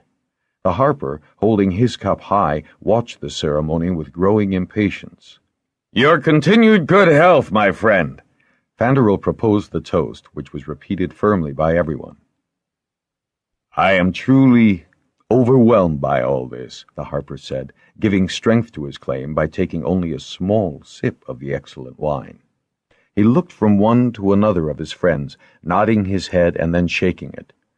"Truly overwhelmed." "You haven't seen everything yet, Robinson," Lessa said, and took him by the hand. "Brecca, you come see, too. Pymer, Jaxom, bring the bundles." "Not so fast, Lessa. I'll spill the wine." The harper watched his glass as Lessa pulled him behind her. He was guided through the sliding panel into the small corridor that separated the main hall from the sleeping quarters. Brecca followed, her face alight with keen interest and curiosity. The harper's sleeping room was the largest, occupying the corner opposite his workroom. 4 more sleeping rooms had been furnished to accommodate 2 guests in each, but, as Lessa pointed out, the porch itself could comfortably sleep half a hold of guests. Not that Robinson was to be allowed that many. He expressed pleasure at the bathing room and was suitably impressed by the large kitchen, and dutifully peered at the auxiliary hearth outside. He sniffed as the aroma of roasting meat wafted on the sea breeze. "Where's that being done, might I ask?"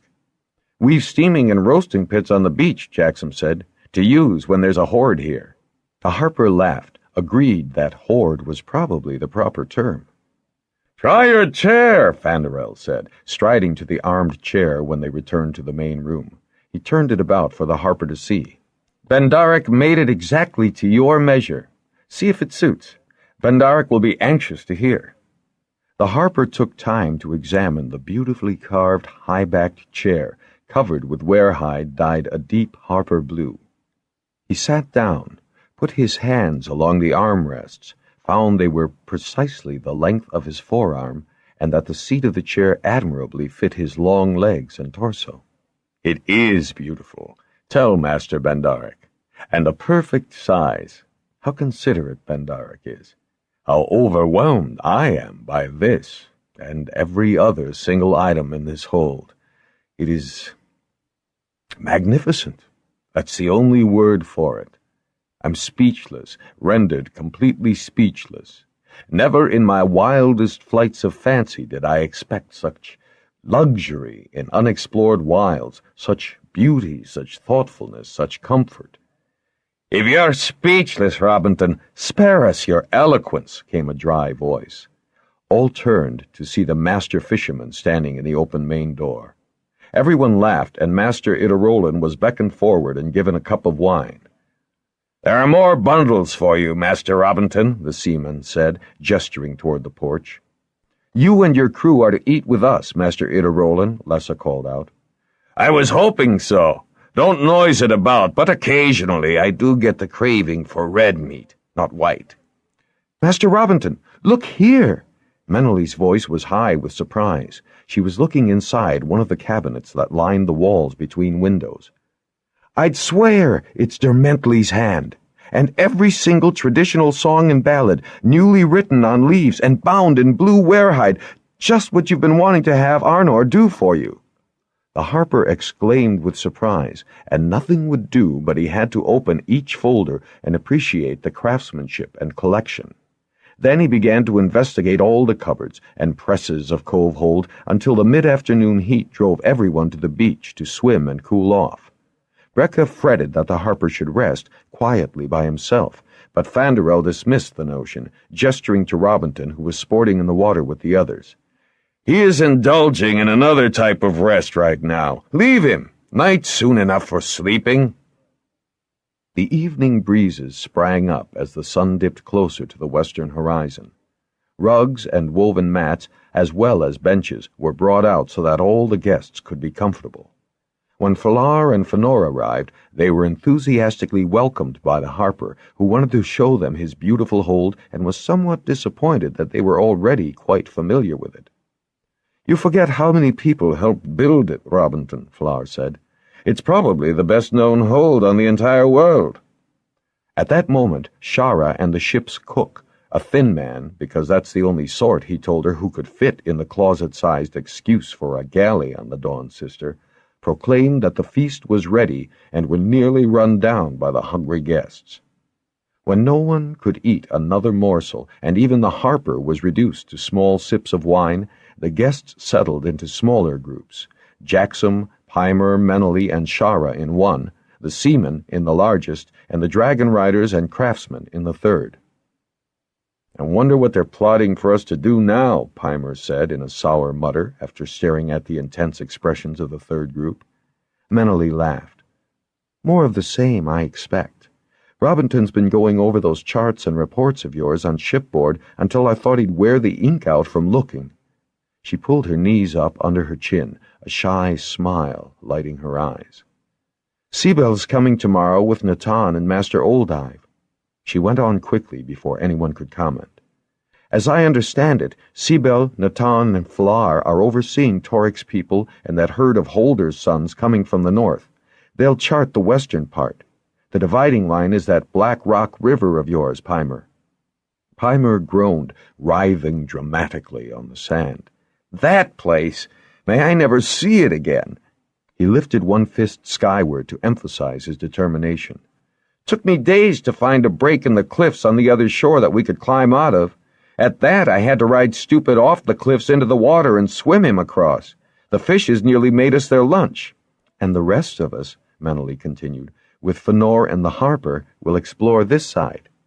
"Inland, I hope?" Peimer asked sharply. She nodded. "I understand," and she glanced over her shoulder at the weir leaders and craftmasters, "that Itarolan may sail the coast." "More power to him. I've walked far enough." "Oh, hush, Peimer. No one forced you to—" "Oh, enough, Peimer," Jaxom said impatiently. "So we're to go inland?" Menely nodded. As one, they looked over their shoulders toward the mountain, invisible though it was from their recumbent position. Jaxom grinned at Menely. "And Master Oldive will be here tomorrow, so I'll be able to go between again." "A lot of good that'll do you," Peimer said with a snort. "You still have to fly the route straight first. That doesn't put me out one little bit." A fire lizard squabble in the trees startled all of them, and diverted Peimer from what Jaxom was certain was a renewal of his usual sour theme. 2 gold streaks could be seen against the darker green of the foliage. "Beauty and Farley to settle the matter," Menely cried, then looked around curiously. "There are just our fire lizards here now, Jaxom. Has all the activity frightened the southern ones away?" "I doubt it. They come and go. I suspect some of them are in the trees fussing because they don't dare come near Ruth." "Did you ever find out more about their men?" Jaxom was chagrined to say that he hadn't even tried. "There's been too much else happening." "I'd have thought you'd have given it one go." Menely sounded irritated. "What, and deprive you of the pleasure?" Jaxom affected surprised hurt. "I wouldn't dream of it." He stopped abruptly, remembering those very peculiar dreams, as if he'd been seeing something out of hundreds of eyes. He also recalled what Brecca had said the first day Ruth had flown thread. It was difficult to see the same scene through 3 pairs of eyes. Had he in fact been seeing, in his dreams, a scene from many fire lizard eyes? What's wrong, Jaxom? Maybe I did dream it after all, he said, with a hesitant laugh. Look, Manly, if you dream tonight, remember it, huh? Dream? Shara asked, curious. What kind of dreams? Have you been having some? Jaxom turned toward her. Shara had assumed her usual intricate fold of leg, a posture which evidently fascinated and confounded Manly. Certainly. Only, like you, I don't remember them, except that I couldn't seem to see clearly, as if my dream eye gets unfocused. That's a nice concept, Manly said. A dream eye unfocused. Pimer groaned and flailed at the sand with his fists. Oh, here comes another song. Oh, do be quiet. Manly regarded him with impatience. All that lone traveling has changed you, Pimer, and I, for one, don't like the change. No one says you have to. Pimer snapped at her and, with a fluid motion, was on his feet and striding into the forest, angrily batting the underbrush out of his way. How long has he been so touchy? Manly asked Jaxom and Shara. Since he arrived here, Jaxom said, shrugging to indicate that they hadn't been able to change him. Remember, he's been very worried about Master Robinson, Shara said slowly. We've all been worried about Master Robinson, Manly said, but that's no reason to change one's temperament. There was an awkward silence. Shara unfolded her legs and rose abruptly. I wonder if anyone remembered to feed Stupid this evening. She walked off, not quite in the same direction as Pimer. Manly looked after her for a long moment.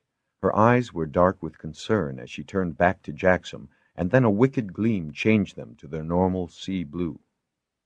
While they're out of earshot, Jaxom, she glanced about to be sure no one had come up behind her, I'd better mention that it's been pretty well established now that no one at Southern Weir returned Ramoth's egg. Oh? Really? Oh, really? She rose then, cup in hand, and strode across to the wineskin hanging from a tree branch. Was she warning him? Not that it made any difference. His adventure had served a purpose at the time. Now that the Southern Weir was being integrated into the others, there was less need than ever to admit his part in the affair. Manly wandered over to collect her guitar from the table, and then seated herself at the bench, strumming softly to herself. A new song about dream eyes, Jaxom wondered. Then he looked off in the direction Shara had gone.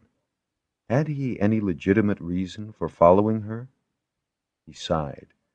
He liked Pimer despite his acid tongue. He'd been glad to see the young harper, grateful for his company and assistance. He just wished that Pimer had taken a day longer, even half a day longer, to reach the cove. Since his arrival, Jaxom had had no time at all alone with Shara.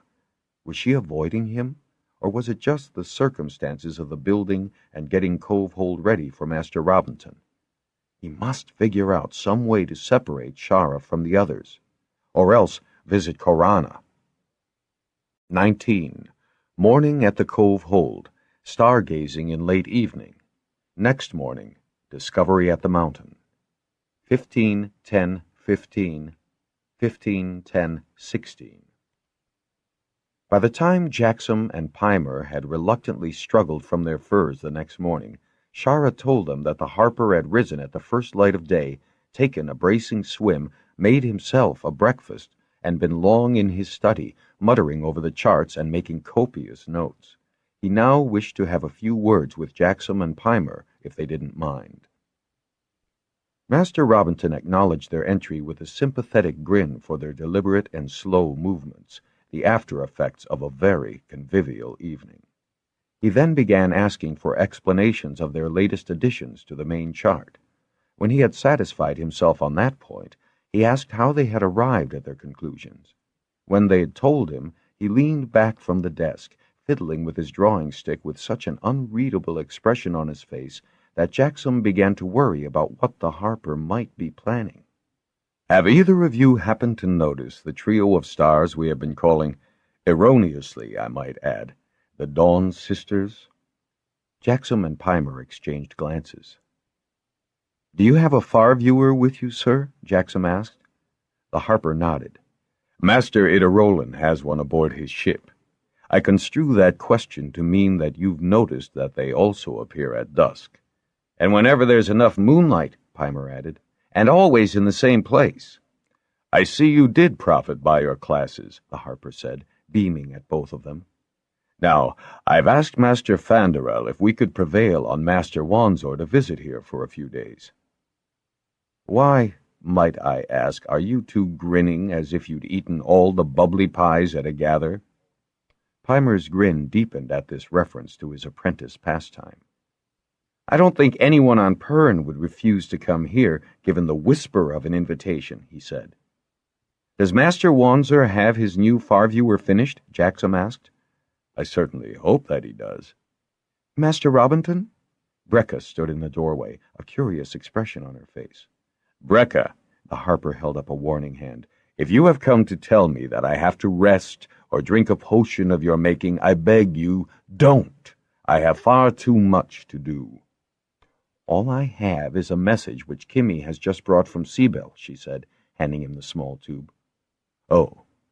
As to your resting, I've only to watch Zare to know when that's necessary. Her glance, as she turned to leave the study, fell on Jaxom and Peimer. There was no doubt in Jaxom's mind that he and Peimer were under tacit orders not to overstrain the harper's strength. Master Robinson raised his eyebrows in surprise as he read the message. Oh dear. Torrik was invaded by a shipload of Holder's sons last evening. Seabell feels he should wait till they've settled into temporary quarters. He chuckled and, when he saw the expressions of Jaxom and Peimer, then added, I infer that all did not progress as smoothly as the Holder boys could wish. Peimer snorted, with the contempt born of his turns exploring and his knowledge of Torrik and his hold's accommodations.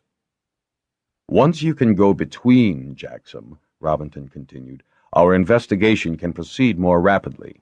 I've in mind to set you and the girls out as teams. Harper and Holder? Jaxom asked, seizing the opportunity he'd been waiting for. Harper and Holder. Oh, yes, of course. Peimer, you and Menolly have worked well together, I know, so Shara can go with Jaxom. Now, oblivious to the sharp look Peimer gave Jaxom, the man went on. One sees things from the air in a perspective not always possible at ground level. The reverse, of course, applies. So any exploration should involve both methods. Jaxom, Peimer knows what I'm looking for. Sir? Traces of the original habitation of this continent.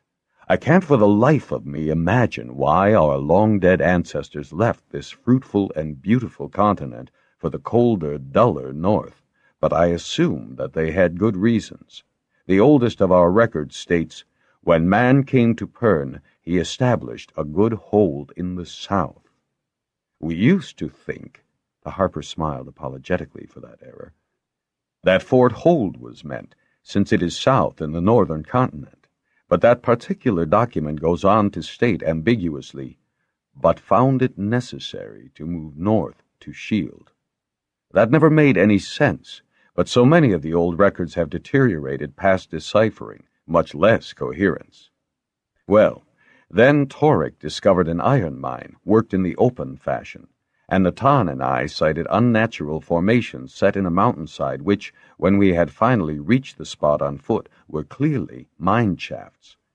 If the ancients had been long enough in the southern continent to discover ore and mine it, there must be other traces of their habitation somewhere here in the south. In hot weather and rainy forest nothing survives very long, Jaxom said. Duram built a shelter here a scant 25 turns back, and not much remains of it. And what Flessen and I stumbled on in Bendenweir had been sealed up, protected from weather. Nothing, Peimer said emphatically, could dent, scratch, or mar the pit supports we found in that mine. And not even the best stonemen can carve through solid rock like cheese, yet the ancients did. We have found some traces. There must be more. Jaxom had never heard the harper so adamant, but he couldn't suppress a sigh as he glanced at the size of the map before him. I know, Jaxom, the scope is daunting, but what a triumph when we find the place. Or places. Master Robinson's eyes shone with anticipation. Now, he went on briskly, Once Jaxom is pronounced fit enough to fly between, we will progress southward, using that symmetrical mountain as our guide. Any objections?" The man barely waited for an answer. "Pimer will start out on the ground with Stupid. Menely can accompany him if she wishes, or can wait for Jaxom to take her and Shara en route to the secondary camp. While the girls survey the immediate vicinity, which I understand has not been done, you, Jaxom, can fly ahead with Ruth to set up another camp to which you can fly between the next day, and so on." "I think you must have been drilled at Fort Weir," the Harper said, looking at Jaxom, "to be able to observe and distinguish ground formations from the air. However, I want to impress on you both that though this is a joint effort, Pimer is far more experienced, Jaxom, and you will please bear this in mind when problems occur. And send me your reports for this," he tapped the chart, "every evening. Off with you both now, and organize your equipment and supplies, and your partners."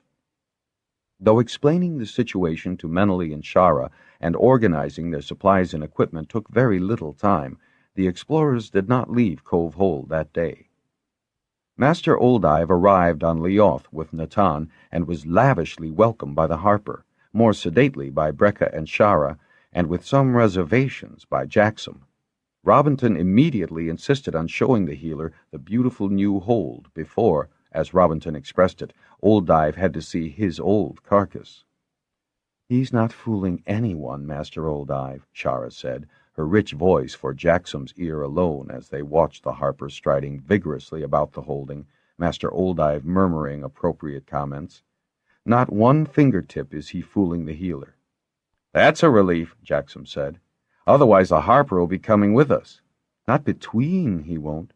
"No, he'd ride Stupid." Shara laughed, but her amusement ended as they both watched the healer firmly steer the Harper into his sleeping quarters and quietly close the door. "No," Shara said, shaking her head slowly.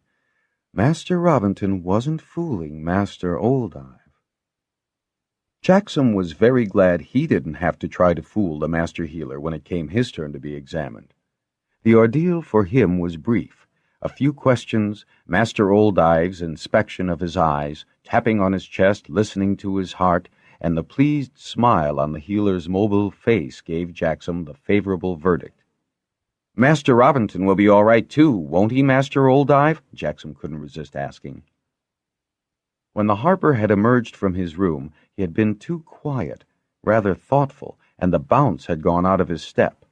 Menely had poured him a cup of wine, which he had accepted with a wistful smile and a deep sigh. "Of course, Master Robinson will be all right," Master Oldive said. "He's much improved, but—" The healer held up one long forefinger. "He must learn to pace himself, conserve his energy, and ration his strength, or he will bring on another attack. You young people can assist with your strong legs and stouter hearts without seeming to curtail his activities." "Indeed we will. In fact, we do." "Good. Continue, and he will soon be completely recovered, if he keeps in mind the lesson he learned from this seizure." Master Oldive glanced through the open window, mopping his forehead a little. "This beautiful place was a grand idea." He favored Jaxom with a sly smile. "The heat makes the Harper drowsy midday and forces him to rest. The prospects on all sides delight the eyes, and the scent of the air pleases the nose. How I envy you this spot, Lord Jaxom." The beauties of Cove Hold had evidently worked their charm on the Master Harper as well, for he had recovered his good spirits even before the arrival of Master Fanderel and Master Wanzer from Telgar. Robinson's delight was doubled when Fanderel and Wanzer proudly exhibited the new distance viewer that had occupied the Starsmith's time for the past half-turn. The instrument, a tube as long as Fanderel's arm and thick enough so that he needed 2 hands to surround it, was carefully encased in leather, with a curious eyepiece set not on its end where Jaxom thought it ought to be, but on its side. Master Robinson commented on that variation as well, and Wanzer muttered something about reflective and refracting, ocular and objective, and that this was the arrangement he thought best for the purposes of viewing distant objects. Whereas the instrument found in Bend and Weir made small things larger, the principles employed here were somewhat similar. "That is neither here nor there, but we are very pleased to use the new far-viewer in Cove Hold," Wanzer went on, mopping his brow, for he'd been so busy explaining his new device that he'd not bothered to remove his warehide flying clothes. Master Robinson winked at Meneley and Shara, and the two girls divested the lecturing starsmith of his outer garments while he explained, almost oblivious to their assistance, that this was his first visit to the southern continent, and yes, he had of course heard of the aberrant behavior of the 3 stars known as the Dawn Sisters. Until recently, he had put the anomaly down to the inexperience of the observers, but, with Master Robinson himself noting their peculiarities, Wanzer felt justified in bringing his precious instrument to the south to investigate the matter himself. Stars did not remain in fixed positions in the sky. All his equations, not to mention such experienced observers such as Natan and Lord Lerad, had verified this characteristic. Furthermore, the records handed down from the ancients, though they were in a shocking state, mentioned that stars undeniably followed a pattern of movement. Stars obeyed laws. Therefore, when 3 stars had been observed to be in defiance of these natural laws, there had to be some explanation. He was hoping to find it this evening. Not without a good deal of discussion, the site for this viewing was placed on the slight elevation of the stony eastern tip of Cove Hold, beyond the spot where the roasting and baking pits had been dug. Master Fanderel drafted Pimer and Jaxom to help him erect a frame on which he placed a swivel to mount the new viewer. Wanzer, naturally, supervised this project until he was so in the smith's way that the good man sat his craftmaster on the edge of the promontory, near the trees, where he had a full view of all the activities, but was no longer in his way. By the time the frame had been completed, Master Wanzer was fast asleep, his head cushioned on his hands, snoring in a soft rhythm.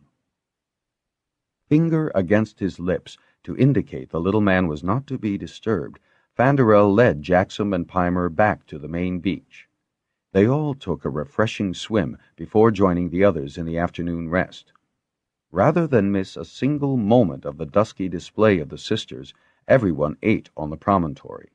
Master Idarolan brought out his ship's viewer, and the smith quickly constructed a second frame from the materials left over from making Wanzers. Sunset, which had previously come upon them all too quickly, seemed delayed and delayed. Jaxom thought that if Wanzer adjusted either the viewer or his bench, or his position on the bench one more time, he would probably display some aberrant behavior of his own. Even the dragons who'd been playing in the water as if the sport had just been invented were sprawled quietly on the beach, the fire lizards sleeping about Ruth or perched on their friends' shoulders. The sun finally went down, spreading its brilliant aftercolors across the western horizon. As the eastern sky darkened, Wanzer put his eye to his instrument, let out a startled cry, and nearly fell backward off his bench. "It can't be! There is no possible logical explanation for such an arrangement." He righted himself and looked once again through the viewer, making delicate adjustments to the focus. Master Idarolan had his eye pressed to his own viewer. "I see only the Dawn Sisters in their usual alignment, just as they have always been." "But they can't be. They are close together. Stars do not congregate so closely. They are always far distant." "Here, let me have a look, man." The smith was almost dancing in eagerness to have a glimpse through the instrument. Wanzer reluctantly gave way to him, repeating the impossibility of what he had just seen. "Natan, your eyes are younger." The seaman passed his viewer to the bronze rider, who quickly accepted it. "I see 3 round objects," Fanderel announced in a booming voice.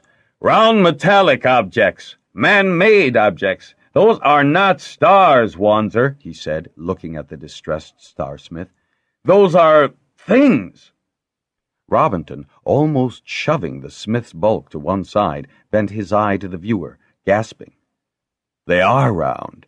They do shine as metal does, not as stars do."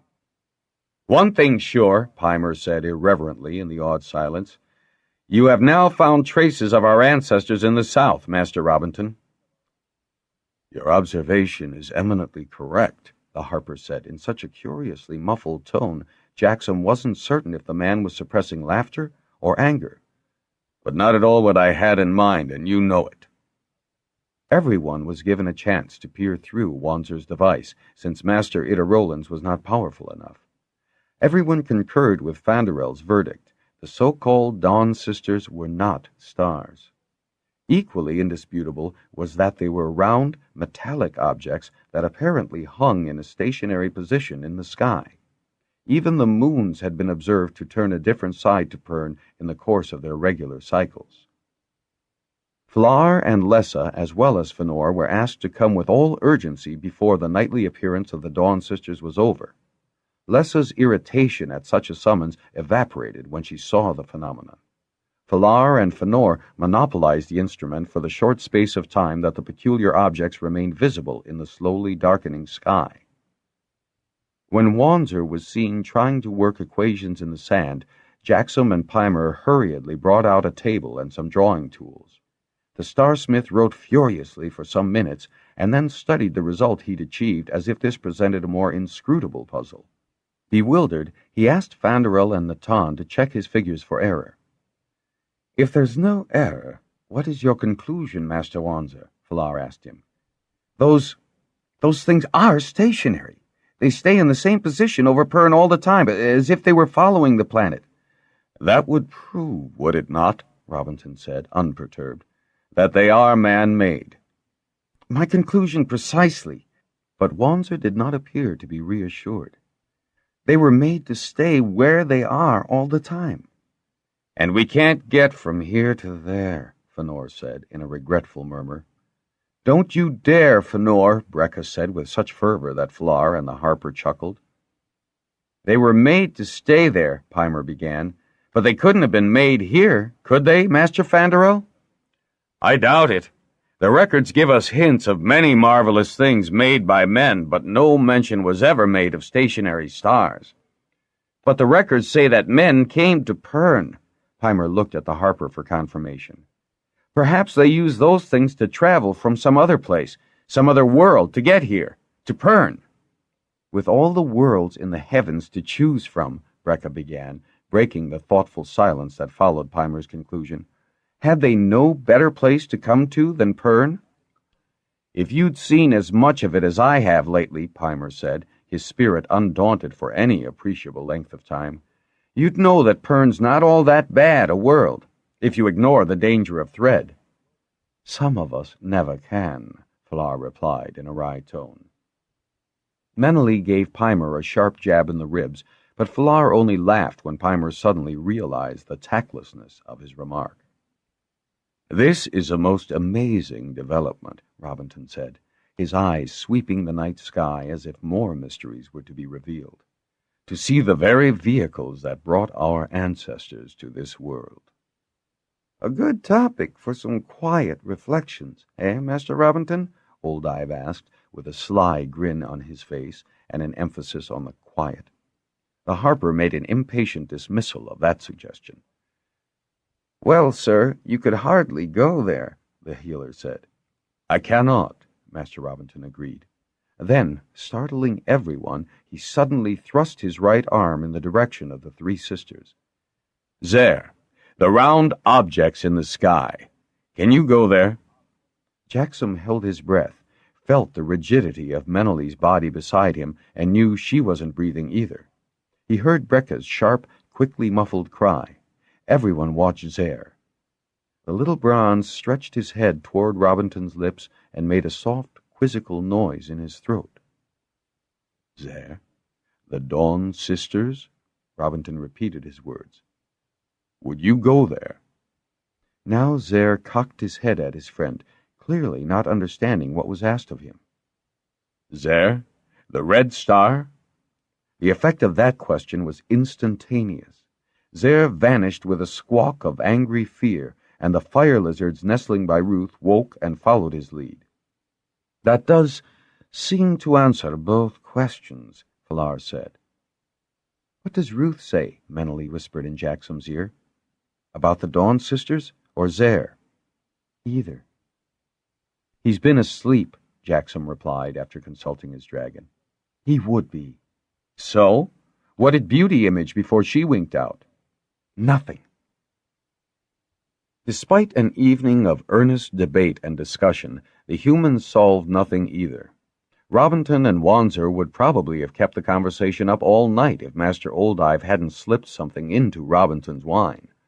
No one had actually seen him, but one moment Master Robinson was arguing forcefully with Wanzer, the next he had wilted at the table.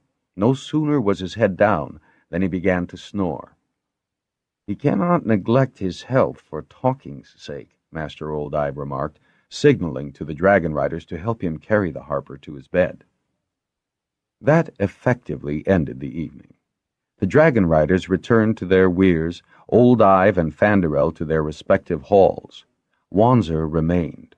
A full wing of dragons could not have dragged him from Cove Hold. It had been tactfully decided not to broadcast the true nature of the Dawn Sisters, at least until such time as Wanzer and other interested starcrafters had had a chance to study the phenomenon and reach some conclusion that would not alarm people. There had been enough shocks of late, Flar commented. Some might construe those harmless objects to be a danger, much as the Red Star was. "Danger?" Fanderel had exclaimed.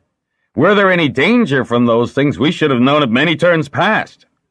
To that, Flar agreed readily enough, but with everyone conditioned to believe that disaster fell from skyborn things, it was better to be discreet. Flar did agree to send anyone who could be spared from Bendon to help search. It was, the Weir leader felt, more important than ever to discover just what this land contained. As Jaxom pushed his legs into his sleeping blanket, he tried not to be annoyed with the thought of another invasion in Cove Hold, just when he thought he and Shara would be left alone for a while. Had she been avoiding him? Or was it simply that circumstances had intervened, such as Pimer's premature arrival in Cove Hold? The worry over Master Robinson, the need to explore which left them too tired to do more than crawl into their furs, the arrival of half of Pern to complete the hold for the harper, then his arrival, and now this. No, Shara had not been avoiding him. She seemed there.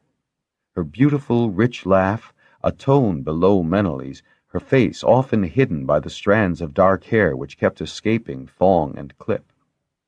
He wished intensely that Cove Hold would not be overrun again, a wish that did him little good since he had no control over what was going to happen here.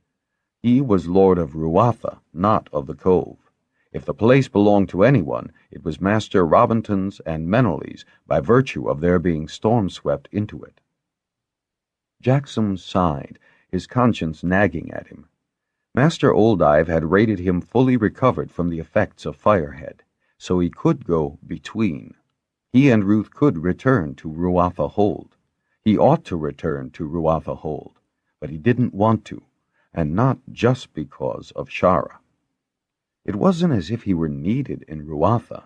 Lighthall would manage the hold as he'd always done. Ruth was not required to fight Thread, either at Ruatha or at Fort Weir.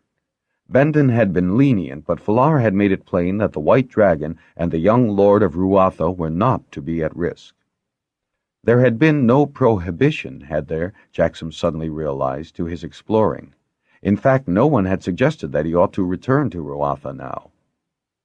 Jaxom took some comfort in that thought, if he took none at all in the knowledge that tomorrow Flar would be sending in riders whose dragons could fly considerably faster and farther than his Ruth, riders who'd be able to reach the mountain before him, riders who might just discover those traces which Robinson hoped existed somewhere in the interior of the southern continent, riders who might also see in Shara the beauty and gentle warmth of spirit that attracted Jaxom. He tried, turning on the rushes yet again, to find a comfortable position, to find sleep. Maybe Robinson's plan for himself, Shara, Meneley, and Pimer would not undergo revision. As Pimer constantly reminded them all, dragons were great for flying over, but you still had to traverse the ground on foot to really know it. Flar and Robinson might well want the Dragonriders to spread out, cover as much territory as possible, and let the original explorers continue on to the mountain. Jaxom then admitted to himself that he wanted to be first to the mountain. That serenely symmetrical cone had drawn him, sick and fevered, back to the cove, had dominated his waking hours, and intruded with nightmarish drama into his dreams. He wanted to be first to reach it, irrational as the notion might be. Somewhere in the middle of these reflections, he did fall asleep. Again those overlapping scenes figured in his dreams. Again the mountain erupted, one whole side shattering and spewing pulsingly red, orange, flaming rocks and hot flows of molten lava down its side. Again Jaxom was both frightened refugee and dispassionate observer. Then the red wall began bearing down on him, so close to his heels that he could feel its hot breath on his feet. He woke. The rising sun was slanting through the trees to caress his right foot, which protruded from a rent in the light blanket. Rising sun. Jaxom felt for Ruth. His dragon was still asleep in the clearing for the old shelter where a sandy wallow had been made to accommodate him. Jaxom glanced across to Peimer, who slept in a neat ball, both hands resting under his right cheek. Slipping out of his bed, Jaxom noiselessly opened the door and, carrying his sandals, tiptoed out through the kitchen. Ruth stirred briefly, dislodging a fire lizard or two from his back as Jaxom passed him. Jaxom paused, struck by some puzzle. He stared at Ruth, then at the fire lizards. None of those nestled against his friend were banded. He must ask Ruth when he woke if the southern fire lizards always slept with him. If they did, those dreams could be fire lizard dreams, old memories triggered by the presence of men. That mountain. No, from this side a perfect cone appeared to the naked eye, unblemished by eruptive damage. As soon as he reached the beach, Jaxom glanced up to see if he could sight the Dawn sisters. But it was, unfortunately, already too late to catch their morning appearance. The two viewers, Wanzers carefully covered with warehide against morning dew, and Iterolans in its leather case, were still mounted on their frames. Grinning at the futility of his action, Jaxom nonetheless couldn't resist uncovering Wanzer's viewer and peering skyward. He recovered the instrument carefully and stood looking southeast toward the mountain. In his dream, the cone had blown out, and there were two sides to that mountain. Suddenly decisive, he removed the seaman's viewer from its case. Though he might get more definition from Wanzer's, he wouldn't presume to alter that careful focus. Besides, Iterolans was strong enough for what he needed. Not that it could show the damage that Jaxom had half hoped to see. Thoughtfully, he lowered the instrument. He could go between now. Further, he was under Master Robinton's orders to explore the Southlands. More important, he wanted to be first to that mountain. He laughed. This venture was scarcely as dangerous as the return of the egg. He and Ruth could go between and return before anyone in Cove Hold was aware of their intention. He took the viewer from its mounting. He'd need this with him. Once he and Ruth were airborne, he'd have to get a good long look at the mountain to find a point to which Ruth could move safely between. He pivoted on his heel and lurched backward in surprise. Peimer, Shara, and Menely were standing in a row, watching him. "Do tell, Lord Jaxom, what you saw in the seaman's viewer. A mountain, perhaps?" Peimer asked, showing all his teeth in that smug grin. On Menely's shoulder, Beauty chirped. "Did he see enough?" Menely asked Peimer, ignoring Jaxom. "I'd say he had." "He wouldn't have planned to go without us, would he?" Shara asked. They regarded him with mocking expressions. "Ruth can't carry 4. "None of you are fat. I could manage," Ruth said. Shara laughed, covered her mouth to silence the sound, and pointed an accusing finger at him. "I'll bet anything Ruth just said he could," she told the other two. "I'll bet you're right." Menely didn't take her eyes from Jaxom's face. "I think it really is best if you have some help on this venture." She drawled the last two words significantly. "This venture?" Peimer echoed the words, alert as ever to nuances of speech.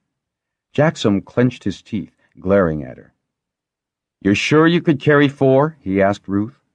The dragon emerged on the beach, his eyes glowing with excitement. "I have had to fly straight for many days now. That has made me very strong. None of you are heavy. The distance is not great." "We are going to see the mountain?"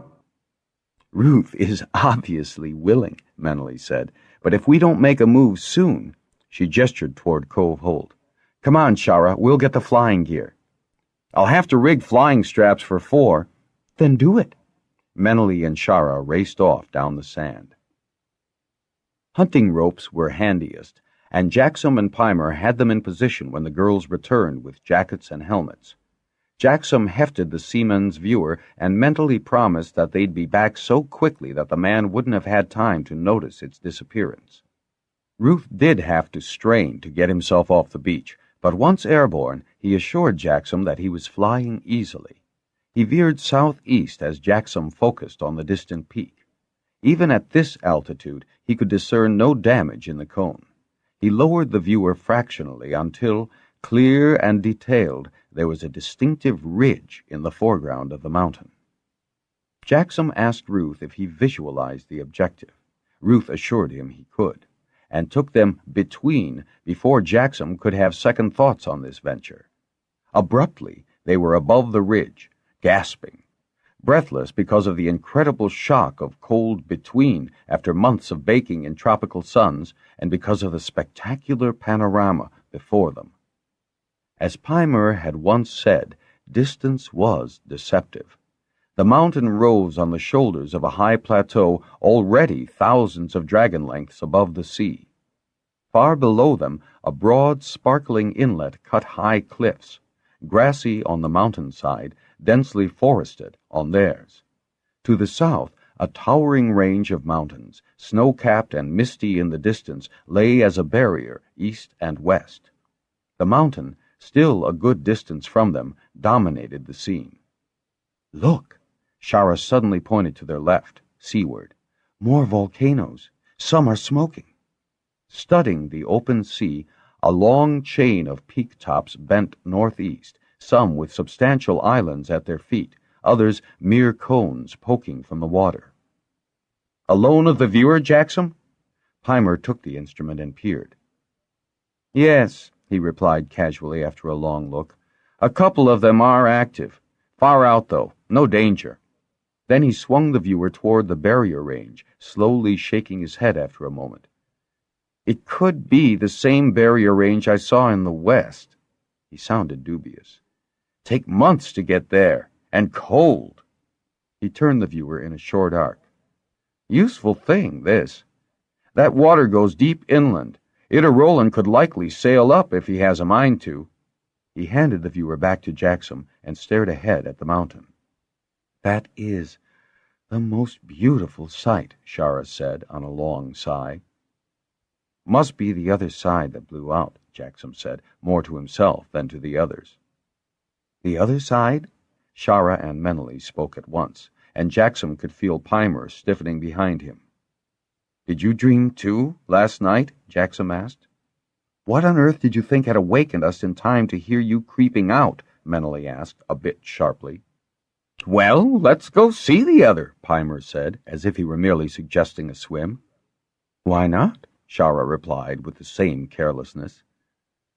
"I would like to see the place of my dreaming," Ruth said, and, without any warning, he dropped from the ridge height. Jaxom heard Menely and Shara exclaim in surprise, and he was glad that he'd rigged flying straps for them. Ruth expressed apologies which Jaxom had no time to relay as the white dragon swooped into a current of warm air that bore them up and over the broad inlet. When his flying had leveled, Jaxom used the viewer and found a distinctive rock formation on the northern shoulder. He gave Ruth the visualization. They were between. They were hovering above the rock formation, and the mountain seemed to bend frighteningly toward them for the space of several breaths.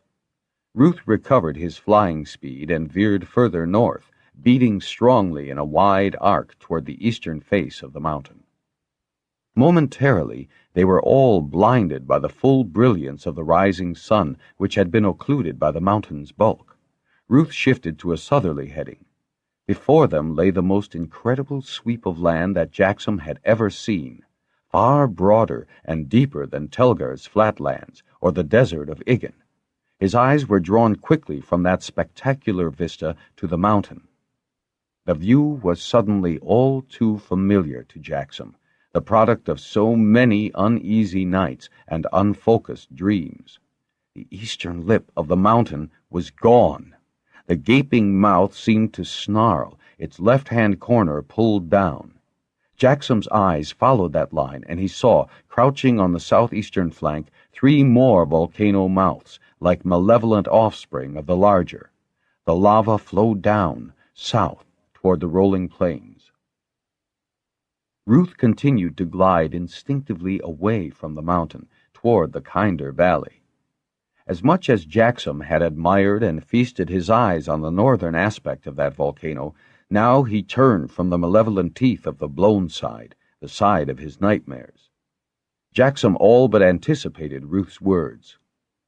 "This place I know. They say this is where their men were." Out of the sun, fares of fire lizards dove and veered out of Ruth's flight line. Beauty, Mir, Tala, and Farley, who had ridden their friends' shoulders to this incredible place, took off to join the newcomers. "Look, Jaxom! Look down!" Peimer yelled in his ear, while tugging at his shoulder and pointing frantically to a spot below Ruth's left foreleg. The early sun threw the outlines in bold relief.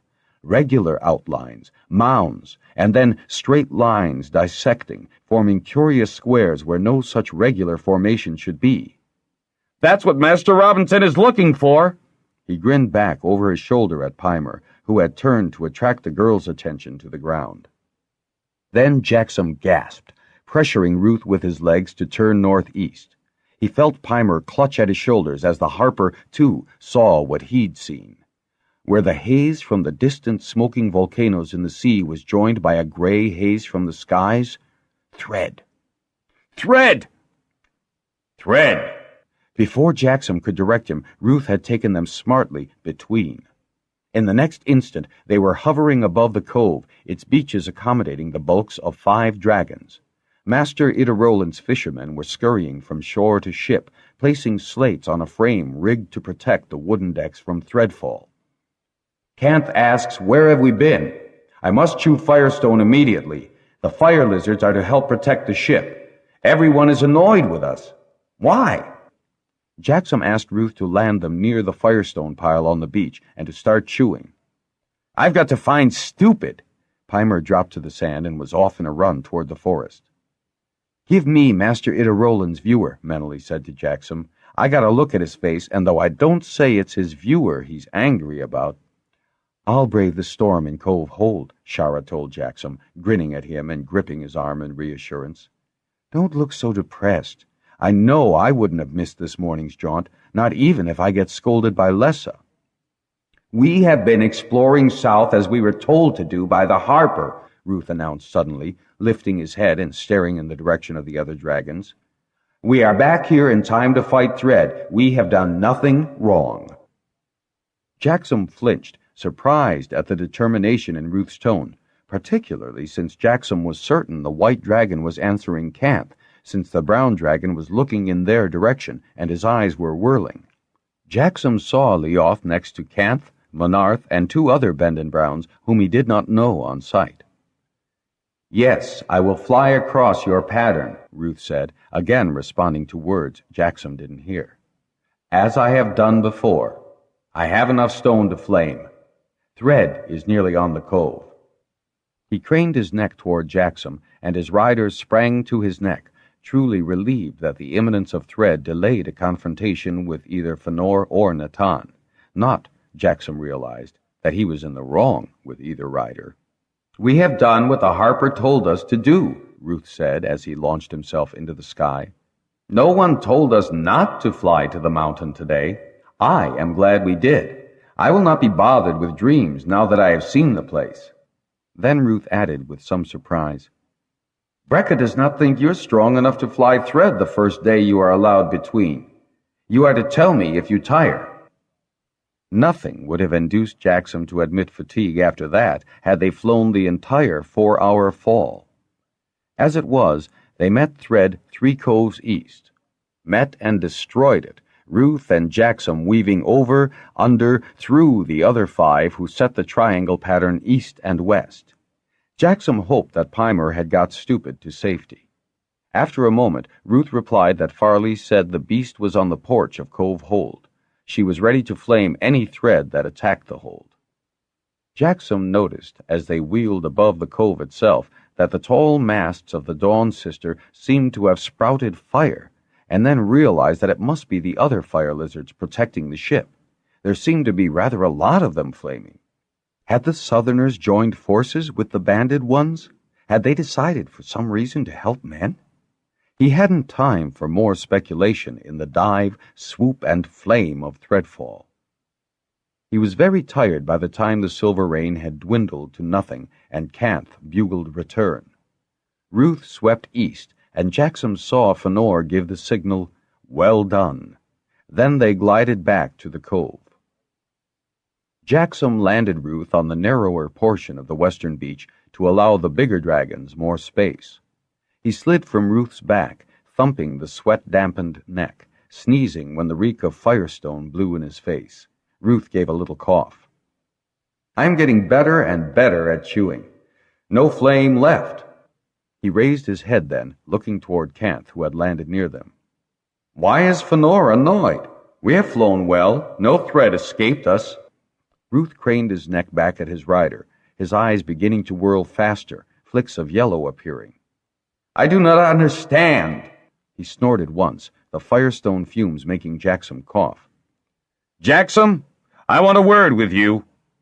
Fënor strode across the sand to him, unbelting his jacket and stripping off his helmet in sharp, angry gestures. "Yes? Where were the lot of you this morning?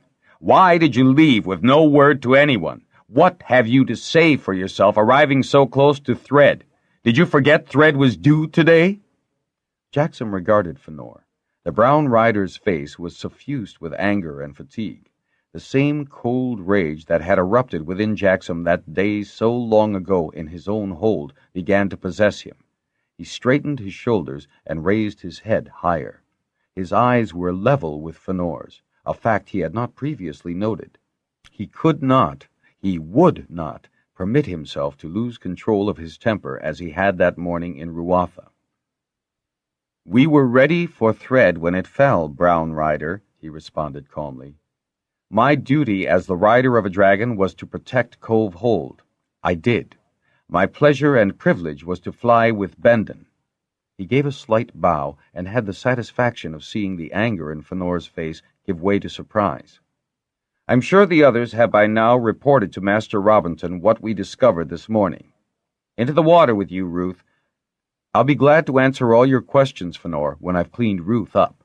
He gave Fënor, who was staring at him in honest amazement, a second bow, and then stripped off hot and sweaty flying gear, leaving on only the shortened trousers that were more suitable to the heat.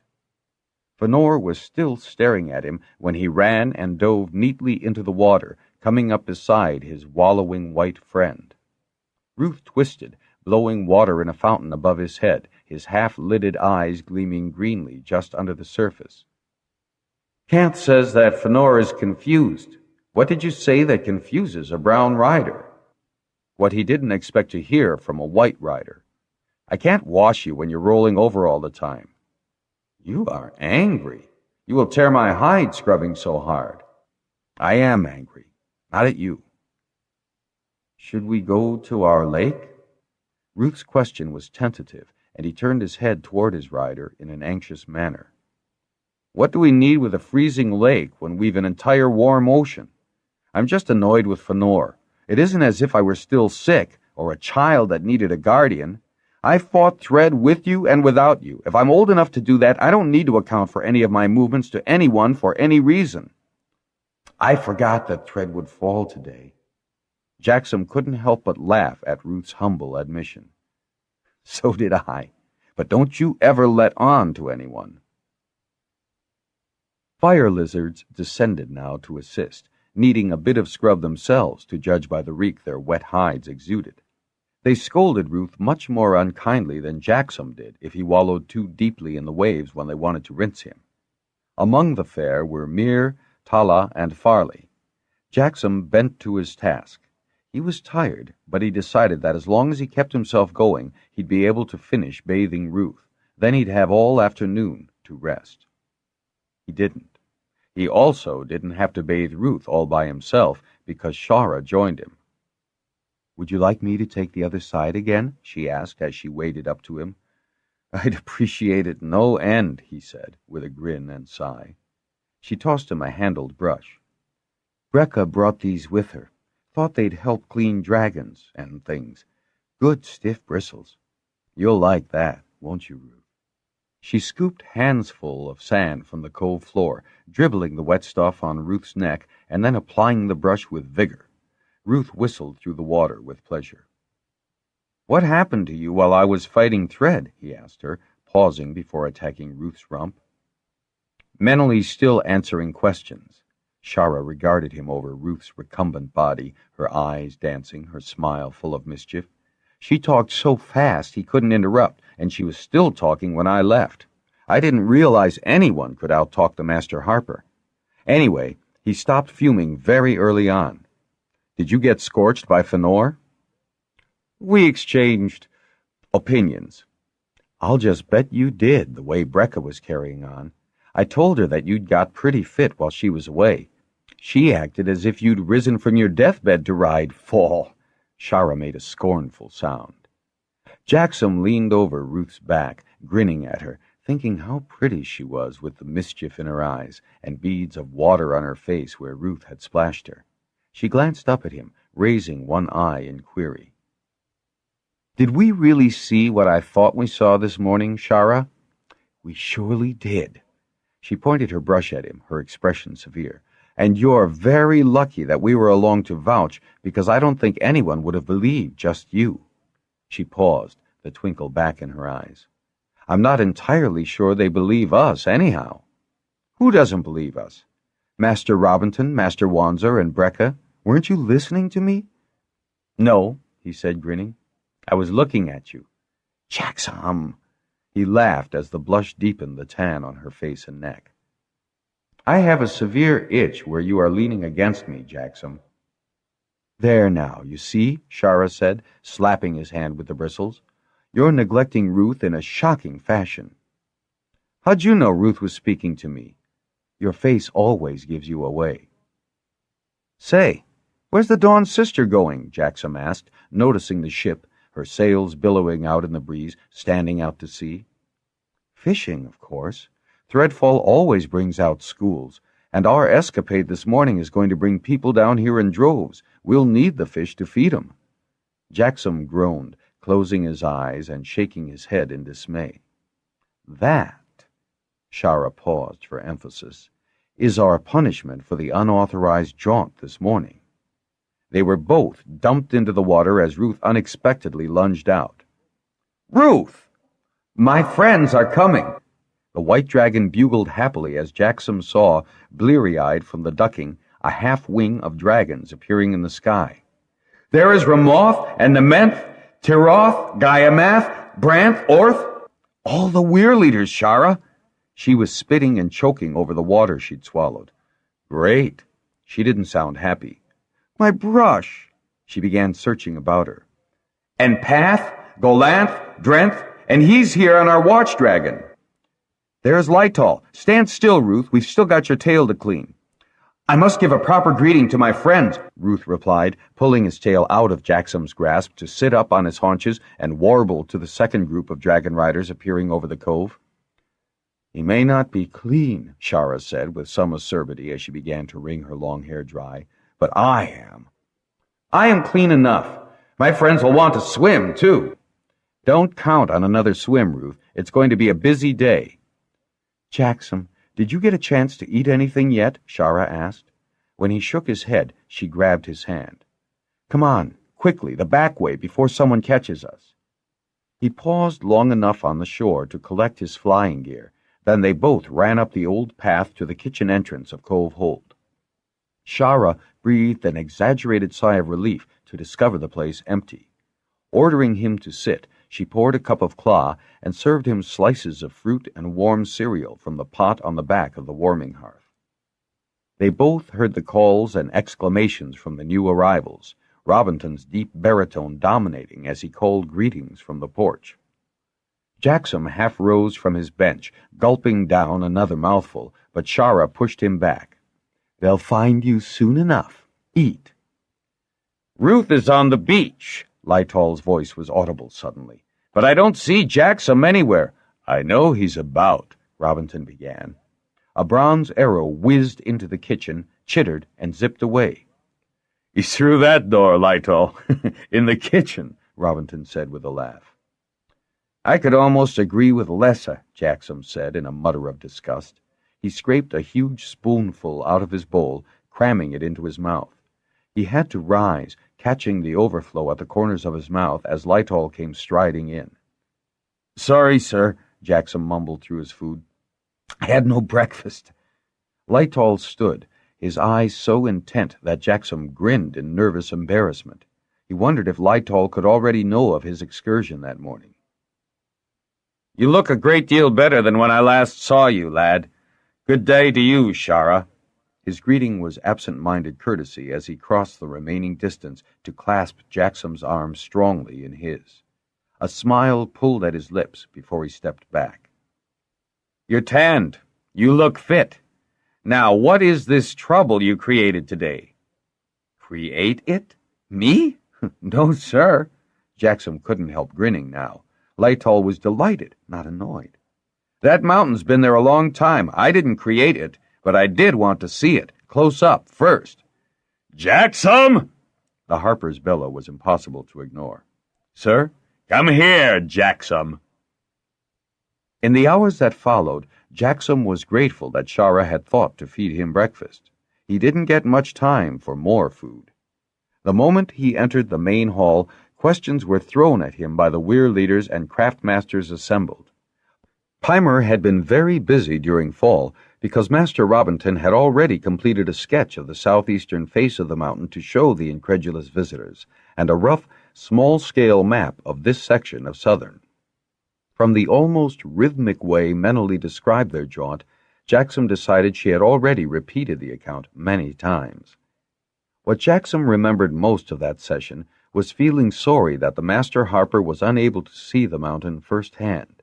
But if Jaxom had waited until Master Olddive permitted the Harper to fly between— "I know you've just flown fall, Jaxom, but if you just give Nement the visualization," Falar began. Natan burst out laughing, pointing to Jaxom. "The look on your face, lad! Falar, he's got to lead us. Give him that!" So Jaxom got back into slightly damp flying gear and roused Ruth from his sandy baking. Ruth was pleased enough with the honor of leading the bronzes of Pern, but Jaxom could barely contain behind a composed expression the thrill he was experiencing. Jaxom and the White Dragon leading the most important people on Pern. He could have asked Ruth to jump directly to the southeastern side of the Two-Faced Mountain, his private designation. Somehow, he wanted everyone to experience the full impact of those two sides, the benign and beautiful. From the expressions on the riders' faces as they settled briefly on the ridge, he could see that he had achieved the desired effect. He allowed them time to sight the barrier range, glistening in the sun, ragged white teeth on the horizon.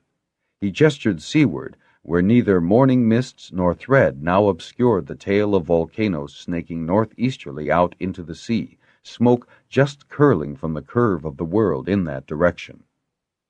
At his request, Ruth soared across the inlet as he had done before, climbing high before he gave the coordinates of the next jump between. They came out above the broad expanse of the southeastern side of Two-Face, as dramatic an approach as anyone could have wished. Nement suddenly surged into the fore and, as Ruth relayed to Jaxom, said that they should land. Politely, Ruth and Jaxom circled as the great bronze settled near the intersection of some of the regular lines, as far as possible from the three secondary cones. One by one, the great bronze dragons of Pern settled in the grassy sward, their riders and passengers striding through the tall waving grasses to join Falar, who had hunkered down to dig with his belt knife into the edge of one of those curious lines. "Covered with turns of blow-dirt and old grasses," he said, giving up his attempt. "Volcanoes often blow out quantities of ash," Tabor of the high reaches said. He would know, since quite a few old volcanoes were in Tillich, which was beholden to the high reaches weir. "If all those mountains blew at once, there'd be half a length of ash before you'd reach anything." For a split second, Jaxom thought they were being threatened with ash. Sunlight was blotted out, and a chittering, fluttering mass swooped down, almost touching Nementh's head before the 100 fire lizards lifted up again. Amid shouts of consternation and surprise, Jaxom heard Ruth's announcement. "They are happy. Men have returned to them." "Ask them about the 3 mountains, Ruth. Do they remember the mountains blowing up?" There was no doubt they did. Suddenly there wasn't an unbanded fire lizard in the sky. "They remember the mountains," Ruth said. "They remember fire in the air and fire crawling on the ground. They are afraid of the mountains. Men were afraid of the mountains." Menelly came running up to Jaxom, her face contorted with concern. "Did Ruth ask those fire lizards about the mountains? Beauty and the others just had a fit about those blasted mountains." Falar came striding up to them. "Menelly, what was all that fuss with the fire lizards? I didn't see any banded ones. Were they all southern ones?"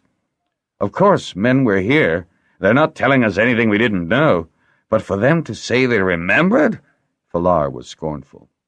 "I could accept your finding Dram in the cove with their aid, but that was only a matter of 25 turns in the past. But," for want of appropriate expression of his skepticism, Falar merely gestured at the dead volcanoes and the long-covered traces of a settlement.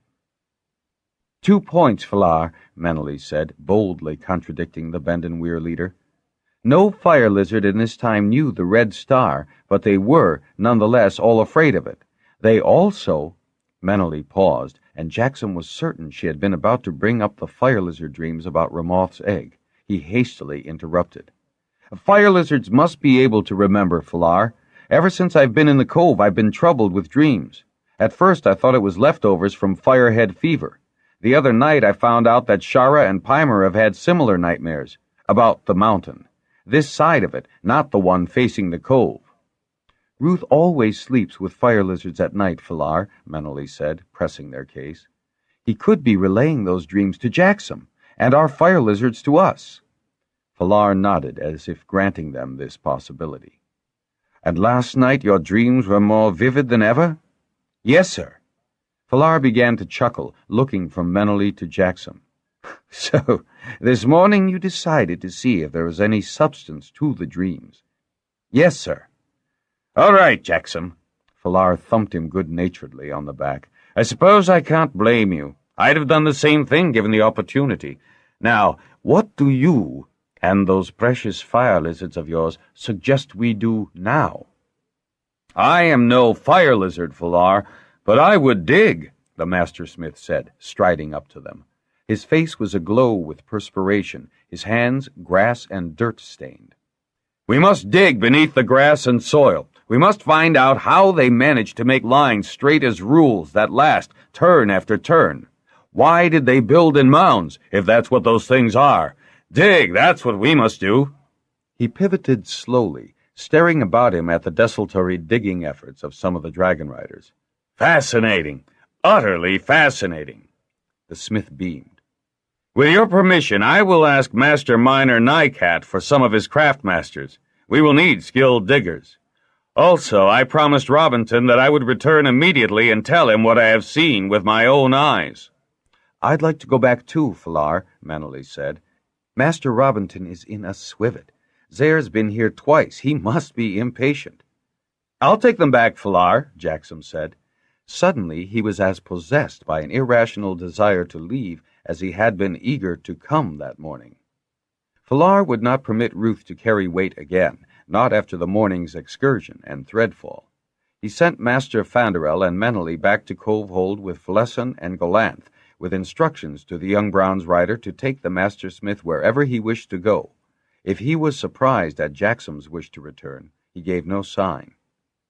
He and Ruth were away before the smith and Meneley had mounted Goliath. They returned to a cove delightfully empty of people. The warm, sultry air, after the cooler, clear atmosphere of the plateau, was like an enveloping blanket, enervating Jaxom. He took advantage of his unremarked return and let Ruth take them to his clearing. It was cooler there, and, when Ruth had settled himself, Jaxom gratefully curled up in the dragon's forearms. He was asleep in 2 breaths. A touch on his shoulder roused him. His flying jacket had fallen from his shoulder, and he felt chilly. "I said I'd wake him, Miriam," he heard Shara say, her tone one of annoyance. "Does it matter?" "Here, Jaxom, I've brought you some claw. Master Robinson wants to talk to you. You've slept all afternoon. We couldn't figure out where you'd got to." Jaxom muttered under his breath, wishing with all his heart that Miriam would go away. He resented her implication that he hadn't any right to sleep in the afternoon. "Come on, Jaxom, I know you're awake." "You're wrong. I'm half asleep." Jaxom indulged in a massive yawn before he opened his eyes. "Go away, Miriam. Tell Master Robinson I'll be in directly." "He wants you now." "You'll get me a lot sooner if you go tell him I'm coming. Now get out of here." Miriam gave him one more long, hard look, brushed past Shara, and stomped up the stairs to the kitchen. "You are my true friend, Shara," Jaxom said. "Miriam irritates me so. Meneley told me that once Path had flown she'd improve. I haven't noticed any sign." Shara was peering at Ruth, who was still fast asleep, not even an eyelid twitching. "I know what you're going to ask," Jaxom said with a laugh, holding up a hand to forestall her words. "No, nary a dream." "Nary a fire lizard, either." She smiled at him, shaking her head and retying her hair thong. "You were smart to come here and rest. There's none up at the hall. Fire lizards popping in and out from cove to the plateau, nearly hysterical. No one can make any sense out of what ours say or the southern ones tell them, and it's not as if some of the southern ones hadn't known we were here. And Master Robinson thinks Ruth can sort it all out?" "He just might." She regarded the sleeping white dragon thoughtfully. "Poor darling, he's exhausted with all he's done today." Her rich voice was a tender croon, and Jaxom could have wished her words included him. She saw him looking at her and flushed a little. "I'm so glad we got there first." "So am I." "Jaxom!" At Miriam's shout, she moved back hastily. "Scorch her!" He grabbed Shara's hand and ran with her toward the hold, nor did he relinquish her hand when they entered the main hall. "Was I asleep an afternoon or a whole day?" Jaxom asked her in an undertone as he saw maps, charts, sketches, and diagrams pinned on the walls and propped up on tables. The harper, his back to them, was bending over the long dining table. Pimer was occupied in sketching something. Meneley was looking at whatever absorbed the harper, and Miriam stood at one side, bored and irritated. Fire lizards peered down from the crossbeams. Every now and then, one would flick out of the room and another would swoop in the window to take its place. An aroma of roasting fish filled the air as a sea breeze began to clear away the day's heat. "Brekka's going to be furious with us," Jaxom said to Shara. "With us? Why? We're keeping him completely occupied at a sedentary task." "Stop mumbling, Shara. Jaxom, come over here and add your mark to what the others have told me," Robinson said, skewing his body about to frown at them. "Sir, Pimer, Meneley, and Shara have done a lot more exploring than I have." "Yes, but they don't have Ruth and his way with fire lizards. Can he help us sort out their conflicting and confusing images?" "I'm certainly willing to help, Master Robinson," Jaxom said, "but I think you might be asking more of Ruth and those fire lizards than they can do." Master Robinson straightened up. "If you'd explain." "Granted that the fire lizards seem to share violent mutual experiences like," Jaxom pointed in the direction of the red star, "and Canth's fall, and now of course the mountain. But these are all momentous events, not everyday routine." "You did locate the ram here in the cove," Robinson said. "And lucky at that. If I'd asked about men first, we'd never have gotten an answer, Jaxom replied with a grin. There was scarcely more detail to go on in your first venture. Sir?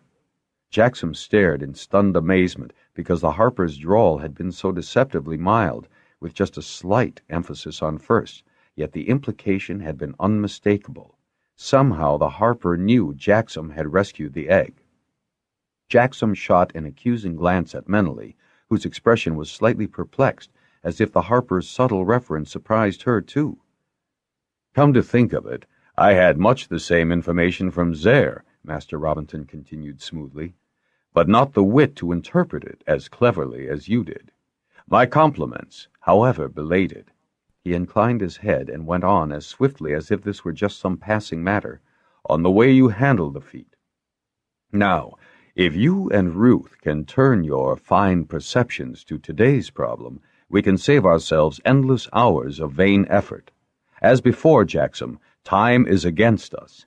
This plateau, Robinson tapped the sketches before him, cannot remain a secret. It is the heritage of everyone on Pern. But it's in the east, Master Robinson, which is to be Dragonrider land, Miriam said, her tone almost belligerent. Of course it is, my dear child, the Harper said soothingly. Now, if Ruth could charm the fire lizards enough to focus their memories.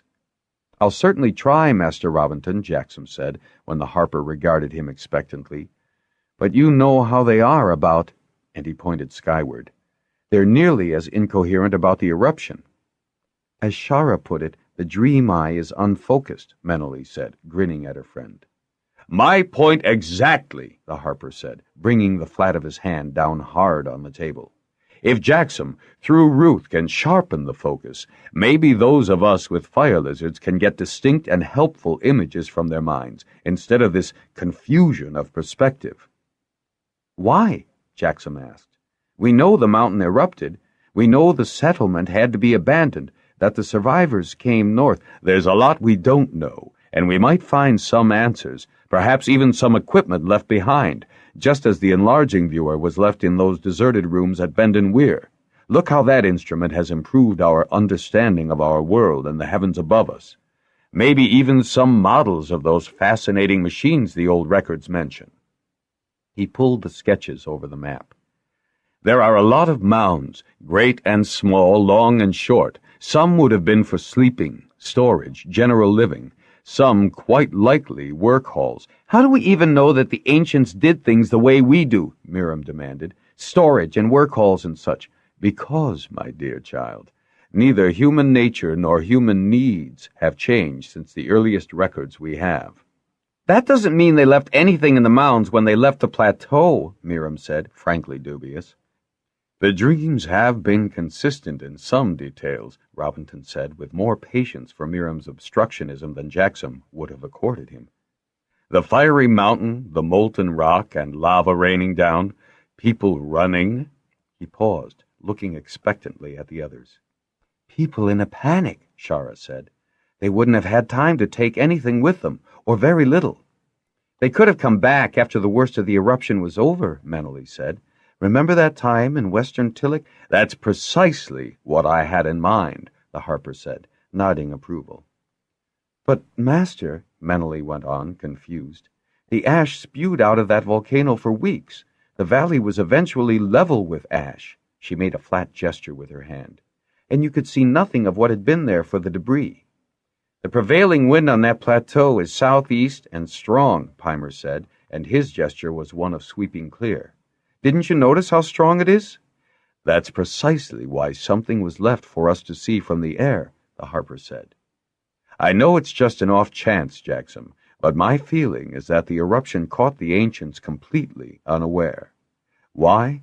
I can't comprehend. Surely people who could hold the Dawn Sisters in the sky in a stationary position for who knows how many turns ought to be wise enough to identify an active volcano. My surmise is that the eruption was spontaneous, totally unexpected. The people were caught going about their daily tasks in cot, hold, craft hall. If you can get Ruth to focus those disparate views, perhaps we could identify which of the mounds were important from the numbers of people coming from it, or them. I am not able to get to the plateau to do my own exploring, but nothing prevents my brain from suggesting possibilities of what I'd do if I were there. We'll be your hands and legs, Jaxom offered. They'll be your eyes, mentally added, gesturing to the fire lizards on the crossbeams. I thought you'd see it my way, the Harper said, beaming fondly on them all. When would you like us to try? Jaxom asked. Would tomorrow be too soon? The Harper asked plaintively. All right by me. Pimer, Menely, Shara, I'll need you and your fire lizards. I can arrange to come too, Miriam said. Jaxom caught Shara's closed expression and realized that Miriam's presence would be as unwelcome to her as to himself. I don't think that would work, Miriam. Path would scare the southern fire lizards away. Oh, don't be ridiculous, Jaxom, Miriam replied, brushing aside that argument. He's right, Miriam. Look out in the cove right now. Not a single fire lizard that isn't banded, Menely said. They all disappear the minute they see any other dragon but Ruth. It's ridiculous. I have 3 of the best-trained fire lizards in Pern. I must agree with Jaxom, the Harper said, smiling with sincere apology to the Bendon dragon girl. And though I quite agree that yours are undoubtedly the best-trained fire lizards in Pern, we don't have time for the southern ones to get used to Path. Path needn't be in evidence. Miriam, the decision has been made, Robinson said firmly, with no trace of a smile now. Well, that's plain enough. Since I'm not needed here, she stalked out of the hall. Jaxom noticed the Harper's gaze following her, and he felt acutely embarrassed by her display of temperament. He could see that Menely was also disturbed. Is her path proddy today? The Harper asked Menely quietly. I don't think so, Master Robinson. Zare chittered on the Harper's shoulder, and his expression changed to chagrin. Brecca's come back. I was supposed to rest. He half ran out of the hall, turning briefly at the door to put his finger to his lips as he quickly ducked into his room. Pimer, his expression bland, took a step sideways to fill the space so precipitously vacated. Fire lizards zipped into the room. Jaxom spotted Baird and Grawl. Master Robinson really should have rested, Menely said, nervously twitching sketches across the table surface. He wasn't exerting himself, Pimer pointed out. This sort of thing is bread and meat to him. He was going out of his skull with boredom and with Brecca fussing over him when you weren't. It isn't as if he was up on the plateau digging about. I told you, Brecca, Fëanor said, his voice carrying from the porch as he and his weir mate mounted the last step. You worried for no reason at all. Menely, how long has Master Robinson been resting? Brecca asked, coming right up to the table. Half a skinful, Pimer replied, grinning as he pointed to the wine on the back of the chair. And he went without a protest. Brecca gave the young Harper a long and searching look. I wouldn't trust you for a moment, Harper Pimer. Then she looked at Jaxom. Have you been here all afternoon, too? Me? No, indeed. Ruth and I slept until Miriam woke us. Where is Miriam? Fëanor asked, glancing about. She's outside somewhere, replied Menely in a voice so devoid of tone that Brecca glanced at her apprehensively. Has Miriam been... Brecca pressed her lips in a thin, disapproving line. Drat that girl! She looked up at Baird, and he immediately darted from the hall. Fëanor was bending over the maps now, shaking his head with pleased surprise. You lot work like 20, don't you? He grinned at all of them. Well, this part of the 20 has done quite enough work, Pimer said, stretching his arms until his joints cracked. I want to swim to wash the sweat from my brow and the ink from my fingers. Anyone coming? Jaxom's acceptance was as enthusiastic as the 2 girls, and, with Fëanor's jocular complaint about being deserted ringing in their ears, they all made for the beach.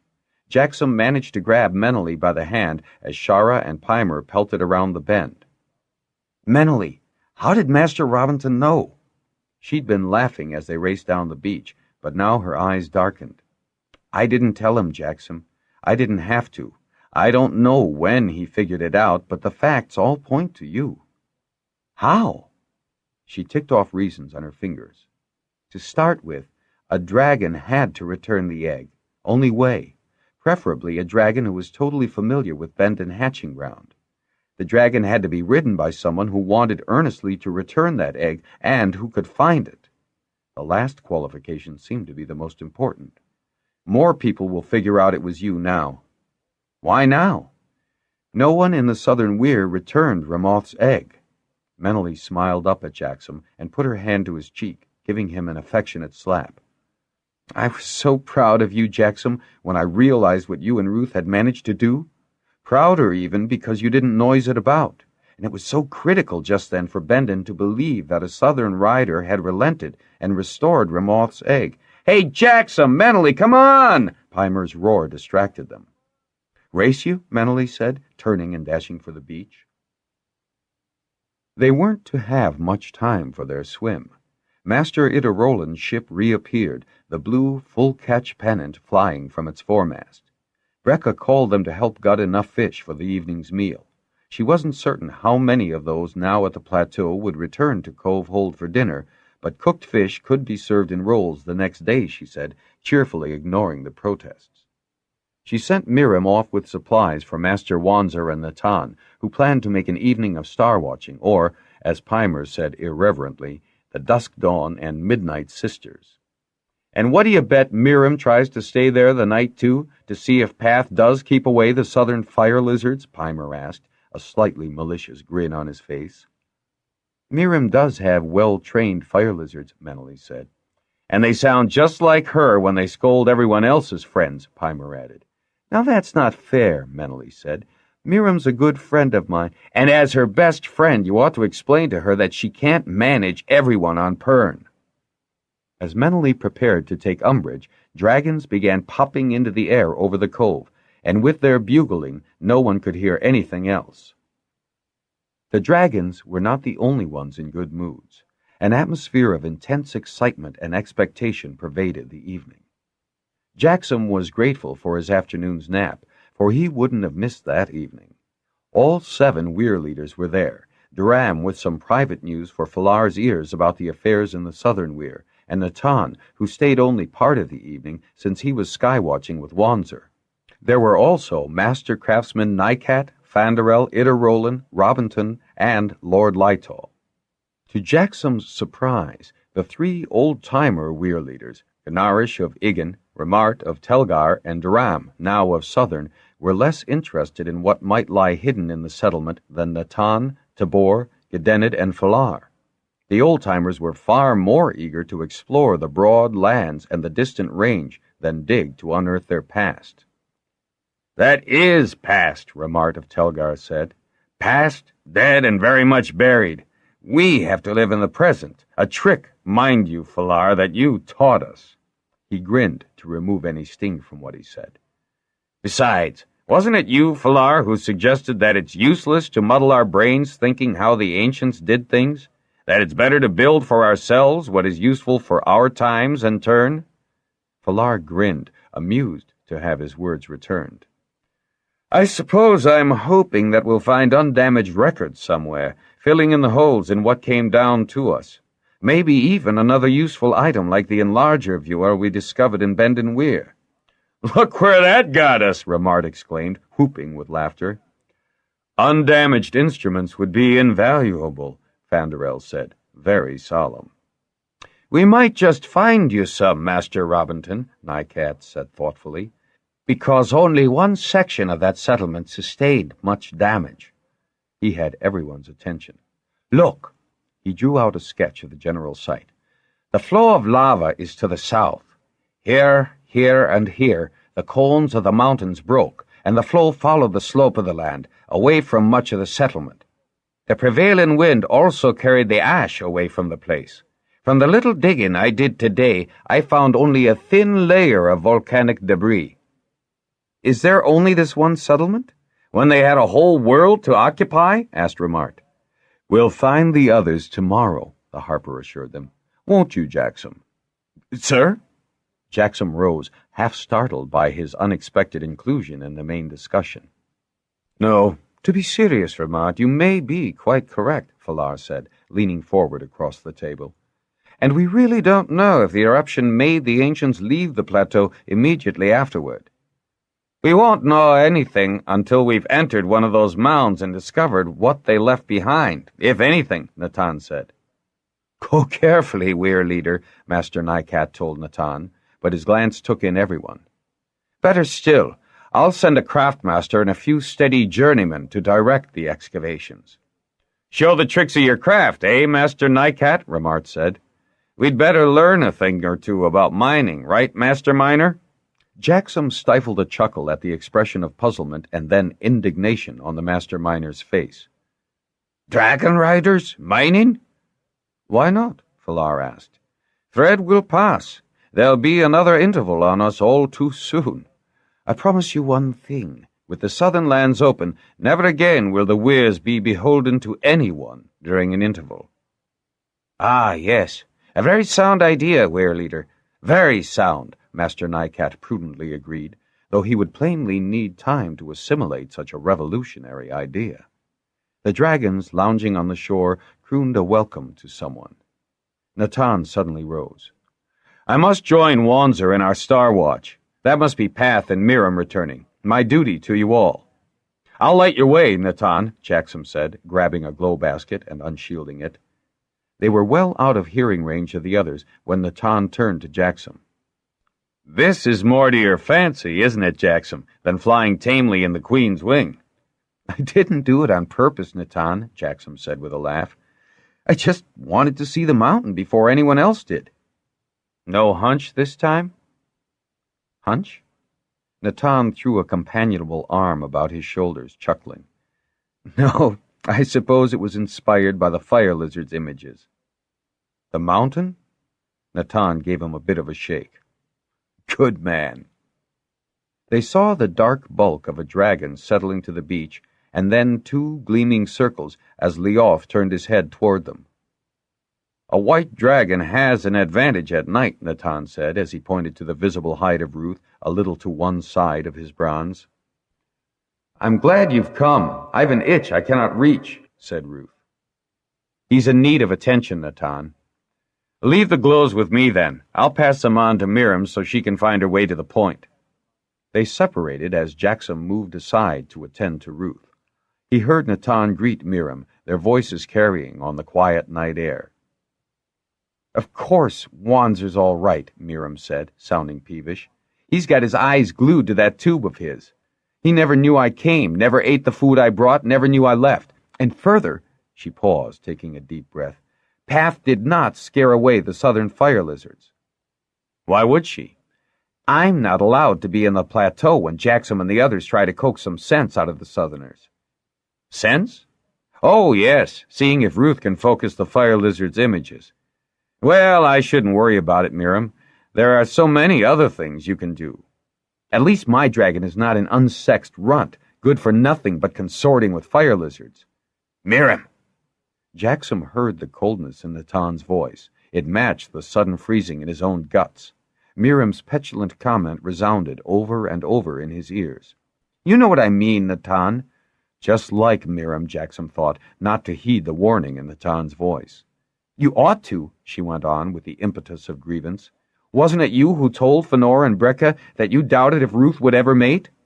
Where are you going, Natan? I thought you were going— You don't think, Miram. What's the matter, Natan? The sudden panic in her voice afforded Jaxom some consolation. Don't stop, Ruth said. The itch is still there. Jaxom? Natan's call was not loud, meant to reassure, but the sound carried back. Jaxom?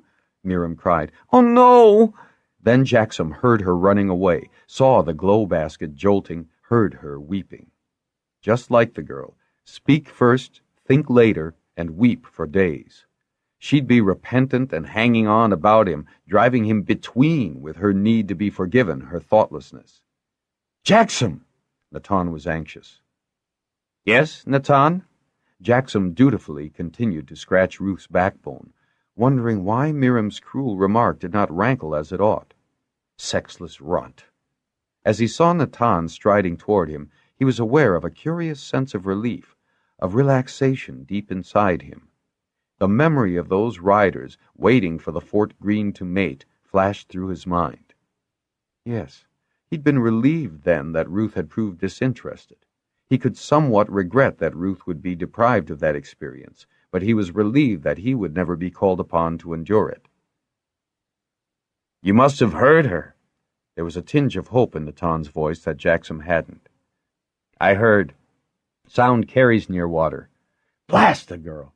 Scorch the girl. We were going to explain.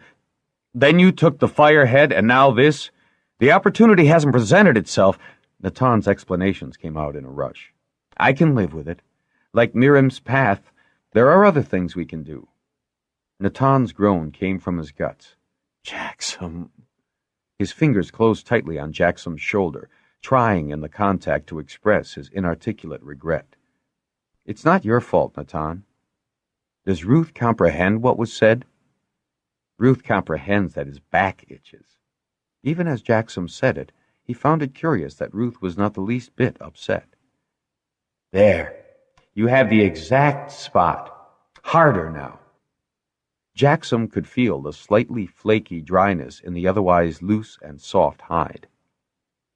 "I think I guessed, Natan," Jaxom went on, "that time at Fort Weir, that something was wrong. I know Knebel expected Ruth to rise for the green.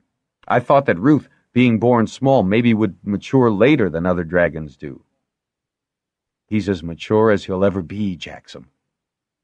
Jaxom was rather touched by the genuine regret in the bronze rider's voice. "So? He's my dragon and I'm his rider. We are together. He's unique." Natan's verdict was fervent, and he stroked Ruth's hide with affectionate respect. "So, my young friend, are you." He gripped Jaxom's shoulder again, letting the gesture stand for words unsaid. Leoth crooned in the darkness beyond them, and Ruth, turning his head toward the bronze dragon, made a courteous response. "Leoth is a fine fellow. His rider is a kind man. They are good friends." "We are ever your friends," Natan said, giving Jaxom's shoulder a final, almost painful squeeze. "I must get to Wanzer. You sure you're all right?" "Go along, Natan. I'll just settle Ruth's itch." The Fort Weir leader hesitated one more moment before he pivoted and walked quickly toward his bronze. "I think I'd better oil that patch, Ruth," Jaxom said. "I've been neglecting you lately." Ruth's head came around. His eyes gleamed more brilliantly blue in the darkness. "You never neglect me." "I have, too, or you wouldn't be patchy." "There has been much for you to do." "There's a fresh pot of oil in the kitchen. Hold tight." His eyes accustomed to the tropic darkness, Jaxom made his way to the hold, found the pot in the kitchen press, and trotted back. He was conscious of a weariness, in mind and body. Miriam was the most awkward person. If he'd let her and Path come, well, he'd have learned the verdict on Ruth sooner or later. Why wasn't Ruth upset? Maybe if he had been completely willing for his dragon to experience that part of his personality, Ruth would have matured. Jaxom railed at the fact that they had always been kept from being full dragon and rider, brought up as they were in the hold instead of the weir, where the mating of dragons was an understood and accepted fact of the weir life. It wasn't as if Ruth were immune to sexual experience. He was always present when Jaxom had sex. "I love with you, and I love you, but my back itches fiercely." That was clear enough, Jaxom thought, as he hurried through the forest to his dragon. Someone was with Ruth, scratching his back for him. If it was Miriam. Jaxom strode forward angrily. "Shara is with me," Ruth told him calmly. "Shara?" Swallowing an irrational surge of anger, he acknowledged her presence. "I've got the oil. Ruth's got a bad flaky patch. I've been neglecting him." "You've never neglected Ruth," she said so emphatically that Jaxom had to smile in surprise. "Did Miriam—" he began, holding the oil pot out so she could dip her hand in.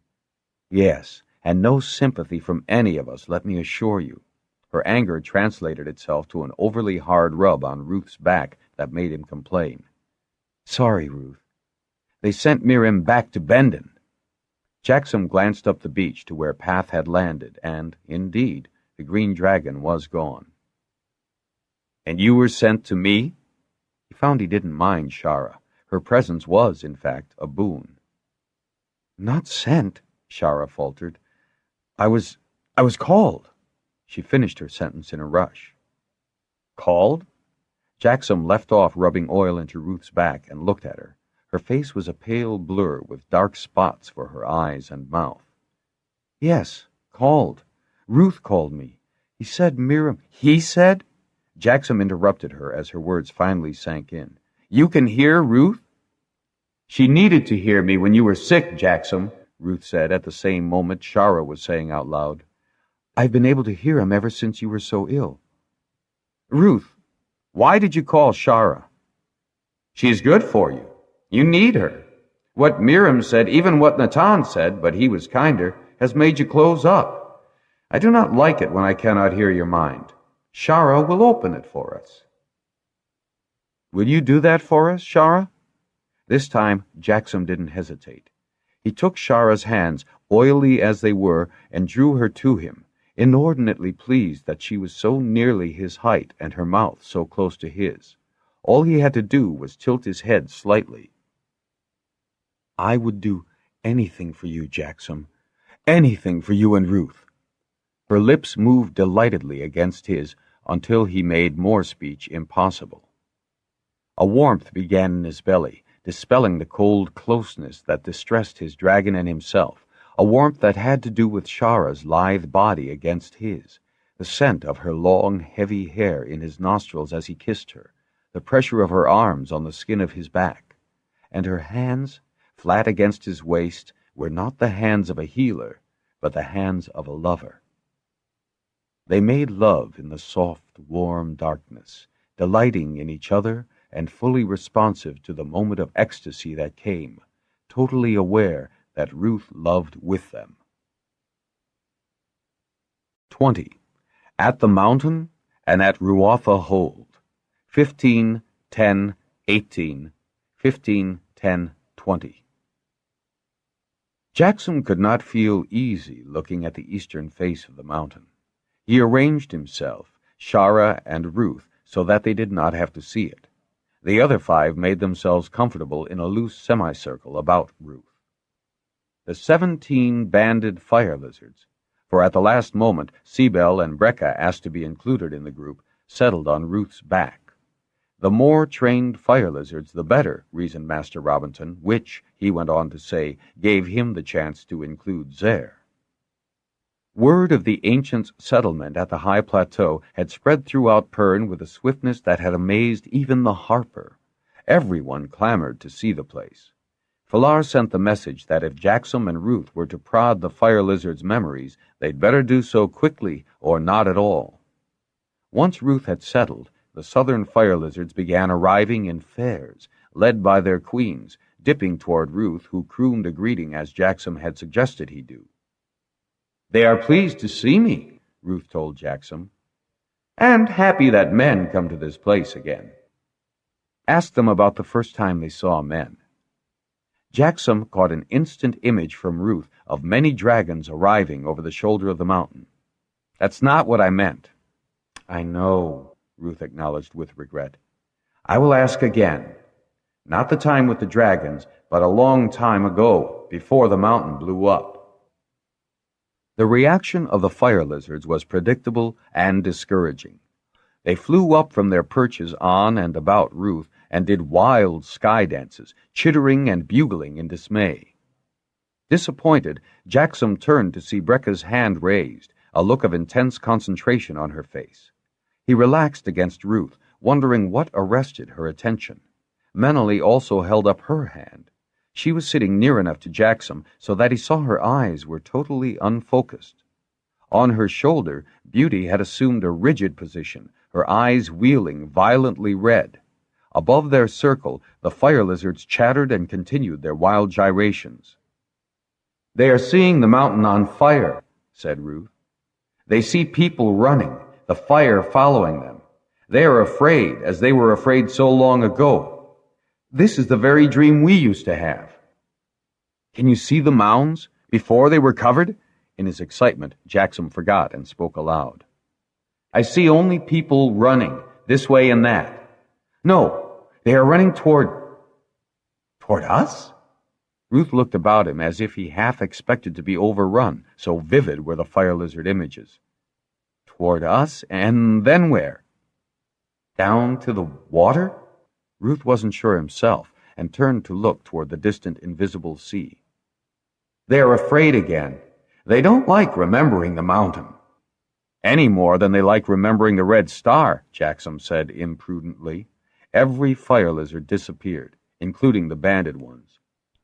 That did it, Jaxom, Peimer said in deep disgust. You can't mention that bloody red star in front of fire lizards.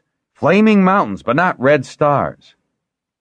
Undeniably, Siebel said in his deep, quiet voice, there are moments that are branded in the minds of our little friends. When they start remembering, everything else is excluded. It is association, Brecka said. What we need, then, Peimer said, is another spot that strikes less distressing memories in them. Memories useful to us.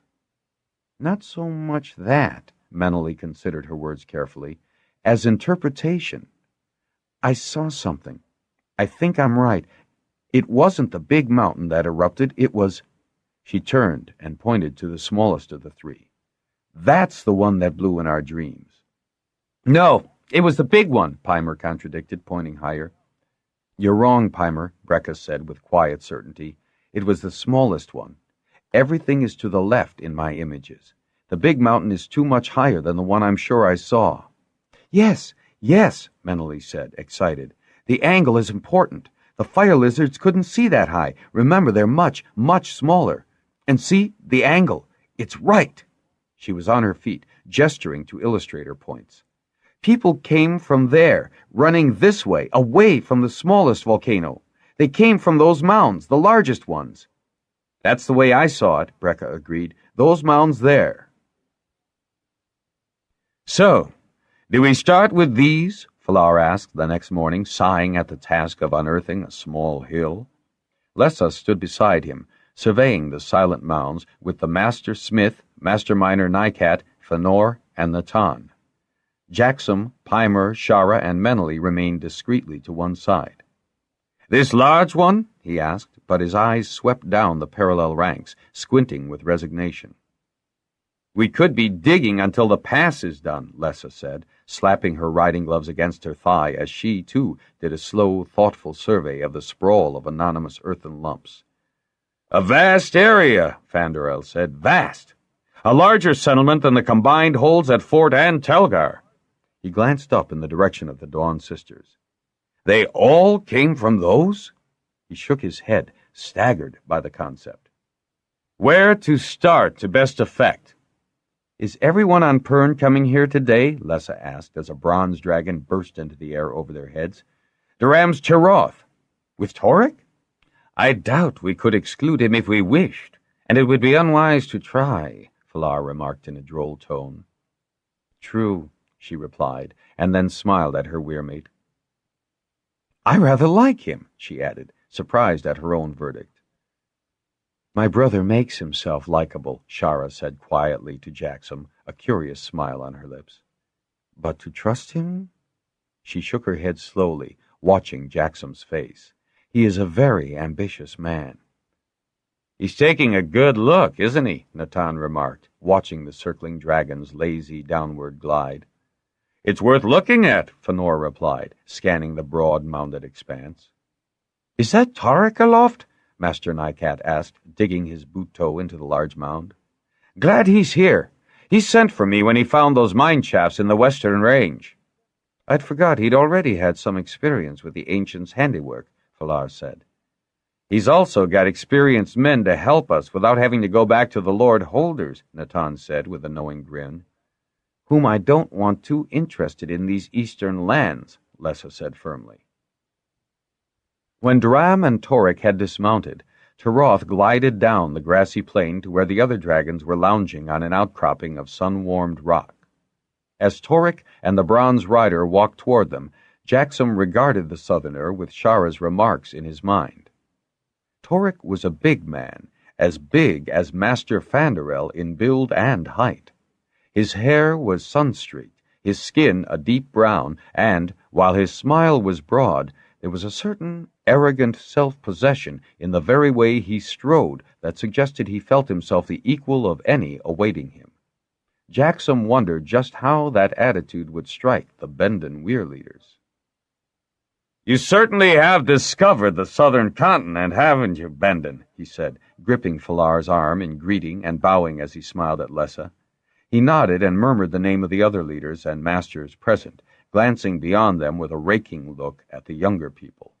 When Torik's eyes came back to his face, just briefly, Jaxom knew he'd been identified.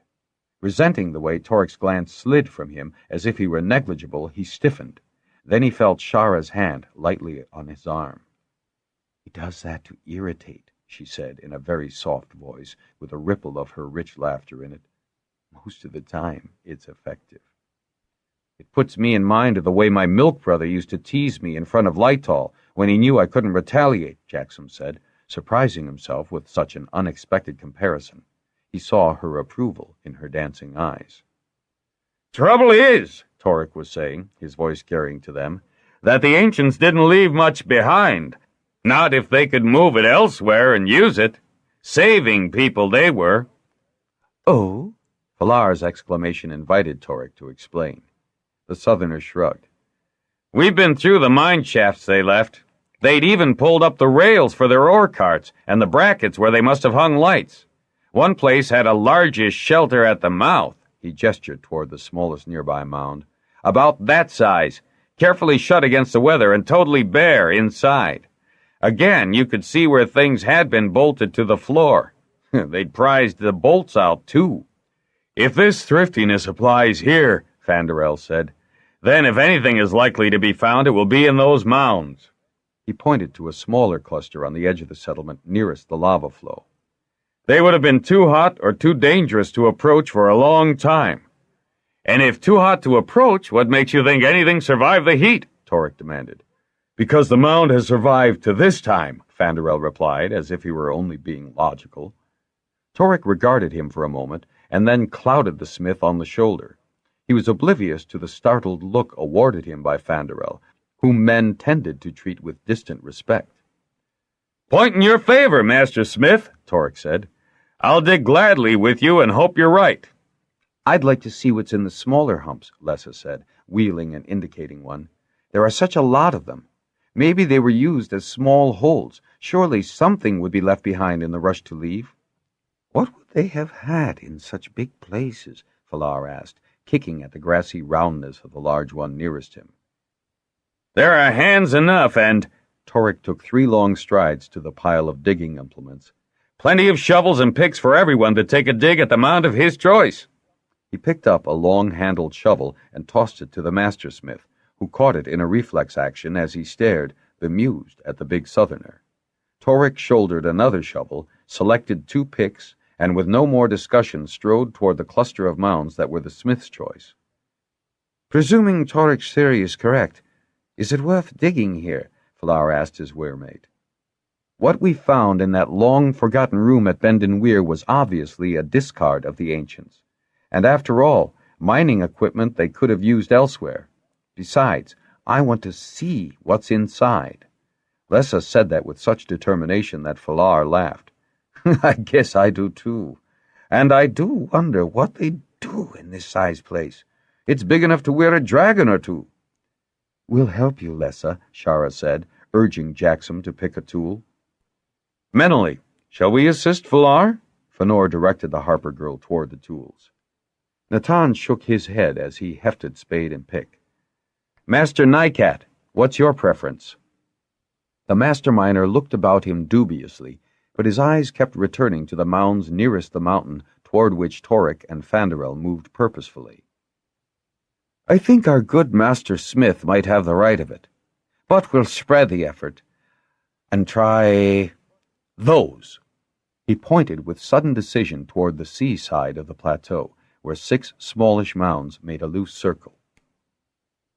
It was not work to which any of them were accustomed, despite the fact that Master Nycat had begun as an apprentice miner in the pits, and Master Fanderel still took long turns at the forges when he worked on something particularly intricate.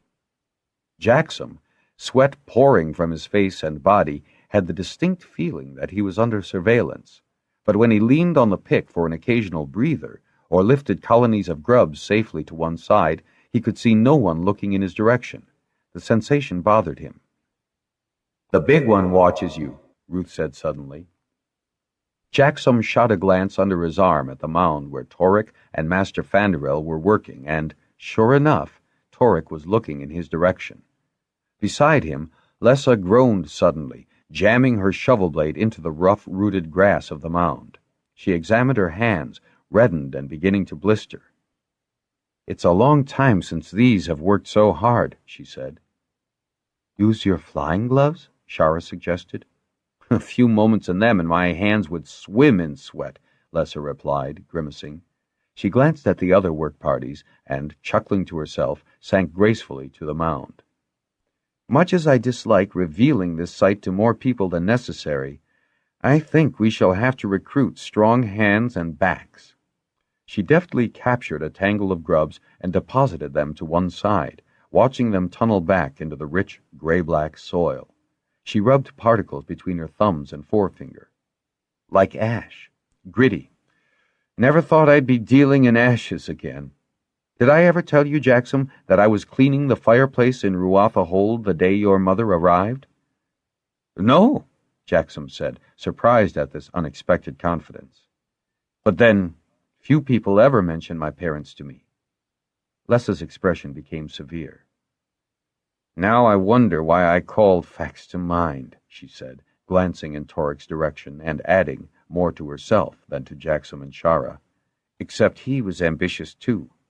But facts made mistakes." "Such as taking Ruatha Hold from its rightful bloodline," Jaxom said, grunting as he swung the pick. "That was his worst mistake," Lessa said with intense satisfaction. Then she noticed Shara staring at her and smiled, which I rectified. "Oh, Jaxom, leave off a moment. Your enthusiasm exhausts me." She mopped at the perspiration on her forehead. "Yes, I think some strong backs will have to be drafted, at least for my mound." She patted it, almost affectionately. "There's no telling how deep the covering goes." "Perhaps," the thought amused her, "the mounds aren't big at all, just so overloaded. We may end up with nothing larger than a weir hole for all our digging." Jaxom, conscious of Torek's scrutiny, continued to dig, though his shoulders ached and his hands were hot and stiff with blister. Just then, Shara's two fire lizards popped into the air, chirruping at each other as if they didn't understand what their friend was doing. They dropped lightly to the spot where Shara had just planted her shovel, and, with tremendous energy, they began to dig, their strong forepaws lifting the dirt to either side, their hindquarters pushing it farther out of the way. They had tunneled almost an arm's length, while Lessa, Shara, and Jaxom watched in amazement. "Ruth, would you lend us your aid?" Jaxom called. The white dragon obediently rose from his sunny perch and glided over to his friend, his eyes beginning to whirl more quickly with curiosity. "Would you mind digging holes for us, Ruth?" "Where? Here?" Ruth indicated a spot to the left of the fire lizards, who had not stopped their efforts. "I don't think it matters where. We just want to see what the grass covers." No sooner had the other Dragonriders seen what Ruth was doing than they called on theirs. Even Ramoth felt inclined to lend her aid, with Lessa giving her every encouragement. "I wouldn't have believed it," Shara said to Jaxom. "Dragons digging?" Lessa wasn't too proud to dig, was she? "We're people, but they're dragons." Jaxom couldn't help laughing at her incredulity. "You've got a jaundiced view of dragons, living among the old-timers, lazy beasts." He caught her about the waist, pulling her toward him before he felt her stiffen. He looked in Torek's direction. "He's not watching, if that's what you're worried about." "He might not have been," she pointed skyward, "but his fire lizards are. I'd wondered where they were." A trio of fire lizards, a golden queen and two bronzes, were circling lazily above Jaxom and Shara. "So? I'll just speak to Master Robinson to mediate." "Torek has other plans for me." "Am I not included in your plans?" Jaxom asked, experiencing sudden shock. "You know you are, which is why—" We loved each other. I wanted you while I could. Shara's eyes were troubled. Why should he interfere, then? My rank is— Jaxom took both her hands in his and retained them when she tried to pull away. He doesn't think much of the young northern men, Jaxom. Not after coping with fairs of younger sons in the past 3 turns who are really— Shara sounded exasperated— enough to try the patience of a harper. I know you're not like them, but Torrik— I'll prove myself to Torrik, never fear. Jaxom brought her hands to his lips, holding her eyes with his, determined by the force of his will to banish the unhappiness in her eyes. And I'll do it properly, through Lytol and Master Robinson. You will be my lady, won't you, Shara? You know I will, Jaxom. For as long as I can. For as long as we live, he corrected her, gripping her hands tight enough to make her wince. Jaxom! Shara! Cried Lessa, who had been far too engrossed in Ramoth's industry to notice their quiet exchange. Jaxom felt Shara's hands struggle, but, having decided to confront Torrik in all his arrogance, Jaxom was not about to defer before Lessa. He kept a tight hold on Shara as they turned toward the weirwoman. Come and see. Ramoth has struck something solid, and it doesn't look like rock. Jaxom pulled Shara up the slight incline to Lessa's side of the mound. Ramoth was sitting back on her haunches, peering over Lessa to look into the trench her forepaws had scored. Move your head slightly, Ramoth. You're in my light, Lessa said. Here, take my shovel, Jaxom, and see what you think. Clear out a bit more dirt. Jaxom jumped into a trench which reached to mid-thigh. Feels solid enough, he said, pressing his weight down before he tapped with the shovel. Sounds like stone? But it didn't. The shovel thunked echoingly. Scraping clear a long swath, Jaxom stepped aside for all to see. Falar, come here, we've reached something. So have we, came the Weir Leader's triumphant reply. There was a mutual inspection from one dragon-dug trench to the other, which exposed much the same material, except that in Falar's case, the rock-like substance had an amber panel set into the curve of the mound. Finally, the mastersmith raised his huge arms above his head and roared for silence. This is not efficient use of time and energy. A loud guffaw, almost contemptuous in agreement, came from Torrik. It is not funny, the smith said at his most serious. We will concentrate on Lessa's mound since it is smaller. Then we will work on Master Nykat's, and then— He pointed to his own choice as Torrik interrupted. All in one day? He asked, again with a tone of supercilious derision that irritated Jaxom. We will do as much as we can, certainly. So let us begin. Jaxom decided that the smith chose to ignore Torrik's attitude, an example for him to follow. It also proved inefficient to have more than 2 dragons working on Lessa's small mound, since it was scarcely longer than a dragon, so Falar and Natan urged their bronzes to help Master Nykat. By mid-afternoon, the curving sides of Lessa's mound had been unearthed to the original floor of the valley. 6 panels, 3 on an arc of the curved roof, tantalized, but their surface, once undoubtedly transparent, was now badly scored and darkened. Attempts to see through to the interior were vain. Disappointing, but no openings were found on the long sides, so one end was promptly dug out.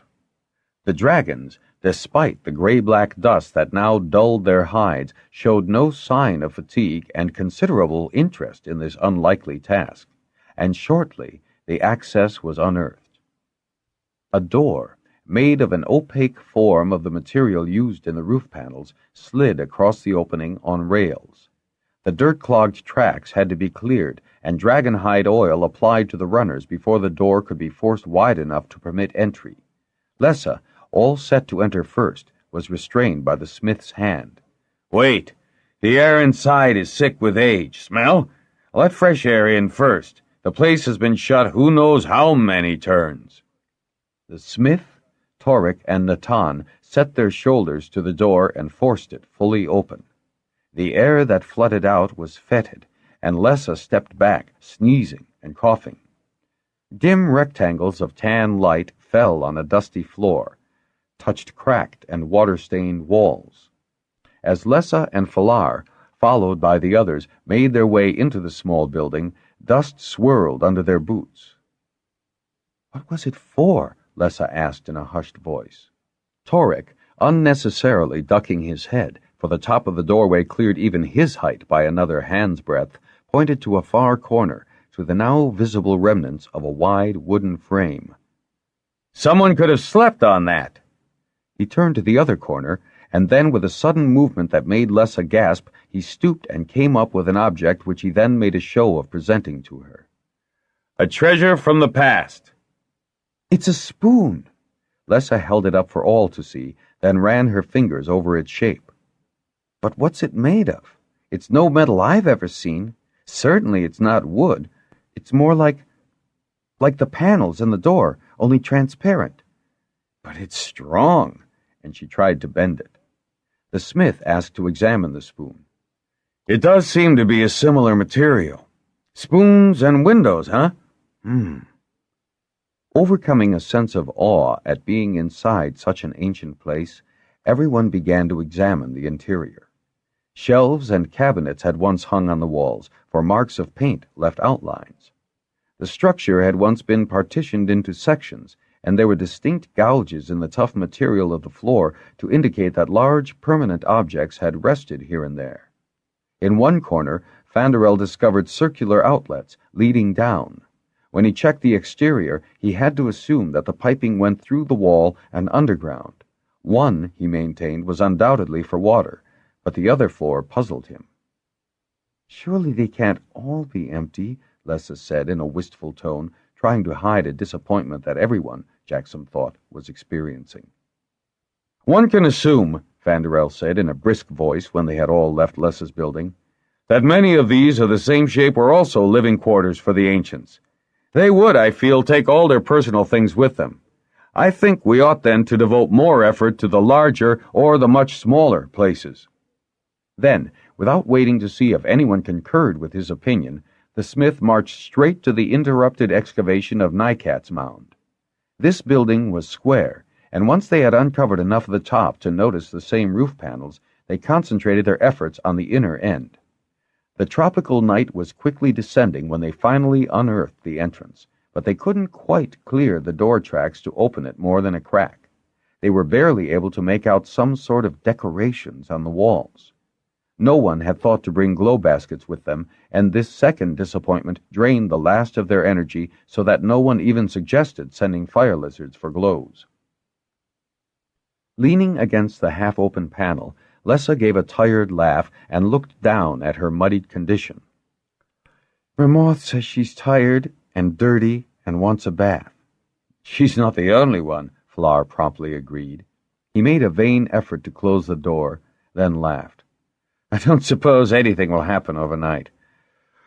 Back to Cove Hold." "You'll join us, Torek?" Lessa asked, cocking her head to look up at the big southerner. "I think not this evening, Lessa. I've a hold to manage and cannot always please myself," he said. Jaxom saw the southerner's eyes on him, the implication obvious to Jaxom. "All things being equal, I'll return tomorrow for a time to see if Fanderel's mound proves more profitable. Shall I bring more strong hands and spare your dragons?" "Spare the dragons? They're enjoying themselves hugely," Lessa said. "I need the relief. What do you think, Falar? Or should we draft some Dragonriders?" "I can appreciate that you'd like to keep this for yourself," Torek went on smoothly, his eyes on Falar. "This plateau will have to be available to everyone," Falar said, ignoring Torek's implication.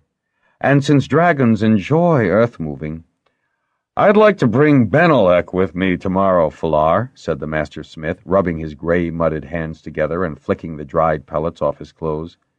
"And 2 other lads with good imaginations." "Imagination? Yes.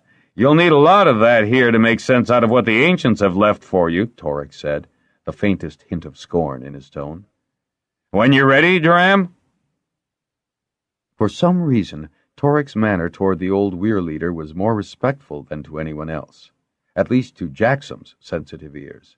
He was inwardly seething over Torek's insinuation that he did not manage his own hold, but pleased himself. He seethed because it was a valid accusation. Yet why, Jaxom sought to console himself, would anyone have expected him to return tamely to Ruatha, which prospered under Lytol's expert management when all the excitement in the world was happening here? He felt Shara's fingers curl around his arm, and he reminded himself of his own analogy between Torek and Dorse. "I'll have a job getting Ruth clean," he said with a rueful sigh as he undid Shara's fingers from his arm and clasped them tightly, drawing her with him to Ruth.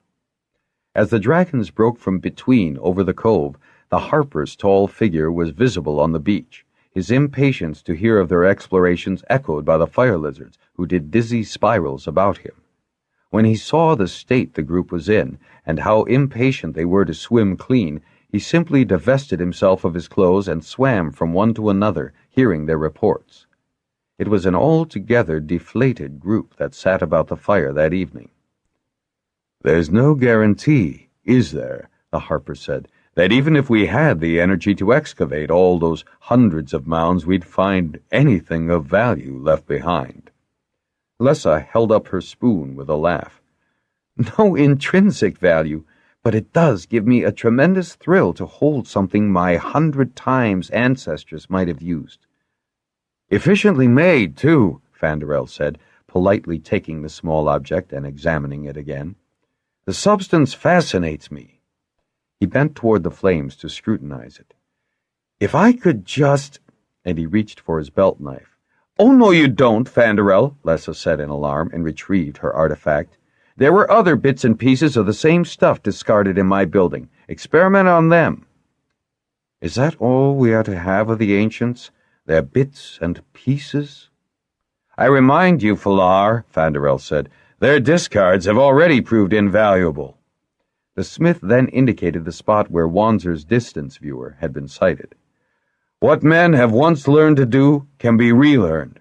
It will take time and experimentation, but we've only begun, my friends," said Nycat, whose enthusiasm had not been daunted. "And, as our good smith says, we can learn even from their discards. With your permission, Weir leaders, I'd like to bring some experienced teams and go about the excavations methodically. There may have been good reasons for the rank system. Each file might belong to a different craft, or—" "You don't believe, as Torek suggests, that they took everything with them?" Falar asked. "That's irrelevant," Nycat said, dismissing Torek's contentions. "The bed, for instance, was unneeded because they knew they could obtain wood wherever they went. The little spoon for another because they could make more.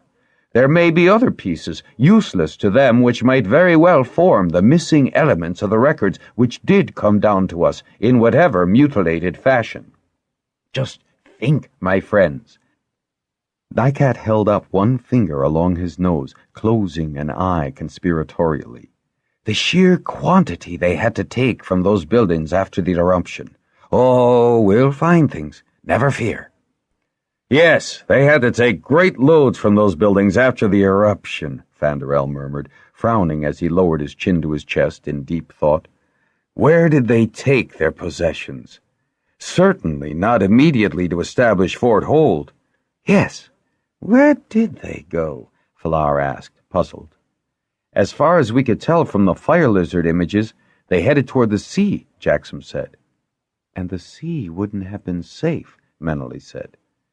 "The sea wouldn't," Falar said, "but there's a lot of land between the plateau and the sea." He stared at Jaxom a moment. "Can you get Ruth to find out from the fire lizards where they did go?"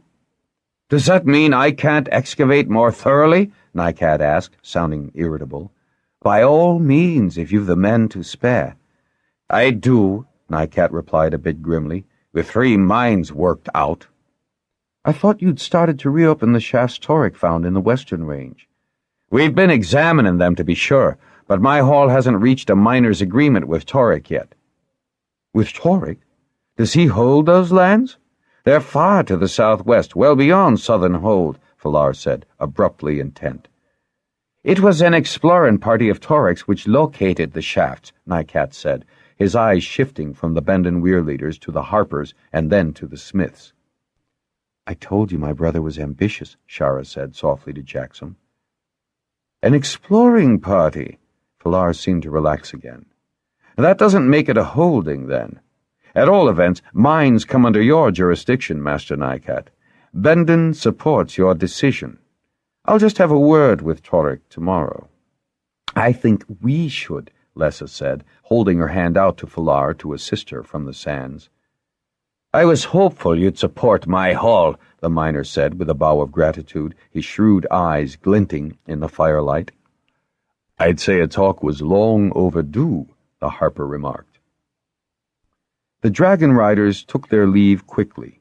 Natan to deliver Master Nycat to Crom Hold from where they'd collect him the next morning. Robinson took Master Fanderel with him to Cove Hall. Pimer dragged Meneley off to check on Stupid, leaving Jaxom and Shara to douse the fire and clear the beach. Your brother doesn't plan to hold the entire southwest, does he? Jaxom asked when the others had dispersed. Well, if not all, as much as he can, Shara replied with a laugh. I'm not being disloyal to him telling you this, Jaxom. You have your own hold. You don't want southern lands. Or do you? Jaxom considered that. You don't, do you? Shara sounded anxious and put her hand on his arm. No, I don't, he said. No, much as I love this cove, I don't want it. Today, on the plateau, I'd have given anything for a cool breeze from Ruatha's mountain, or a plunge in my lake. Ruth and I will take you there. It's such a beautiful place. Only a dragon can get to it easily. He picked up a flat pebble and skated it across the quiet swells that lapped the white sands of the beach. No, I don't want a southern hold, Shara. I was born in Ruatha, bred to Ruatha.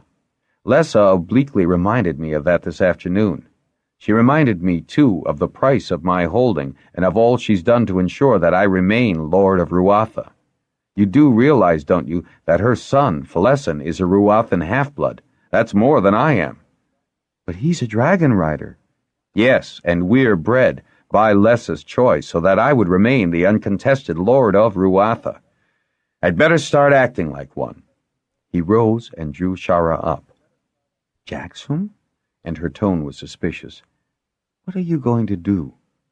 He put both hands on her arms, looking her squarely in the eyes. I've a hold to manage too, as your brother reminded me. But you're needed here, with Ruth. He's the only one who can make sense out of fire lizard images. And with Ruth, I can handle both responsibilities. Manage my hold and please myself. You'll see. He drew her closer to kiss her, but suddenly she broke away from him, pointing over his shoulder, her face mirroring hurt and anger. What's the matter? What have I done, Shara? She pointed to the tree where two fire lizards were intently watching. Those are Torex. He's watching me. Us. Great. Let him have no mistake about my intentions toward you. He kissed her until he felt her taut body responding to his, till the angry set of her lips dissolved into willingness. I'd give him more to see, but I want to get back to Ruatha Hold this evening. He rapidly drew on his riding gear and called to Ruth. I'll be back in the morning, Shara. Tell the others, will you? Do we have to leave? Ruth asked, even as he bent his foreleg for Jaxom to mount. We'll be back in no time, Ruth. Jaxom waved to Shara, thinking how forlorn she looked standing there in the starlight. Mir and Tala circled once with Ruth, whistling so cheerfully that he knew Shara had accepted his precipitous departure. His abrupt compulsion to return to Ruatha and set in train the formalities of his confirmation as Lord Holder was by no means entirely due to Torek's barbed comments. His own suppressed sense of responsibility had been heightened by Lessa's odd nostalgia at the mound. But it had also occurred to him, at the fireside, that a man of Lytol's vitality and experience might find the plateau's mysteries a challenge sufficient to replace Ruatha. His return to his birthplace had the same inexorable quality of his decision to rescue the egg. He asked Ruth to take them to Ruatha.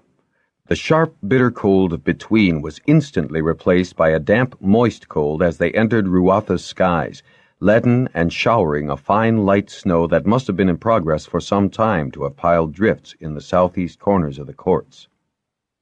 "I used to like snow," Ruth said, as if encouraging himself to accept the return. Wilf trumpeted from the fire heights in surprised welcome. Half the fire lizards of the hold exploded into the air about them, giving raucous greetings and spurts of chittering complaint about the snow. "We won't stay long, my friend," Jaxom reassured Ruth, and he shuddered with the damp cold even in his warm flying gear. How had he forgotten the season here? Ruth landed in the courtyard just as the great hall door opened. Lightoll, Brand, and Finder surged to the steps. "Is anything wrong, Jaxom?" Lightoll cried. "Nothing, Lightoll, nothing. Can fires be laid in my quarters? I forgot it was winter here. Ruth is going to feel the difference even through Dragonhide." "Yes, yes," Brand said, jogging across the court toward the kitchen, yelling for drudges to bring coal fires, while Lightoll and Finder hurriedly ushered Jaxom up the steps. Ruth obediently followed the steward. "You'll take a chill changing climates like this," Lightoll was saying. "Why didn't you check? What brings you back?" "Isn't it about time I did return?" Jaxom asked, striding to the fireplace as he stripped off his flying gloves and let his hands take warmth from the blaze. Then he burst out laughing as the other men joined him there. "Yes, at this fireplace." "What? At this fireplace?" Lightoll asked, pouring wine for his ward. "This morning, in the hot sun of the plateau, while we were digging up one of the mounds the ancients left to puzzle us, Lessa told me that she had been taking ashes out of this fireplace the day my unlamented sire, Fax, escorted my lady Mother Gemma to this hold." He raised his cup in a toast to the memory of the mother he had never known. "Which obliquely reminded you that you are Lord of Ruatha now?" Lightoll inquired, a slight lift to the corner of his mouth. His eyes, which before had seemed so expressionless to Jaxom, twinkled in the firelight. "Yes, and showed me where a man of your talents could be better used now, Lord Lightoll." "Oh, tell me more," Lightoll said, gesturing to the heavy carved chair which had been placed to get the most benefit of the fire. "Don't let me take your chair," Jaxom said courteously, noticing that the cushions bore the recent imprint of buttocks and thighs. "I suspect you're about to take more than that, Lord Jaxom." "Not without due courtesy," Jaxom said, dragging a small footstool beside the chair for his own use, "and a challenge in its place." He was relieved at Lightoll's placid reaction. "Am I, sir, ready to be Lord of Ruatha Hold now?" "Are you trained, do you mean?" "That too, but I had in mind the circumstances which have made it wiser to leave Ruatha in your charge." "Aye, yes." Jaxom keenly watched Lightoll to see if there was any constraint in his manner as he answered. "The circumstances have indeed altered over the past 2 seasons," Lightoll almost laughed, "thanks to you in great part." "To me?" "Oh, that wretched illness. So there is now no real bar to my confirmation as Lord Holder?" "I see none." Jaxom heard the harper's soft intake of breath, but he was watching Lightoll closely. "So," Lightoll almost smiled, "may I know what has prompted you? Surely not just the realization that pressure is eased in the north. Or is it that pretty girl? Shara, is that her name?" Jaxom laughed. "She's a large part of my haste," lightly emphasizing the last word, and then catching Finder's grin from the corner of his eye. "A sister to Toric of the Southern Hold, isn't she?" Lightoll pursued the subject, testing the suitability of the match. "Yes. And tell me, Lightoll, has there been any move to confirm Toric as a Major Lord Holder?" "No, nor any rumor that he's asked to be." Lightoll scowled as he reflected on that circumstance. "What's your opinion of Toric, Lord Lightoll?" "Why do you ask? Certainly the match is suitable, even if he hasn't rank to match yours." "He doesn't need the rank. He has the ambition," Jaxom said with sufficient rancor to attract the undivided attention of both Guardian and Harper. "Ever since Dram became Southern Weir Leader," Finder remarked in the silence that ensued, "I've heard it said that no holdless man is turned away." "Does he promise them the right to hold what they can?" Jaxom asked, turning so quickly on Finder that the Harper blinked in surprise. "I'm not sure. "2 of Lord Grogy's sons have gone," Lytall said, pulling at his lower lip thoughtfully, "and my understanding from him is that they will hold. Of course, they retained their birth rank of lords." "Brand, what was Dorse promised?" he asked as the steward returned. "Dorse? Has he gone south looking for a hold?" Jaxom gave a chuckle of relief and wonder. "I saw no reason to refuse him the opportunity," Lytall replied calmly. "I didn't imagine you would object."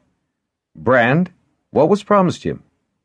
"I think he was told he could have as much land as he wanted. I don't believe that the term hold came into the discussion. But then the offer was made through one of the southern traders, not directly from Torek." "Still, if a man offered you land, you'd be grateful to him and support him against those who had denied you land, wouldn't you?" Jaxom asked.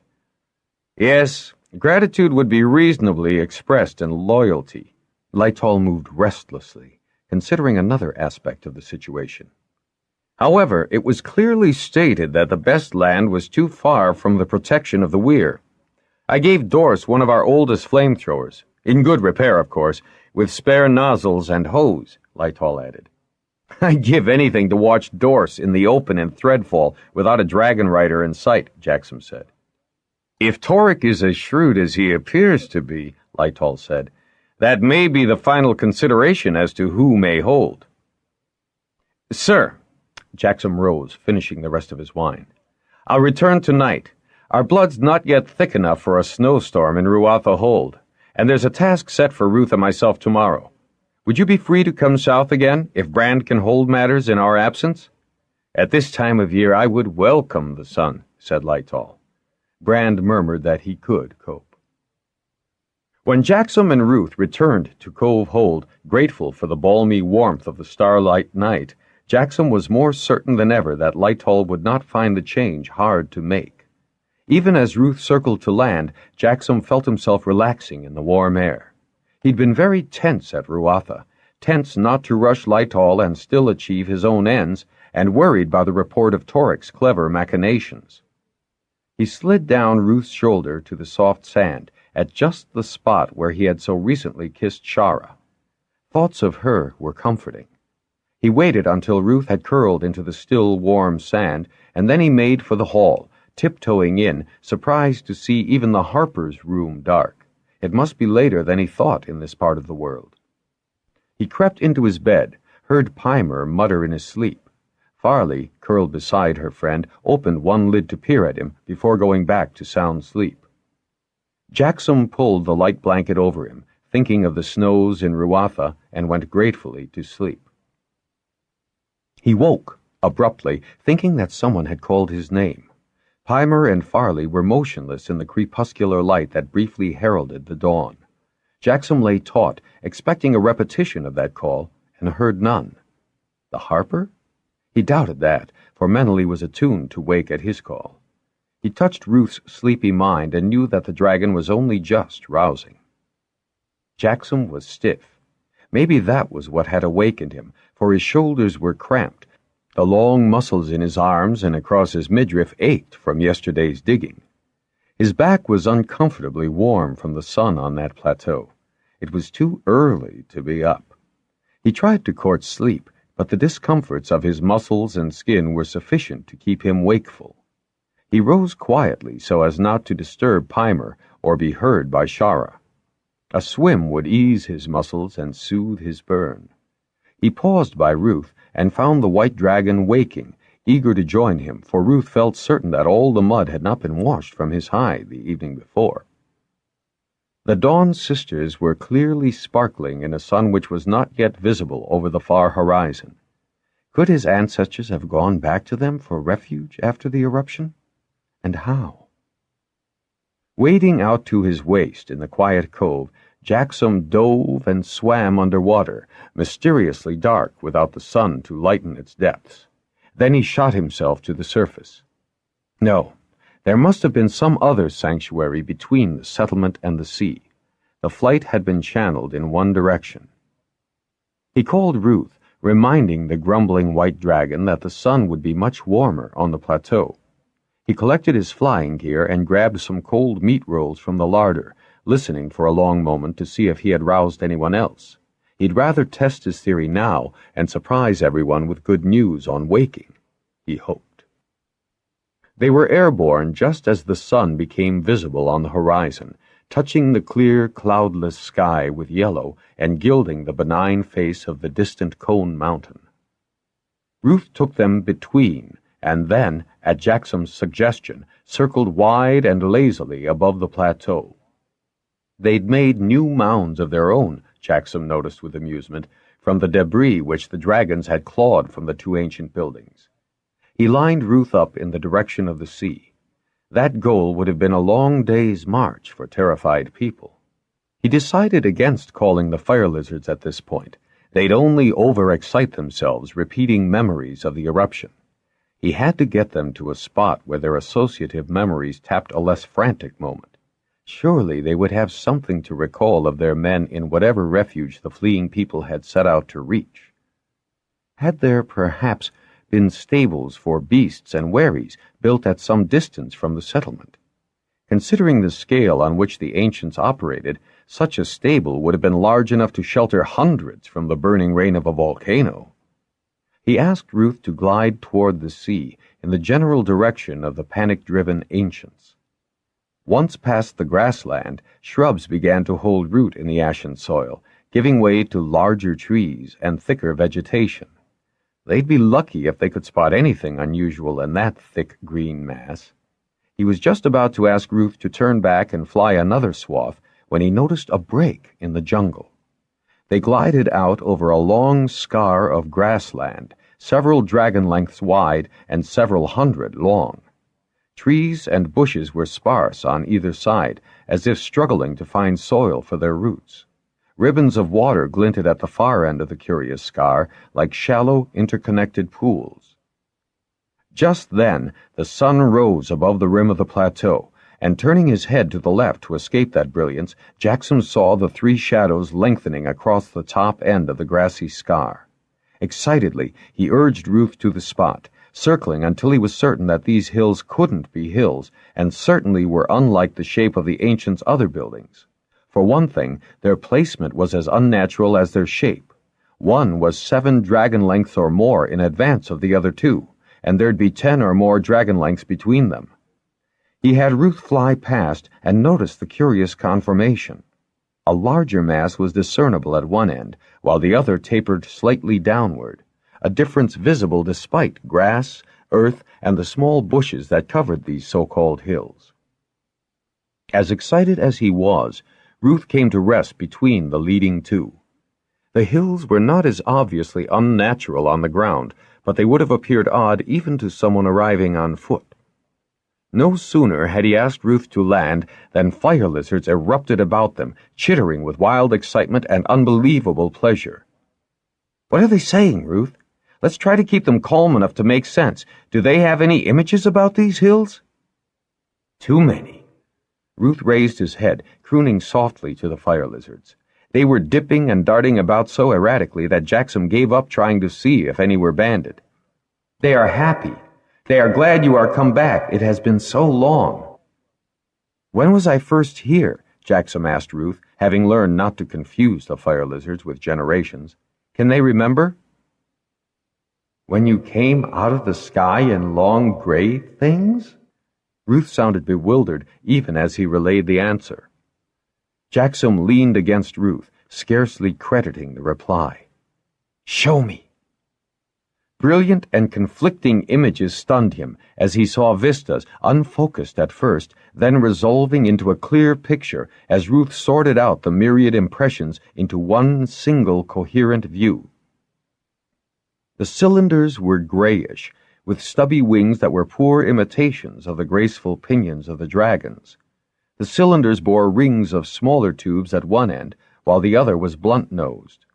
Suddenly, an opening appeared about a third of the way from the tubed end of the first ship. Men and women walked down a ramp. A progression of images flashed across Jaxom's mind then, of people running about, embracing each other, jumping up and down.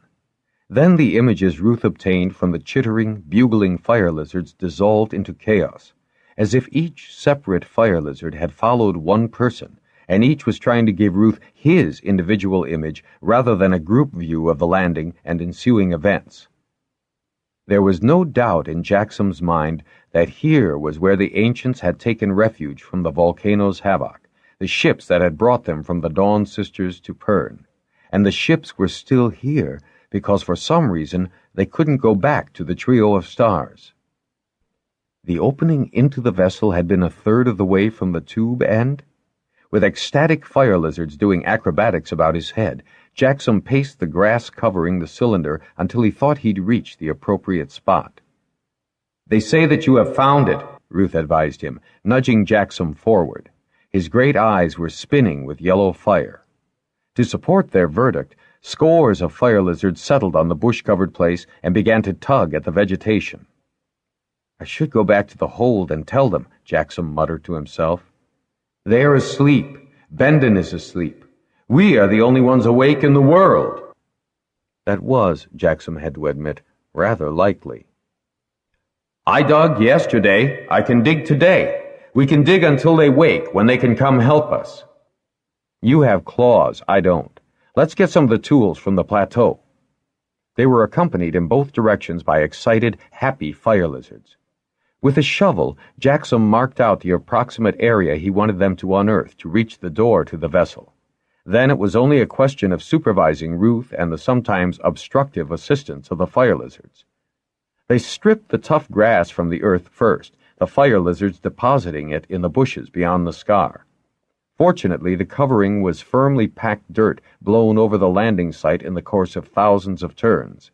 Even so, rain and sun had hardened a thick covering. When his shoulders began to ache, Jaxom eased his pace. He munched on a bread roll, occasionally urging squabbling fire lizards back to work. Ruth's claws scrabbled on something. "It isn't rock!" Jaxom jumped to the spot, slamming his shovel through the loose dirt. The edge hit a hard, unyielding surface. Jaxom let out a wild yell that set all the fire lizards gyrating in midair. Brushing away the last of the covering dirt with his hands, he stared at what he had unearthed. With cautious fingers, he touched the curious surface. Not metal, not the stuff of the mounds, rather like, improbable as it seemed, clouded glass. But no glass could be that hard. "Ruth, is Canth awake yet?" "No. Menely and Pimer are. They wonder where we are." Jaxom crowed in triumph. "I think we'll go tell them." They were waiting for him and Ruth when they arrived from between in Cove Hold, the Harper, Menely, and Pimer. Over their babble of questions about his disappearance to Ruatha the night before, Jaxom tried to explain what he'd found. The Harper had to silence the babble with a huge bellow that stunned every fire lizard into between. Having obtained silence, the Harper took a deep breath. "Who could think or hear in such noise? Now, Menely, get us some food. Pimer, get drawing materials. Zare, come here, my beautiful rascal. You've to take a message to Bendon. You are to bite in the men's nose if necessary to wake him. Yes, I know you're brave enough to fight the big one. Don't fight. Wake. High time those lazy louts at Bendon were up anyway." The Harper was in great spirits, his head high, his eyes sparkling, his gestures broad. "By shard and shell, Jaxom, you started a dull day with a bright promise. I was laggard in bed because there was nothing to rise for but more disappointment. They may be as empty. You said the fire lizards imaged the landing? People emerging? Those cylinders could be as empty as grudging forgiveness, but they'd still be worth seeing. The actual ships which brought our ancestors from the Dawn Sisters to Pern." The Harper expelled his breath slowly, his eyes brilliant with excitement. "You're not too stimulated, are you, Master Robinson?" Jaxom asked, looking about for Shara. "Where is Shara?" He saw Menely and Pimer running on their errands. Surely Shara wasn't still asleep. He glanced among the fire lizards for Mir and Tala. "A Dragonrider came for Shara last evening. There's some illness at Southern, and she was urgently needed. I've been selfish, I suppose, keeping you all about me when the real need is over. In fact," the the harper said. I'm surprised to find you here and not at Ruatha still. Robinton's eyebrows arched as an invitation to explain. I should have been back in my hold some time ago, Master Robinton, Jaxom admitted in a contrite tone. Then he shrugged at his reluctance to leave the cove. Furthermore, it was snowing when I got there. Lord Lightoll and I had a long talk. There'd be no opposition to you taking hold now, the harper said with a laugh. And no more hedging and hawing about lands and you being a dragon's rider. The harper's eyes twinkled as he mimicked Lord Sangel's pinched tones. Then his face altered and he put his hand on Jaxom's shoulder. How did Lightoll react? He wasn't surprised, Jaxom said, allowing his relief and wonder to color his voice. And I've been thinking, sir, that if Nycat continues to excavate the plateau buildings, someone with Lightoll's gift for organizing— My own thinking exactly, Jaxom, the harper said, giving Jaxom another clout on the shoulder in his enthusiasm. The past is a fit occupation for two old men. Sir, Jaxom cried in outraged tones, you'll never be old, nor will Lightoll. Kind of you to think so, young Jaxom, but I've had warning. Ah, here comes a dragon. Canth, if I don't mistake, in the sun's glare. Robinton shielded his eyes with his hand. The glare might also account for the frown on Fenor's face as he strode up the beach toward them. Zare had given him the most confused images, which had excited Bird, Grawl, and every fire lizard in Bendon Weir to the point where Lessa had told Ramoth to banish the whole lot, in proof of which the air above the cove was filled with fair upon fair of fire lizards, making a tremendous clamor. Ruth, settle them down, Jaxom asked his dragon. We'll not be able to see or hear for fire lizards. Ruth gave such a bellow he startled himself and drew an awed whirl of Canth's eyes. The ensuing silence was broken by a frightened, lone chirp, and the sky emptied of fire lizards as they rapidly found perches on the tree-ringed beach. They obeyed me. Ruth sounded amazed and smug. The display of control put Fenor in a considerably better frame of mind.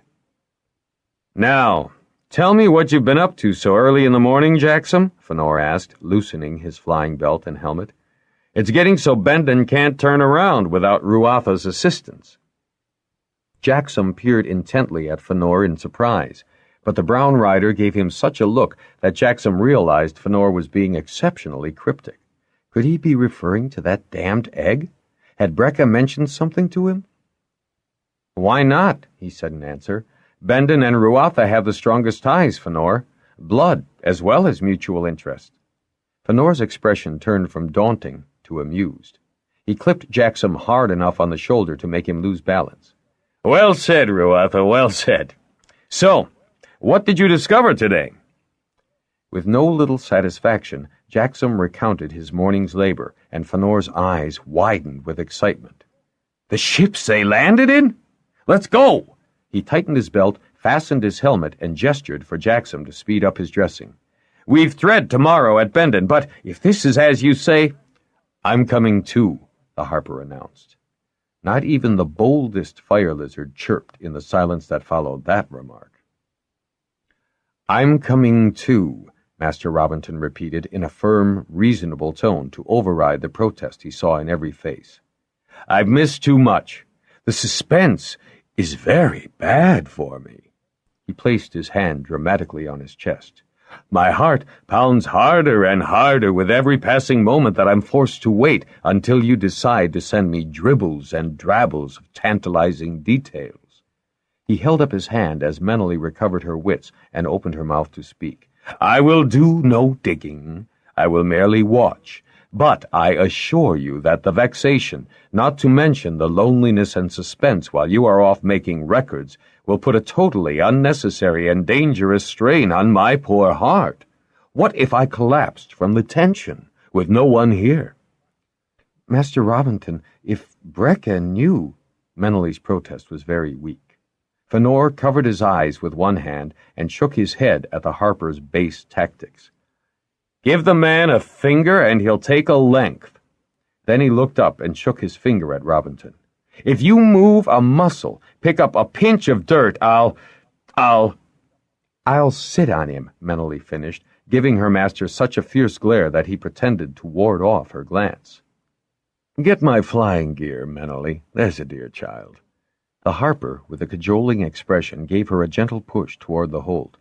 And my writing case from the work table in my study. I really will behave myself, Fenor, and I'm certain I wouldn't come to harm in such a short journey between. Mentally? He raised his voice to a carrying roar. Don't forget the half-sack of wine on my chair. It was bad enough yesterday being unable to see the plateau buildings. As soon as Menely returned with his requirements, the wine sack bouncing on her back, there was no more discussion.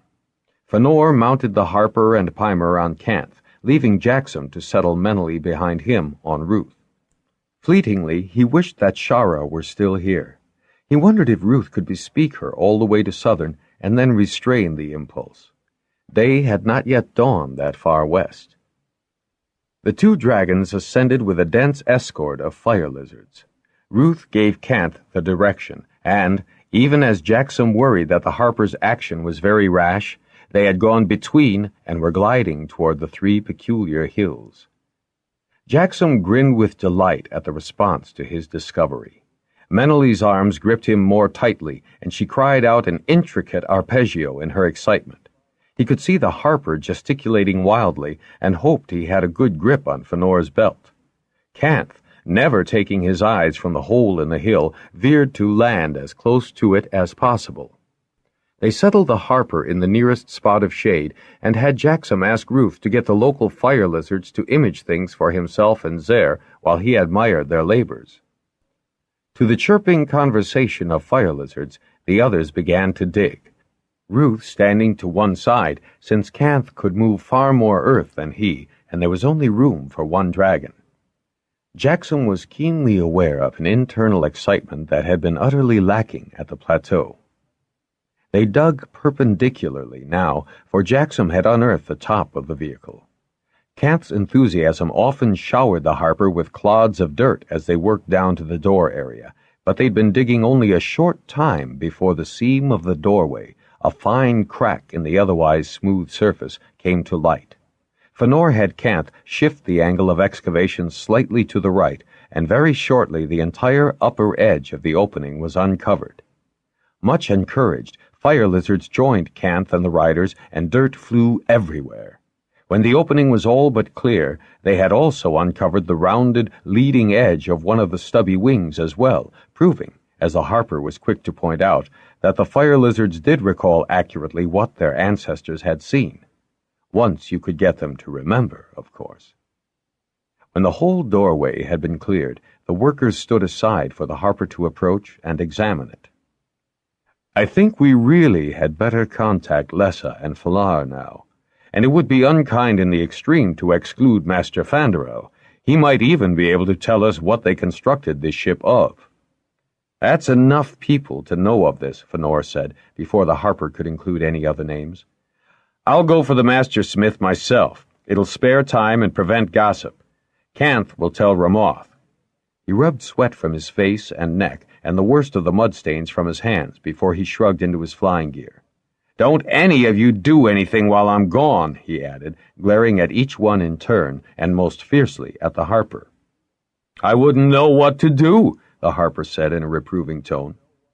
We shall take refreshment, he said, reaching for the wineskin and gesturing the others to sit around him. The diggers welcomed a respite and a chance to contemplate the marvel they were unearthing. If they flew in those things, if, my dear Pimer, no doubt obtains, they did. The fire lizards saw those vehicles land, Master Robinson said. I started to say that if they flew in those things, why didn't they fly them away from the plateau after the explosion? A very good point. Well? Perhaps Fanderel can answer, for I certainly can't, Robinson said truthfully, regarding the door with some chagrin. Maybe they'd need to take off from a height, the way a lazy dragon does, Menely said, casting a sly glance at Jaxom. How long does it take Fenor to go between? the harper asked with a wistful sigh, squinting up at the bright sky for any sign of returning dragons. Takes longer to take off and land. The Bendon Weir leaders arrived first, Canth with Fëanor and Fanderel only a few seconds behind them, so that all 3 dragons landed together. The smith was first off Canth, rushing to the new wonder to run reverent hands over the curious surface, murmuring under his breath.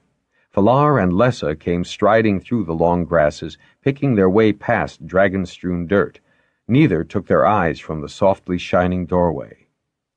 "Aha!" the smith cried in sudden triumph, startling everyone. He'd been examining the rim of the doorway minutely. "Perhaps this is meant to move." He dropped to his knees to the exposed right-hand corner.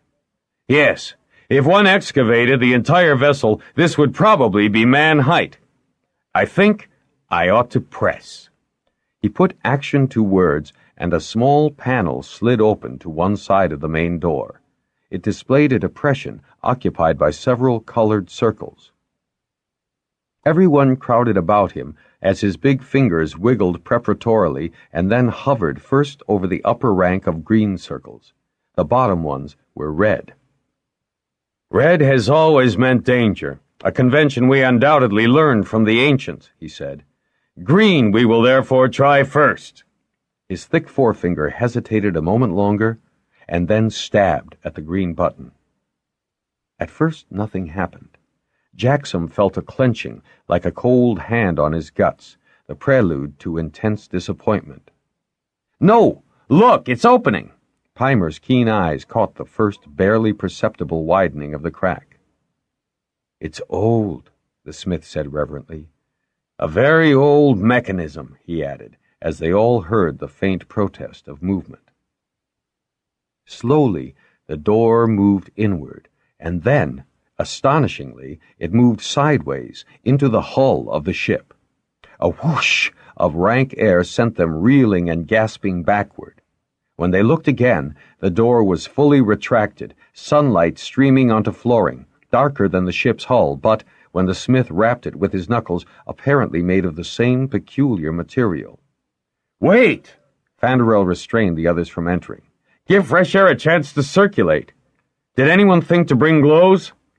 "There are some at the cove," Jaxom said, reaching for his flying gear and jamming his helmet on his head as he raced to Ruth. He never did bother to belt up, and the frigid moment of between was a shocking cooler after the exertions of digging.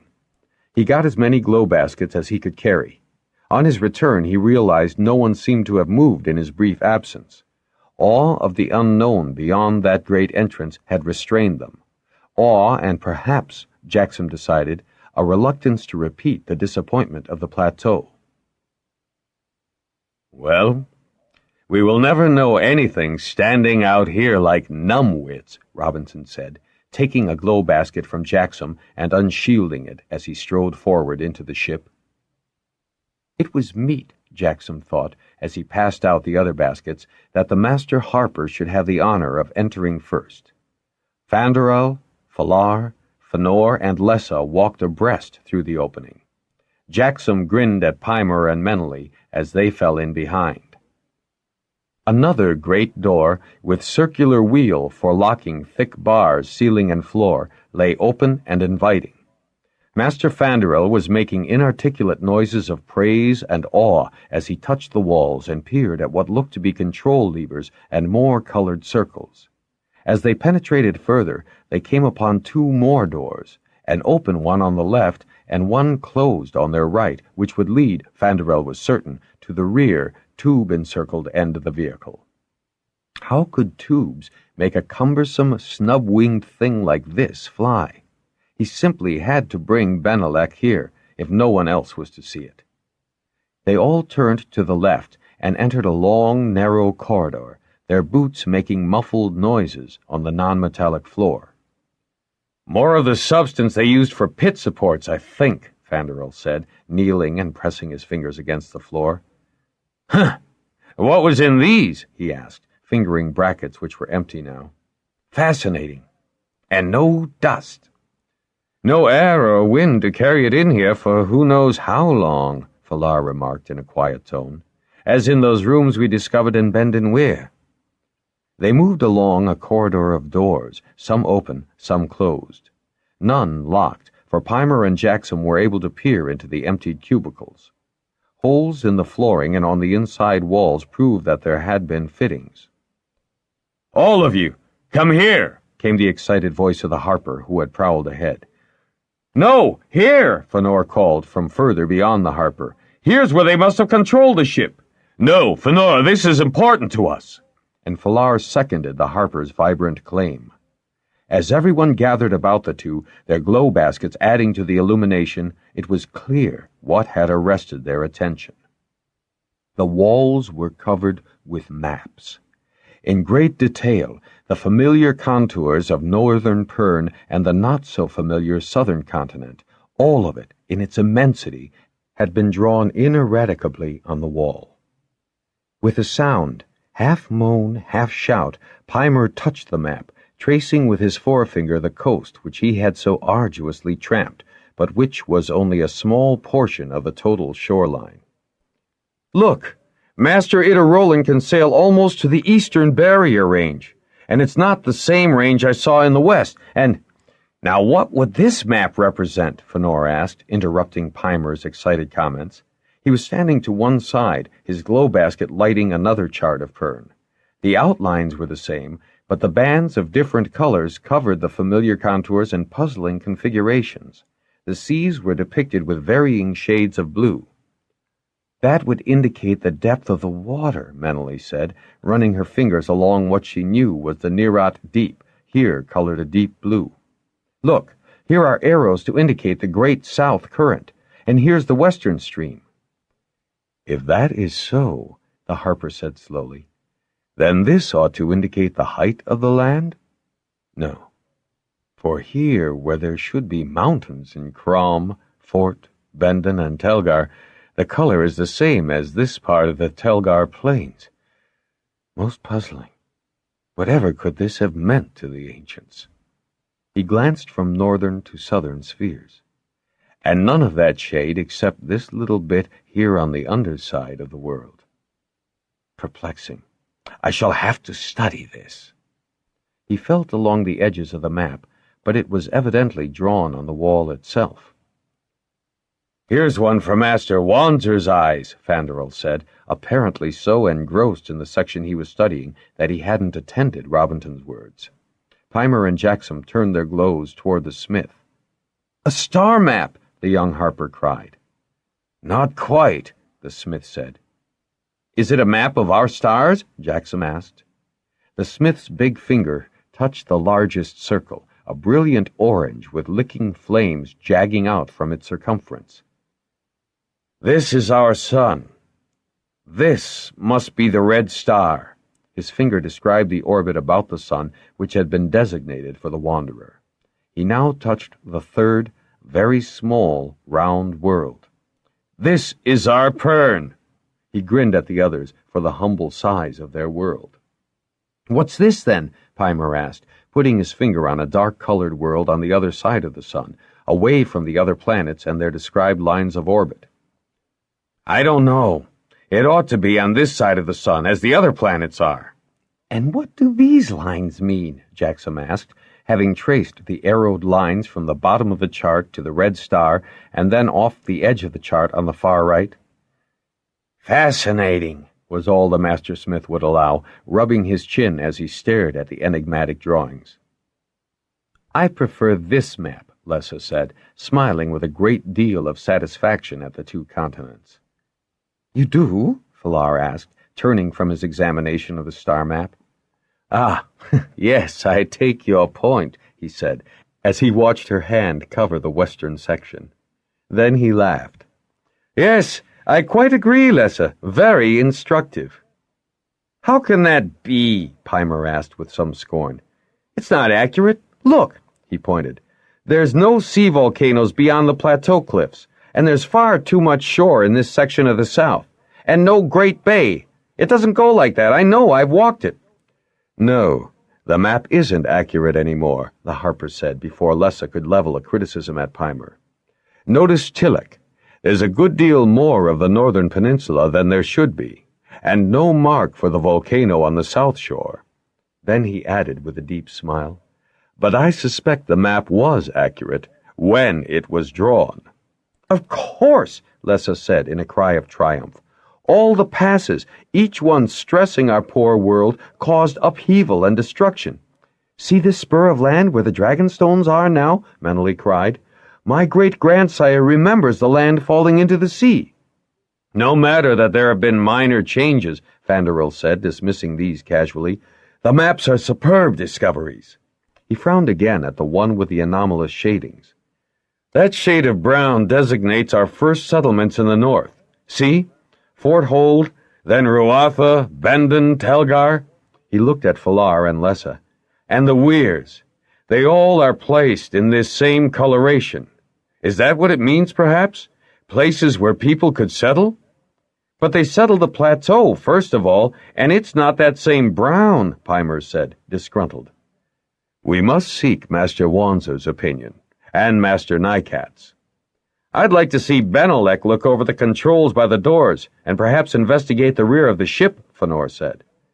"My dear brown rider," the smith said, "Benelek is very clever with mechanical things, but these—" His broad gesture indicated that the highly advanced technology on the ship was well beyond his apprentice's skill. "Perhaps one day we will know enough to fathom all the ship's mysteries," Falar said, smiling with intense pleasure as he tapped the maps. "But these are current and exceedingly valuable to us and Pern." He paused to grin at Master Robinson, who nodded his head in comprehension, and Lessa, who continued to smile, her eyes dancing with a mischief only the three seemed to share. "And for the time being, no mention is to be made of them." He was stern now, and held up his hand when Fanderel began to protest. "A short time only, Fanderel. I have very good reason. Wanzer must certainly see these equations and drawings, and Benelek can puzzle what he may. As he talks only to inanimate objects, he's no risk to the necessary secrecy I feel we must impose on these ships. Meneley and Pymer are harper-bound, and you've already proved your discretion and abilities, Jaxom." Falar's glance, direct and intense, caused Jaxom an inner pang, because he was certain then that the Bendon Weir leader did know of his episode with the dratted egg. "There's going to be quite enough to confuse Hold, Kraft, and Weir on that plateau without adding these riddles." His eyes went back to the broad expanse of the southern continent, and as he shook his head slowly, his smile and those of the Harper and Lessa increased. Suddenly, a shocked expression crossed his face, and he looked up. "Torek! He said he'd be here today to help excavate." "Yes, and Natan was to collect me," Fanderel said, "but not for an hour yet, or more. I was dragged from my couch by Fënor, and Southern is in Telgar's time area. Good! However, I want a copy of this map. Which of you three can we best spare today?" he asked. "Jaxom," the Harper said quickly. "He copies neatly, and when the rider came for Shara last evening, Jaxom had gone to Ruatha. Besides, it is wise to keep Ruth apart. The local fire lizards will bear him company here, and not chatter to Torek's trio." The matter was quickly decided, and Jaxom left with copying materials and all the glows. A screen of branches was contrived to hide the opening from any chance observer. Ruth was asked to entice the local fire lizards to him and hopefully get them to nap. Because the morning's exertions had tired Ruth, he was quite willing to curl up in the sun and sleep. The others departed to Cove Hold, and Jaxom began to copy this peculiarly significant map. As he worked, he tried to figure out why it had so pleased the Weir leaders and Master Robinson. To be sure, it was a gift to know the extent of Southern without having to walk it all. Was that it? Of course. Torek didn't know how large the southern continent was, and now the Weir leaders did. Jaxom regarded the whole peninsula, estimating how much Torek and his holdless men had managed to explore. Never could Torek, even with his hold swollen by younger sons from every hold and cothold in northern Pern, explore this vast continent. Why, even if he tried to hold as far as the western range in the south, to the great bay in the west. Jaxom smiled, so pleased with his deduction that he nearly smeared the line he was drawing. Should he mark in the Great Bay as they now knew it, or copy the old map faithfully? Yes, it was this one that mattered, and when Torek finally saw it... Jaxom chuckled, imagining with intense pleasure the chagrin which Torek would feel at first sight. 21. Next day at the mountain, Cove Hold, and the southern hatching ground. 15/10/21. I know what was originally conceded to Torek, Robinson was saying to the Bendon Weir leaders as they sat drinking claw at Cove Hold. To hold what he had acquired when the old-timers left the southern Weir, Flar amended. The purist would argue that, as the old-timers have not indeed all passed between, Torek may continue to extend his holding. Or secure the loyalty of others in holding, Robinson remarked. Lessa stared at him, absorbing his meaning. Was that why he was so amenable to settling so many holdless men? She looked indignant for a moment, and then laughed. Torek is a man we shall have to watch these next turns. I'd no idea he'd prove so ambitious. Far-sighted, too, Robinson said in a dry tone. He achieves as much by gratitude as by possession. Gratitude has a tendency to sour, Flar said. He's not fool enough to rely on that alone, Lessa said, with a rueful expression, then looked about her, puzzled. Did I see Shara at all this morning? No, a rider collected her last evening. There's illness at... Oh! The Harper's eyes widened to emphasize his surprised dismay. Now there's no fool like an old one. It never occurred to me to doubt that message. Yes, he'd use Shara and his other sisters. He has several daughters as well to bind men to him.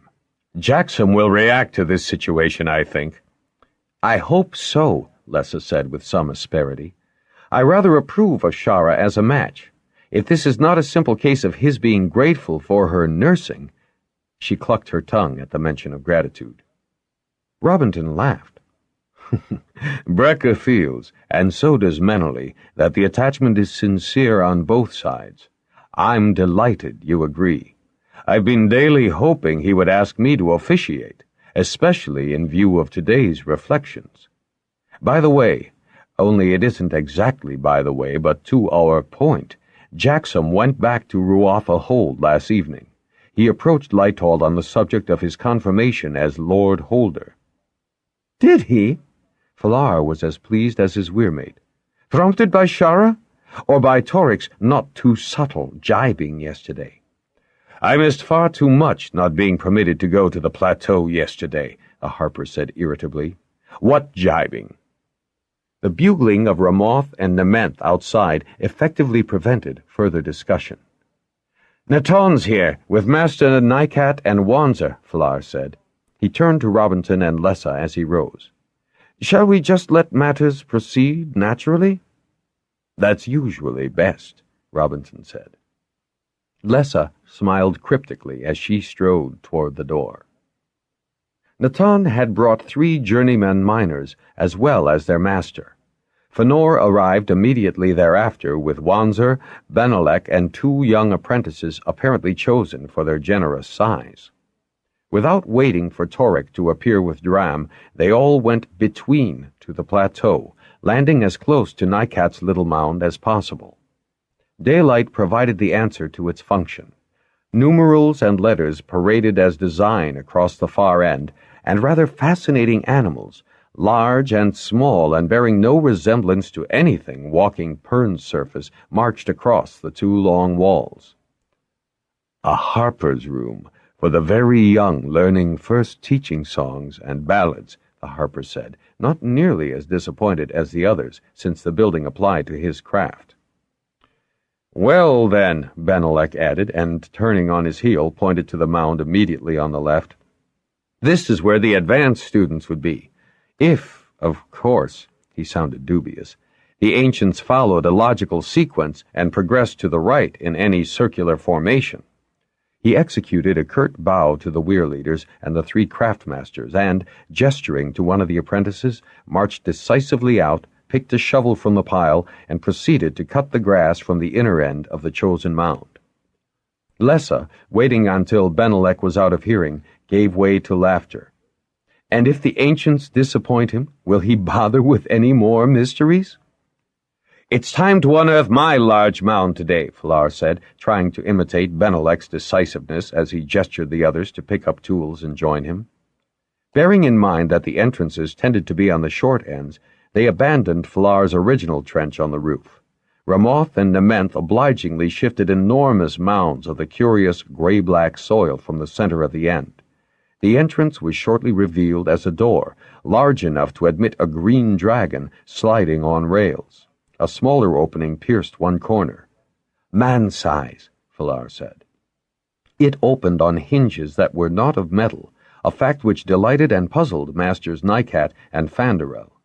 Just as they opened the small door, Jaxom and Ruth arrived. No sooner had they landed on the mound's top than 3 more dragons burst into the air. "Duram," Lessa said, "and 2 Bendon Browns that went south to help."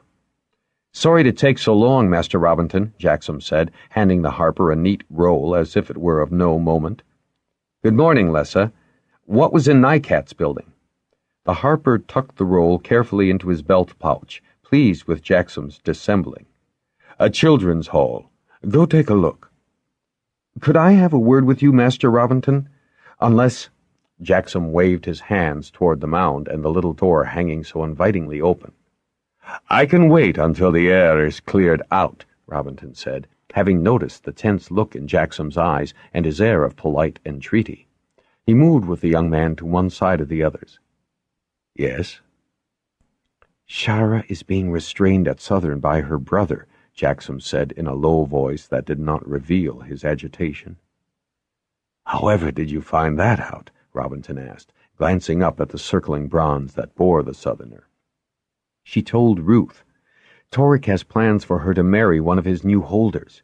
He considers the northern lordlings useless." There was a dangerous glint in Jaxom's eyes and a sternness to his features which, for the first time since Robinson had known the lad, gave him the look of his father Fax, a resemblance which afforded Robinson some small pleasure. "Some of the lordlings undoubtedly are," Robinson replied, amused. "What have you in mind, Jaxom?" he added, but there was no answering response to his drollery in the grim-faced young man. Somehow the harper had failed to appreciate the maturing that had occurred in Ruatha's lordholder during the past eventful 2 seasons. "I intend to get her back," Jaxom said in a quiet, firm tone, and gestured to Ruth. Torek forgot to reckon with Ruth. "You'd fly into Southern and just carry her off?" Robinson asked, trying to keep his expression straight, though Jaxom's romantic manner made it difficult. "Why not?" Suddenly the glint of humor was restored to Jaxom's eyes. "I doubt if Torek expects me to take direct action. I'm one of those useless northern lordlings." "Ah, but not before you receive some direct action yourself, I fancy," Robinson said in a quick undertone.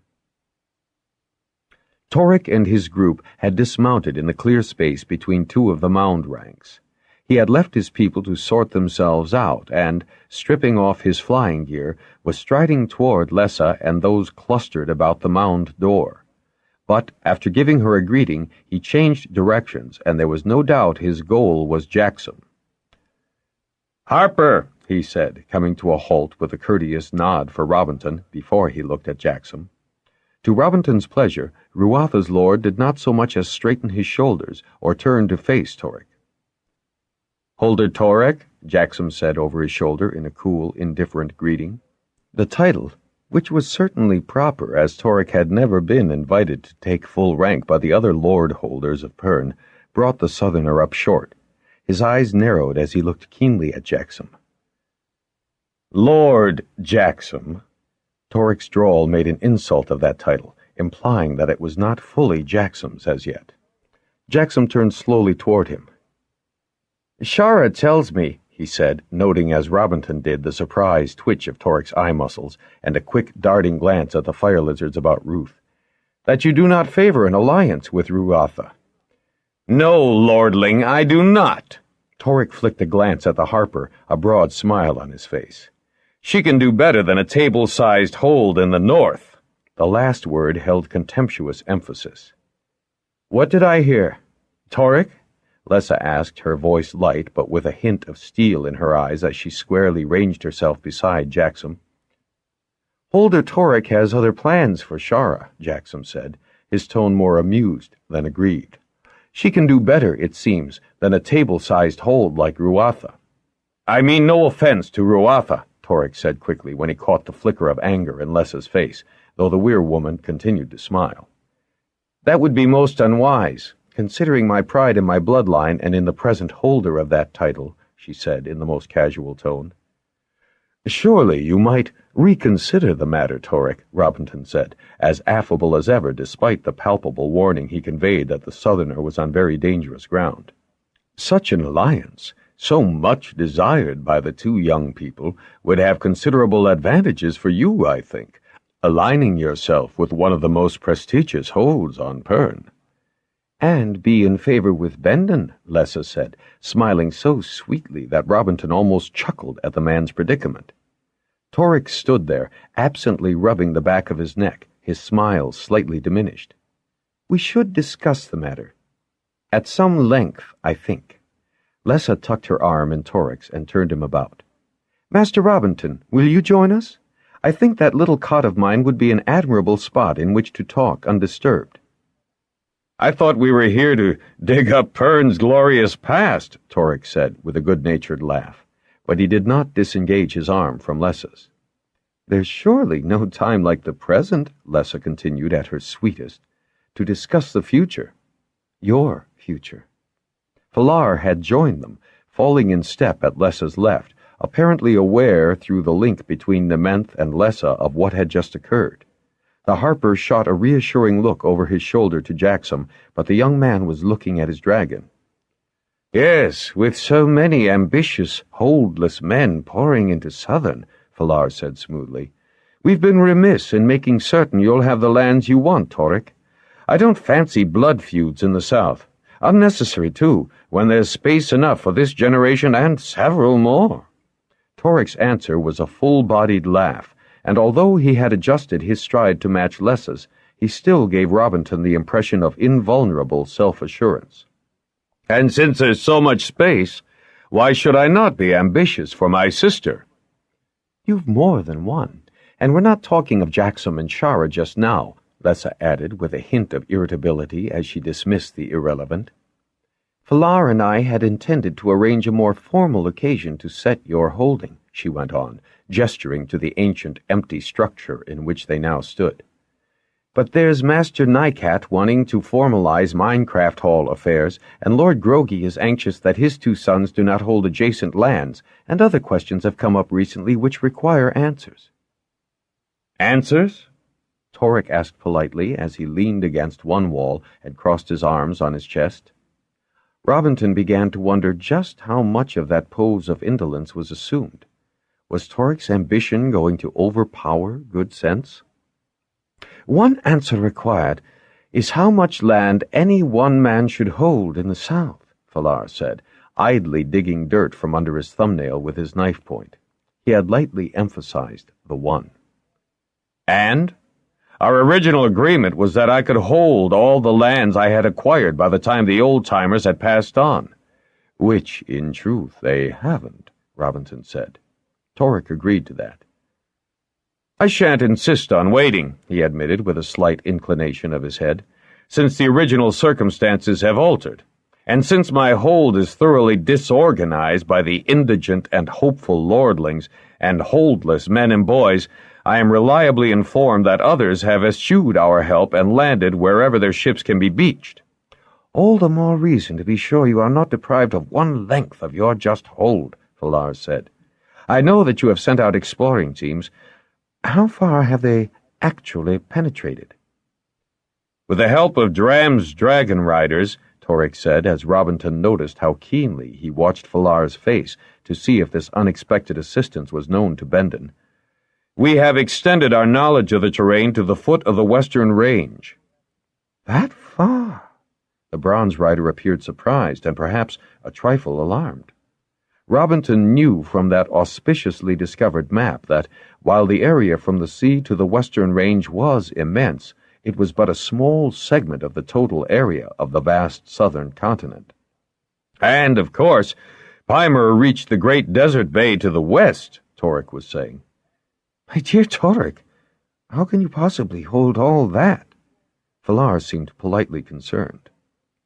I've small cot holders with burgeoning families along most of the habitable shoreline and at strategic points in the interior. The men you sent me these past few turns proved most industrious. Torek's smile was more assured. I suspect they have pledged loyalty to you in return for your original generosity? Falar asked with a sigh. Naturally. Lessa laughed. I thought when we met at Bendon that you were a shrewd and independent man. There's more land, my dear werewoman, for any man who can hold it. Some small holds could turn out to be far more valuable than larger spreads in the eyes of those who truly appreciate their worth. I'd say, then, Lessa went on, pointedly ignoring Torek's allusion to Ruatha's size, that you'll have more than enough to occupy you fully and to hold, from sea to western range to the Great Bay. Suddenly Torek straightened. Lessa had been looking at Falar, obliquely seeking his approval for what she granted Torek, so it was only Robinson who caught the full alertness, the look of intense surprise and displeasure in the Southerner's eyes. He recovered himself quickly.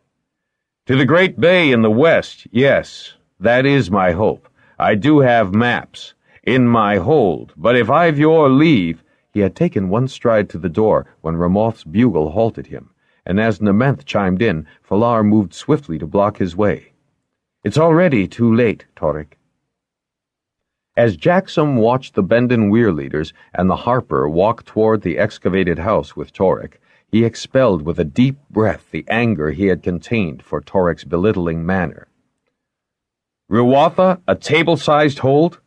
Indeed. Ruatha, the second oldest and certainly one of the most prosperous holds on Pern. If Lessa hadn't come then, he'd have shown— Jaxom took another breath. Torek had the height and reach of him. He'd have been slaughtered by the Southerner if Lessa hadn't interfered and saved him from sheer folly. It had never occurred to Jaxom that Torek might not be honored by an alliance with Ruatha. He'd been stunned when Ruth had informed him of Shara's contact, that she had been lured back to Southern, and told that Torek would not countenance a marriage for her in the north. Nor would Torek listen to Shara's avowal of a true attachment to Jaxom. So he had set his queen on her 2 fire lizards to keep her from sending messages to Jaxom. Torek hadn't known that Shara could talk to Ruth, something she had done as soon as she'd awakened that morning. There was a hint of amusement in Ruth's tone for the secret exchange. Jaxom waited until the 4 had entered the little dwelling before he moved to Ruth. Fly into Southern and carry her off, the Harper had said in jest, but that was exactly what Jaxom intended. Ruth, he asked in his mind as he closed the distance between them, are there any fire lizards of Torek's about you? No. We are going to rescue Shara. Where shall I tell her to meet us? We've only been to the hatching grounds in Southern. Shall I ask Ramoth? I'd prefer not to involve the Bendon dragons in this. We'll go to the hatching ground. That egg is coming in useful to us after all, he added, appreciating the irony of the situation as he vaulted to Ruth's back. Give her the picture, Ruth. Ask her if she can reach the place. She says yes. Let's get there, then. Jaxom began laughing openly as Ruth took them between. They came in low from the east, just as they had not quite a turn before. Now, however, the ring of warm sand was unoccupied, only briefly, for fire lizards swooped down in cheerful greeting. Torek's? Jaxom asked, wondering if he should dismount and search for Shara. She comes. Torek's queen is with her. Go away. You displease me, watching my friends. Jaxom had no time to be astonished by his dragon's fierce attitude. Shara, trailing a blanket which she was endeavoring to wrap about her thinly clad body, came running across the ground. She pelted toward him, her expression anxious, and she almost tripped on an edge of her blanket as she looked back over her shoulder. She says 2 of Torik's men are after her. Ruth half sprang, half glided toward Shara, while Jaxom leaned down, holding his hands out to catch her and swing her onto Ruth's neck. 2 men, swords drawn, came tearing onto the ground. But Ruth launched himself, leaving the 2 men swearing helplessly at them as the ground dropped away. The watch-dragon of the southern weir called out to Ruth, who replied in a greeting as he beat upward on the warm air. "I think your brother has miscalculated, Shara." "Take me away from here, Jaxom. Take me to Ruatha. I've never been so furious in all my life. I never want to see that brother of mine again. Of all the devious, misguided—" "We have to see your brother again, for I'm not hiding from him. We'll have it out in the open today." "Jaxom!" There was real concern in Shara's voice now. She clutched him tightly about the waist. "He'd kill you in a fight." "Our affair will cause no duel, Shara," Jaxom said with a laugh. "Bundle yourself well in that blanket. Ruth will take us between as quick as he can." "Jaxom, I hope you know what we're doing." Ruth took them back to the plateau, caroling a greeting as he circled down. "Oh, I'm frozen, but they took my flying gear away," Shara cried. Her bare legs on Ruth's neck were blue with chill. Jaxom leaned over to rub warmth into them. "And there's Torik, with Lessa, Falar, and Robinton." "And the largest of the Bendon dragons." "Jaxom!" "Your brother does things his way, I do them in mine. In mine!" "Jaxom!" There was surprise as well as respect in her voice, and her arms tightened again about his waist. Ruth landed, and when they had dismounted, he walked to Jaxom's left as the 2 young lovers went to meet the others. Torik no longer wore his customary smile. "Torik, you cannot contain Shara anywhere on Pern where Ruth and I cannot find her," Jaxom said after the barest of nods to the Bendon weir leaders and the harper. There was no hint of compromise in Torik's hard expression, nor did he expect it. "Place and time are no barriers to Ruth. Shara and I can go anywhere, any-when on Pern." A piteously crying queen fire lizard attempted to land on Torik's shoulder, but the man brushed her away. "Further, fire lizards obey Ruth, don't they, my friend?" Jaxom rested his hand on Ruth's head knob. "Tell every fire lizard here on the plateau to go away." Ruth did so, adding as the wide meadow was suddenly empty of the little creatures that they didn't wish to leave. Torik's eyes narrowed slightly at that show of ability. Then the fire lizards were back. This time he permitted his little queen to land on his shoulder, but his eyes held Jaxom's. "How did you know Southern? I was informed that you've never been there." He made a half-turn as if to accuse Lessa and Falar of complicity. "Your informant erred," Jaxom said, wondering if it had been Dorse. "Today is not the first time I've retrieved something from the southern weir which belongs to the north." He laid his arm possessively about Shara's shoulders. Torik's composure deserted him. "You!" He extended his arm, pointing at Jaxom. His face was a mixture of anger, indignant outrage, disappointment, frustration, and, lastly, a grudging respect. "You took the egg back. You and that... But the fire lizard's images were black." "I'd be stupid not to darken a white hide if I make a night pass, wouldn't I?" Jaxom asked with understandable scorn. "I knew it wasn't one of Tron's riders," Torik cried, his fists clenching and unclenching. "But for you to... Well, now." And Torik's whole attitude changed radically. He began to smile again, a trifle sourly as he looked at the Bendon weir leaders and then the harper. Then he started to laugh, losing anger and frustration in that laughter. "If you knew, lordling," again he pointed fiercely at Jaxom, "the plans you ruined, How many people knew it was you?" Now he did turn accusingly on the Dragonriders. "Not many," Robinton said, wondering quickly if indeed Lessa and Falar had ever guessed. "I knew," Shara said, "and so did Brekka. Jaxom worried about that egg the whole time he was fevered." Her gaze on his face was proud. "Not that it matters now," Jaxom said. "What does matter is, do I now have your permission to marry Shara and make her lady of Ruatha Hold?" "I don't see how I can stop you." Torik's broad gesture of frustration took in the people and the dragons. "Indeed you couldn't, for Jaxom's boast about Ruth's abilities is valid," Falar said. "One must never underestimate a Dragonrider, Torik." Then he grinned without softening the implicit warning. "Especially a northern Dragonrider." "I shall bear that firmly in mind," Torik said, the intensity of his big voice indicating his chagrin. The affable grin reappeared on his face. "Especially in our present discussion. Before these impetuous youngsters interrupted us, we were discussing the extent of my hold, were we not?" He turned his back on Shara and Jaxom and gestured to the others to return to their temporary hall. Afterward. Spring had come again to northern Pern and Ruatha Hold. Once the winter's damages had been repaired and the first crops set, there had been great business on the hold itself.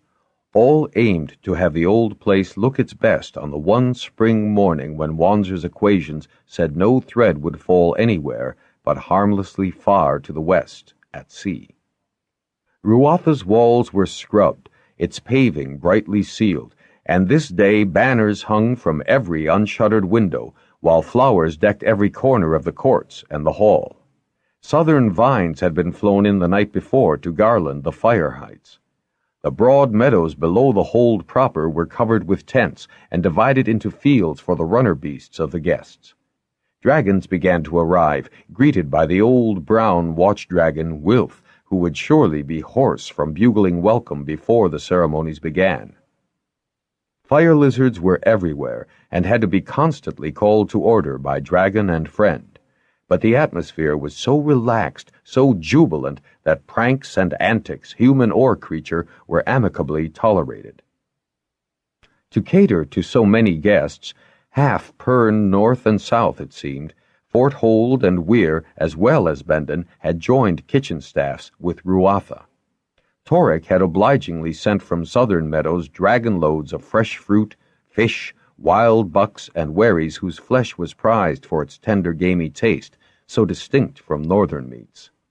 Great roasting, baking, and steaming pits had been in operation since the previous evening, the aromas commingling to set mouths watering. There had been festivities the night before, dancing and singing until early morning, for traders had arrived well in advance, no one minding the multiple uses of this occasion. Now more people poured up the roads, flew down from the skies as the momentous hour for the ceremonious confirmation of the young lord of Ruatha Hold drew close. "The harper comes," Ruth told Jaxom and Shara as the white dragon pushed open the doors of his weir and stepped into his courtyard. Jaxom and Shara, in the main room of their ground-level apartment, heard his joyous bugle of welcome, just as if he hadn't said good night to the harper in the early hours of that morning. "Leoth says for you to wait here. Harper and Natan want to speak to you without other ears." Jaxom turned to Shara in surprise. "Oh, it can't be anything untoward, Jaxom," she said, smiling. "Master Robinson would have told us last night. I still think that tunic is too tight across your chest." "All the spring digging at Ship Meadow, my love," Jaxom said, inhaling so that the fabric of his brown tunic strained at the seams. "If you split this new material, you'll have to wear it mended." She smiled as she spoke her scold, then kissed him. Shara's kisses were to be enjoyed whenever possible, so he held her tightly. "Jaxom, I will not go must to your confirmation." "Ramoth and Nemonth are here." Ruth rose on his haunches to bugle a sufficiently honorable greeting. "You'd think he was the one being confirmed as Lord Holder," Shara said, her rich voice filled with laughter. "It's been a joint effort," Jaxom said, grinning broadly. He hugged her swiftly just once more, relieved that the winter's uncertainty had given way to spring. He'd never been busier. Managing the hold and delving into the ancient mysteries of the plateau and the ship meadow whenever he could spare a few hours. Lytol, as Jaxom had hoped, had found himself tremendously involved in the excavations, spending more and more time with the harper at Cove Hold. With his confirmation now a certainty, Jaxom had been admitted to the inner councils of the Lord Holders, as much because of his association with Torek as his own rank. Jaxom doubted that Torek would tolerate much more of the conservatism that dominated the Lord Holders' attitudes to anything. Lerad of Telgar Hold, Asganar of Lemos, Begamon, and Sigomel seemed more of Torek's mind, and Jaxom found himself willing to be ranked with them rather than side with Grogi, Sangel, and some of the older men. Some of the old Lord Holders simply didn't understand the needs of today, nor the call of the vast southern lands with their infinite variety and challenge. Today's formalities were token and excuse for a gathering of weir, craft, and hold, a festival of the end of the cold months of the turn, a happy day when no thread fell on any part of Pern.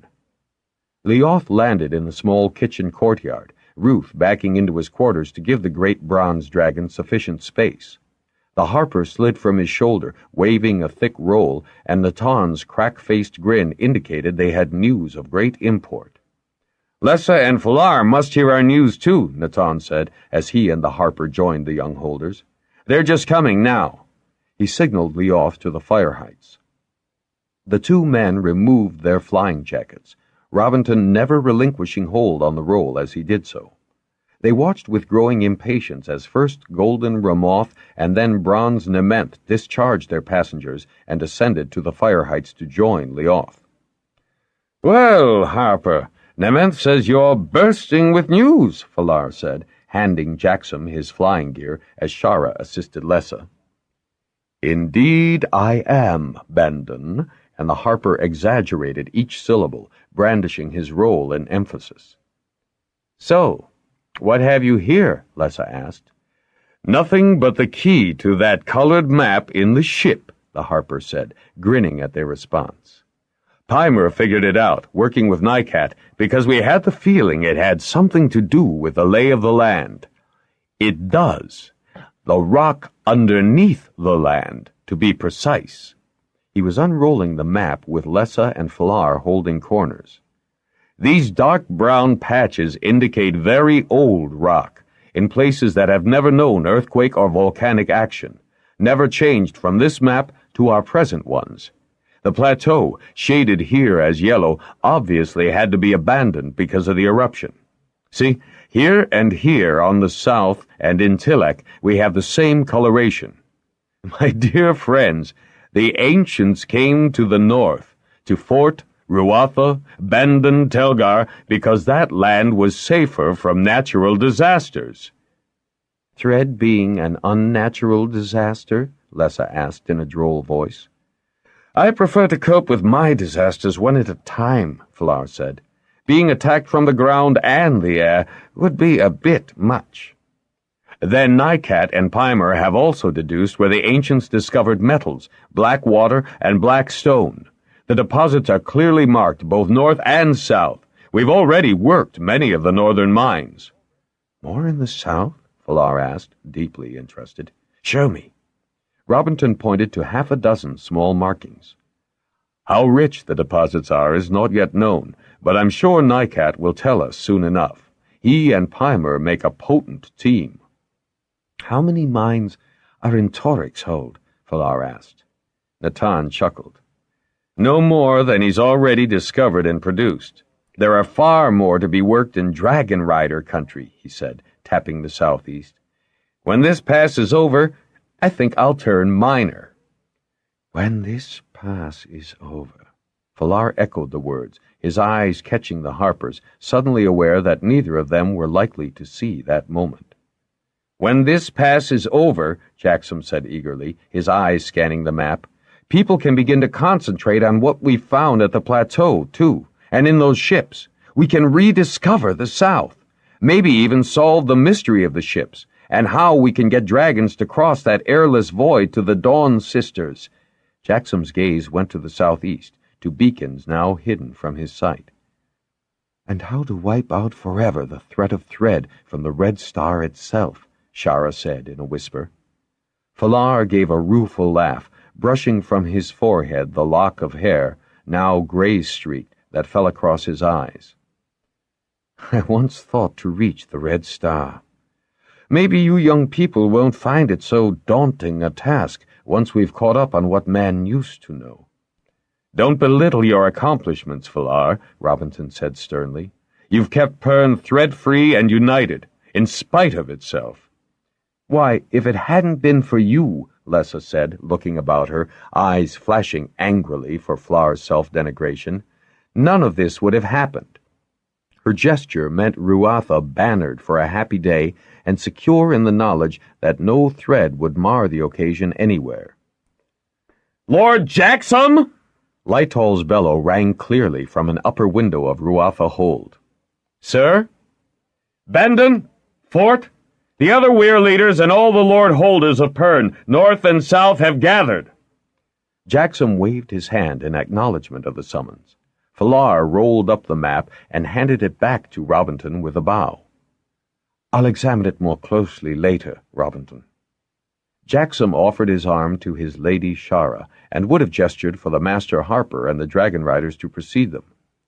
By no means. It's your day, Lord Jaxom of Ruatha Hold, the Harper said, and he bowed low, his arm coming up with a flourish to indicate the honor of precedence. Laughing, Jaxom and Shara strode out into the court, Natan and Robinson behind them. Falar presented his arm to Lessa, but she had turned her eyes about the small kitchen courtyard, and it wasn't hard for the bronze rider to sense her thoughts. It's your day too, Lessa, he said, taking her hand to his lips. A day your determination and spirit made possible. He turned her into his arms and made her look up at him. Ruathan blood holds Ruatha lands today. Which proves, she said, pretending to be haughty though her body was pliant against his, that if you try hard enough and work long enough, you can achieve anything you desire. I hope you're right, Falar said, unerringly turning his gaze toward the red star. One day, Dragonriders will conquer that star. Bandon! The Harper's roar startled their private moment of triumph. Grinning like errant children, Lessa and Falar crossed the kitchen courtyard and raced up the steps to the great hall. The dragons on the fire heights rose to their haunches, bugling their jubilation on this happy day, while fire lizards executed dizzy patterns in the thread-free sky. We hope you have enjoyed our presentation of The White Dragon by Anne McCaffrey. Copyright 1978 by Anne McCaffrey.